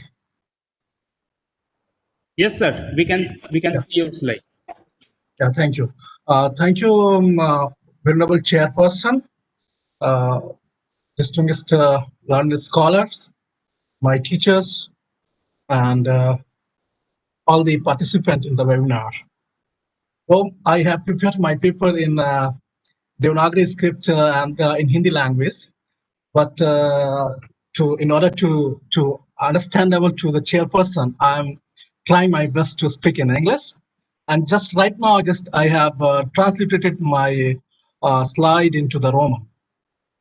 So this is I'm presenting here a small collection of verses known as Solas Mangal Gatha from Cambodian origin of Parit literature. In India, and mostly what we perceive the modern Buddhist literature is from the Sri Lankan side, though we perceive from the Western scholarship, but whatever the literature we have right now is mostly from the Sri Lankan origin. The literature or the Pali language and literature developed in Southeast Asian countries like Thailand and somehow Cambodia is almost missing out in our academic area. Some literature of course Burma is available to us, but even the entire Burmese Pali literature is unknown to us in many extent. Unfortunately, if you look the history of this development of Pali literature, even the countries like Sri Lanka or the Sri Lankan scholarship were also not familiar with the literature developed in Southeast Asian countries. So one very important part of Cambodian contribution to the Pali studies is the composition of Parit literature. Almost this Parit literature developed in Cambodia, and this was this development happened in the mode of translation. Mostly this literature entered into the Cambodia through some Sanskrit text, and later on they just translated those texts into the Pali language. Especially as far as the Solas Mangal Gatha is concerned, this is a small verse and used in the Palit system of literature. And in Thailand, as I came to know, that this text are used as a yantra. So this is a very interesting collection of verses. Though my time is very limited, so I just focused on this this Solas Mangal Gatha here. And I just read out, these are very understandable concepts, but some of the concepts here is very interesting, especially if you look the last one, the number 16, where the author discussed about the Vishnu. And among the Solas elements, the Vishnu was also considered as a auspicious deity. And as far as my knowledge is concerned, my limited knowledge is concerned, I think that this is the only verse in Pali literature where Vishnu is also considered as an auspicious deity and a person, one who could destroy all the difficulties a person may have faced. So the Solas Mangal Gatha is like this, that Navalakuttar Dhamma Chataro Cha Mahadipa Panch Buddha Mahamuni. पिटक धम्म खंदा छ कामा वचरा तथा पंच 10 बलानी च seal 10 महाबलम 13 धुतंगानी च 12 पाटिहार्यम एक मेरु सरा 8 द्वे चंद सूर्यो तथा सत बोझंग यच्च सिद्धम चतुर्दश चक्रवर्ती एकादश विष्णु चेव एतेना मंगल तेजना सब सत्थु विनसंतु सब बालाभा भवन्तु ते, सब लाभा भवन्तु ते. So here some of the like Navalakuttar Dhamma, Chattaro Mahadipa, Panch Buddha, and Tipitak Dhammakhanda, Kamavachara, etc. is very well known. As also the Panchadas Balani and Sildas Mahabalam is the quality of the Buddha. Apart from that, here some of the names are like Chaturdash Chakravarti, the 14 types of Chakravarti, and Ekadas Vishnu, 11 types of Vishnu. This is 11 types of Vishnu means the avatar of Vishnu is very interesting. As far as my research is concerned, I could not find out anything related with this the Chaturdash Chakravarti, but most probability is that these are the names of different kings, and these kings also included the Pal king of Bengal among this Chakravarti. And as you know, this Vishnu concept is very popular, and we know that this Vishnu is as an incarnation. The Buddha also took the 9th incarnation of the Vishnu is known as the Buddha, and we thought that this is the Brahminical, what you call the contribution, or you can say the idea to develop the Vishnu into these 10 avatars. But as far as the Buddhist literature is concerned, especially one German scholar, Johann Schneider, said that this Vishnu, the idea of Vishnu Avatara, even first emerged in the Buddhist writing, like the Bhava in Tibetan writing has written one book on Tarka Jwala. And under that Tarka Jwala, he has mentioned about this Buddha as an avatar of the Vishnu. So this idea of Vishnu Avatara goes back to approx 5th, 6th century AD, where the Buddhists consider Vishnu as an avatar. As far as the number is concerned, this is really very unique, that why this number is 11. Most of the time, we know the 10 avatara of the Vishnu, but the number of the deities are not same. So sometimes Ram and Krishna comes together, sometimes Ram and Krishna is separated. So this is the one difficulty to consider this 11 number of Vishnu. But as far as the concept is concerned of this Vishnu is very interesting, that in the Southeast Asian countries, they consider this Vishnu and as an the powerful symbol, and would destroy the enemies and the difficulties one could have faced in their life. And so this is my small presentation about this Solas Mangal Gatha.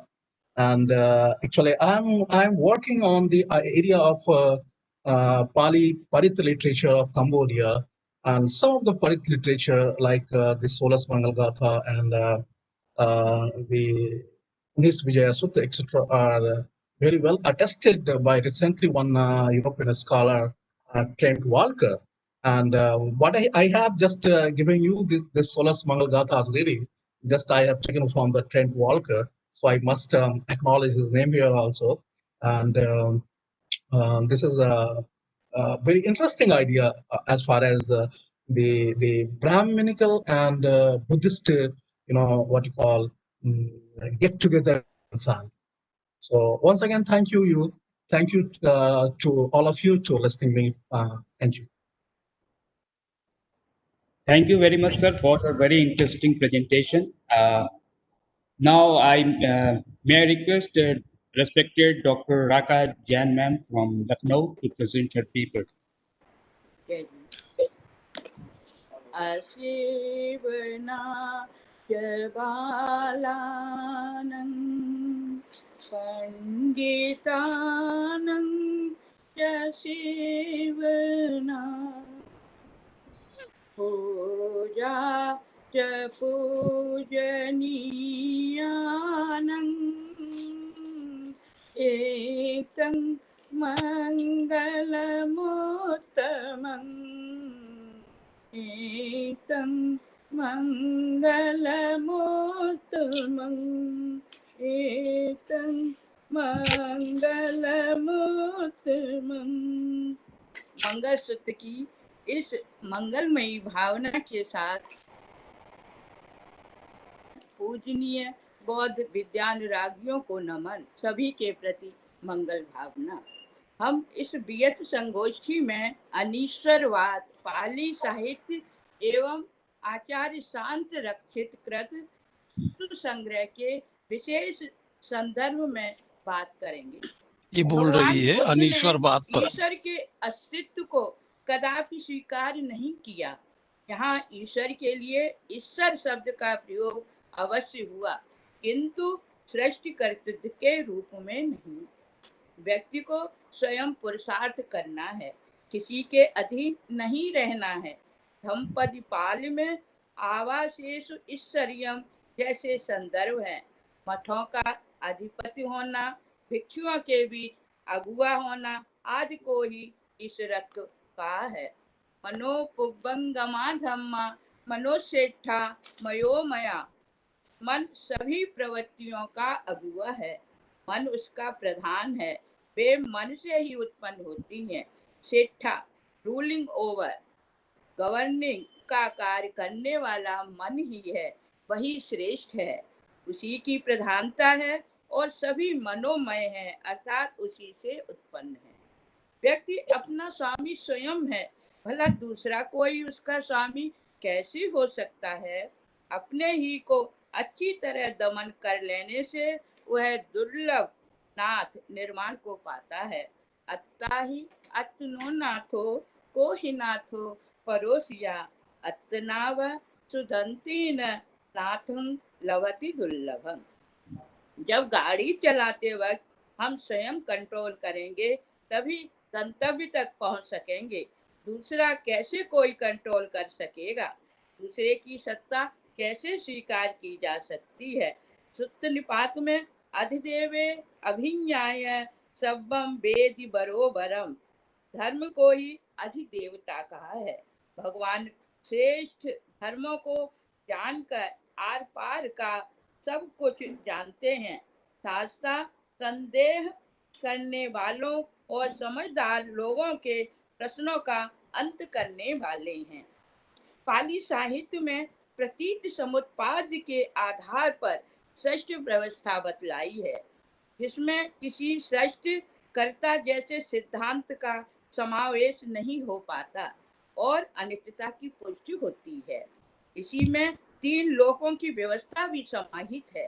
प्रकारांतर से सृष्टिकर्ता का खंडन स्वयं हो जाता है। ईश्वर के न मानने पर मनुष्य जो कुछ वर्तमान में है वह अपने ही किए से है, और जो भविष्य में होगा वह भी अपनी ही करनी से।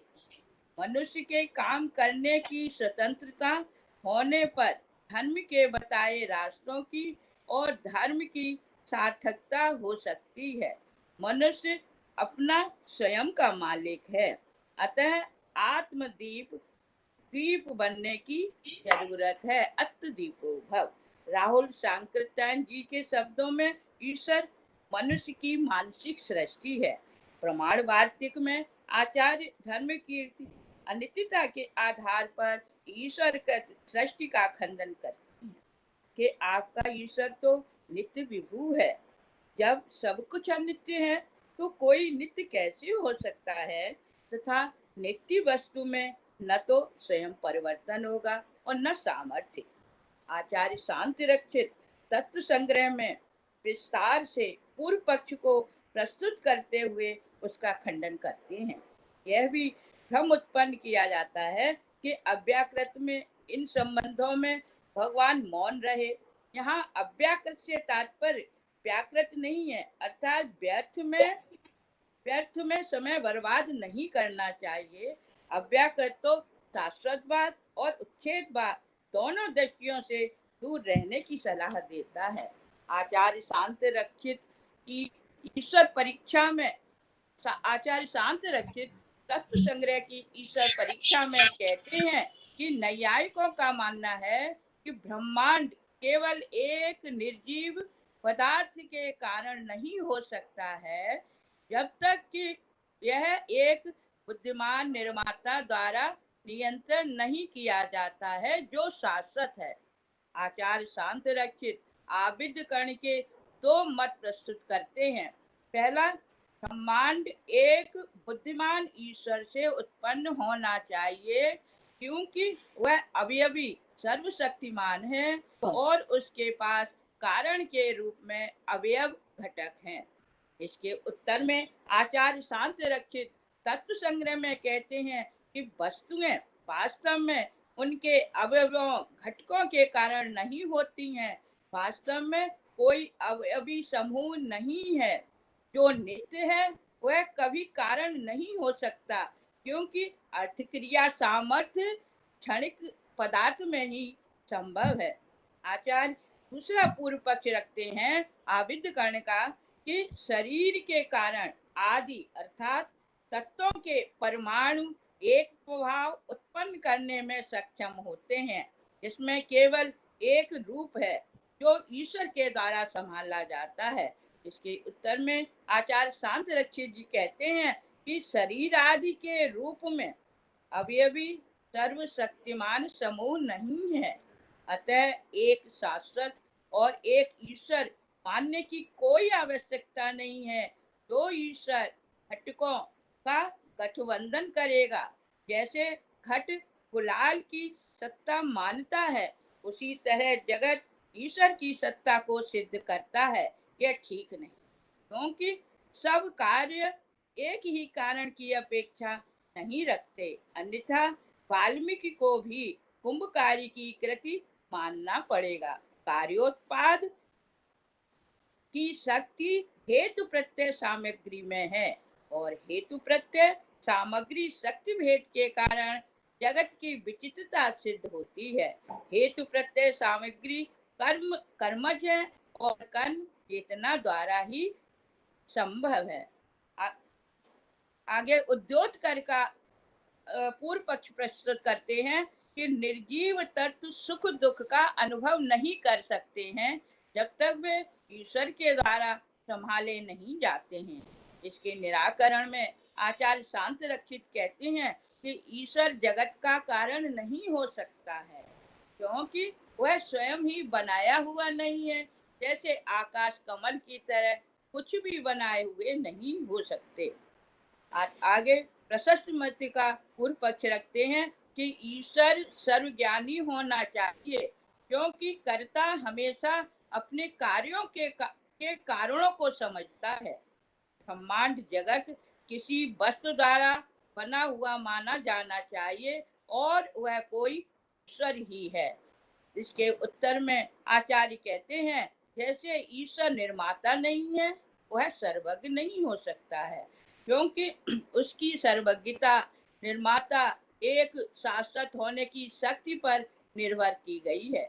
यदि सृष्टि ईश्वर का स्वभाव ही है तो सृष्टि एक साथ हो जाना चाहिए, क्योंकि स्वभाव सदा विद्यमान है।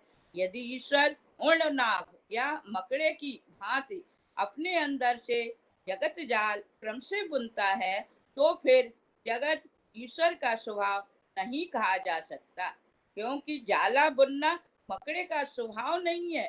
वह तो कीड़े मकोड़े खाने की तीव्र लालसा के कारण मुंह में आई हुई लाल से जाला बुनता है।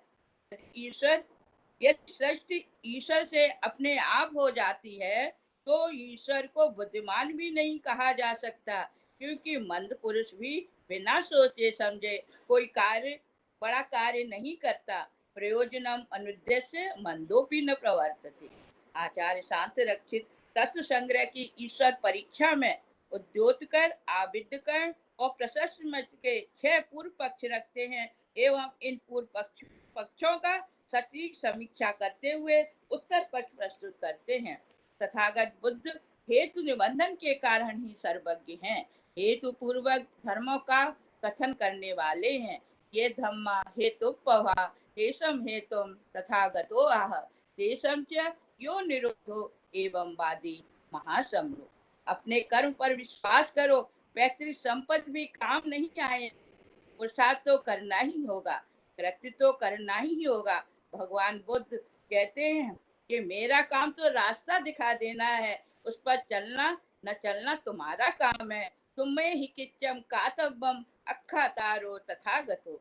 भगवान बुद्ध की यह पंक्ति परीक्ष भिक्षुवो ग्राह्यम मत बचो न तो गौरवाद तत्व संग्रह में ही संग्रहित है।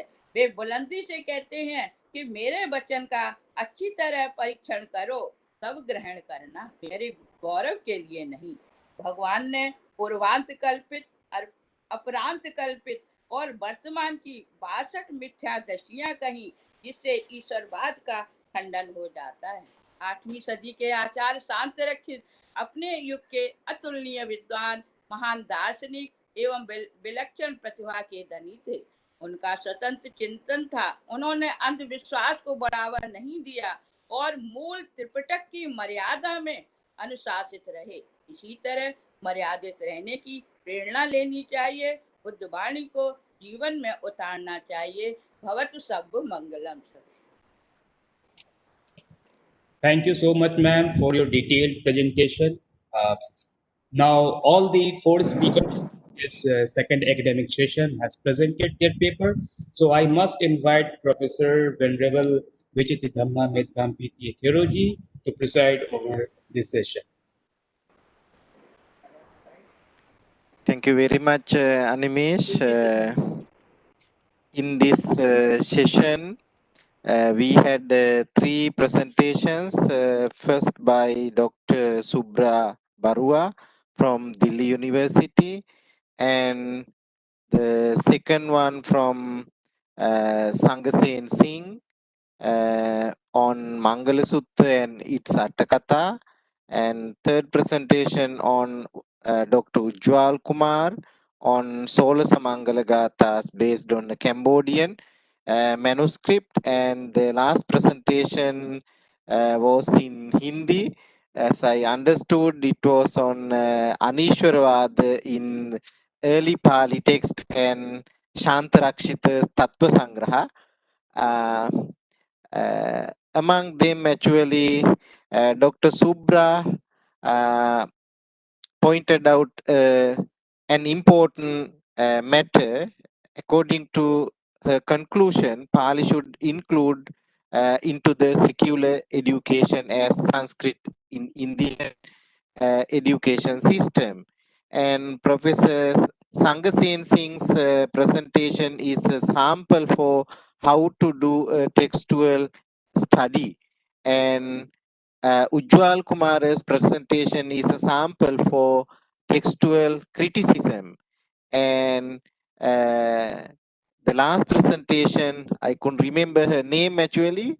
It is a sample for comparative studies on Buddhism and Sanskrit works, Sanskrit Buddhism.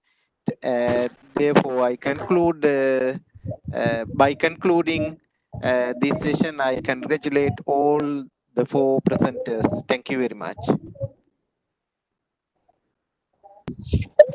Thank you so much, Venerable. I am once again thankful to you as a chairperson of this session and all the 4 speakers of this session. I'm also thankful to all the other participants who has listened all the speakers very carefully. Now, just a message for you all that our next session, the 3rd academic session, will begin tomorrow by sharp 2 p.m. That is 2 p.m. So we'll meet again, and thank you so much. Thank you so much. We can meet tomorrow. Now, this is the end of today's session. Thank you so much. Thank you all. Thank you so much, You are Animesh and all. welcome.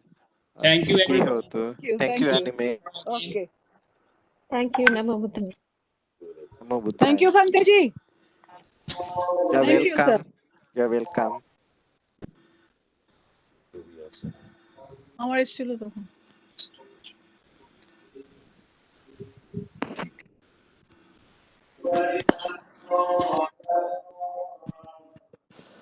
So I'm ending this session. Thank you so much. Thank you. Bye.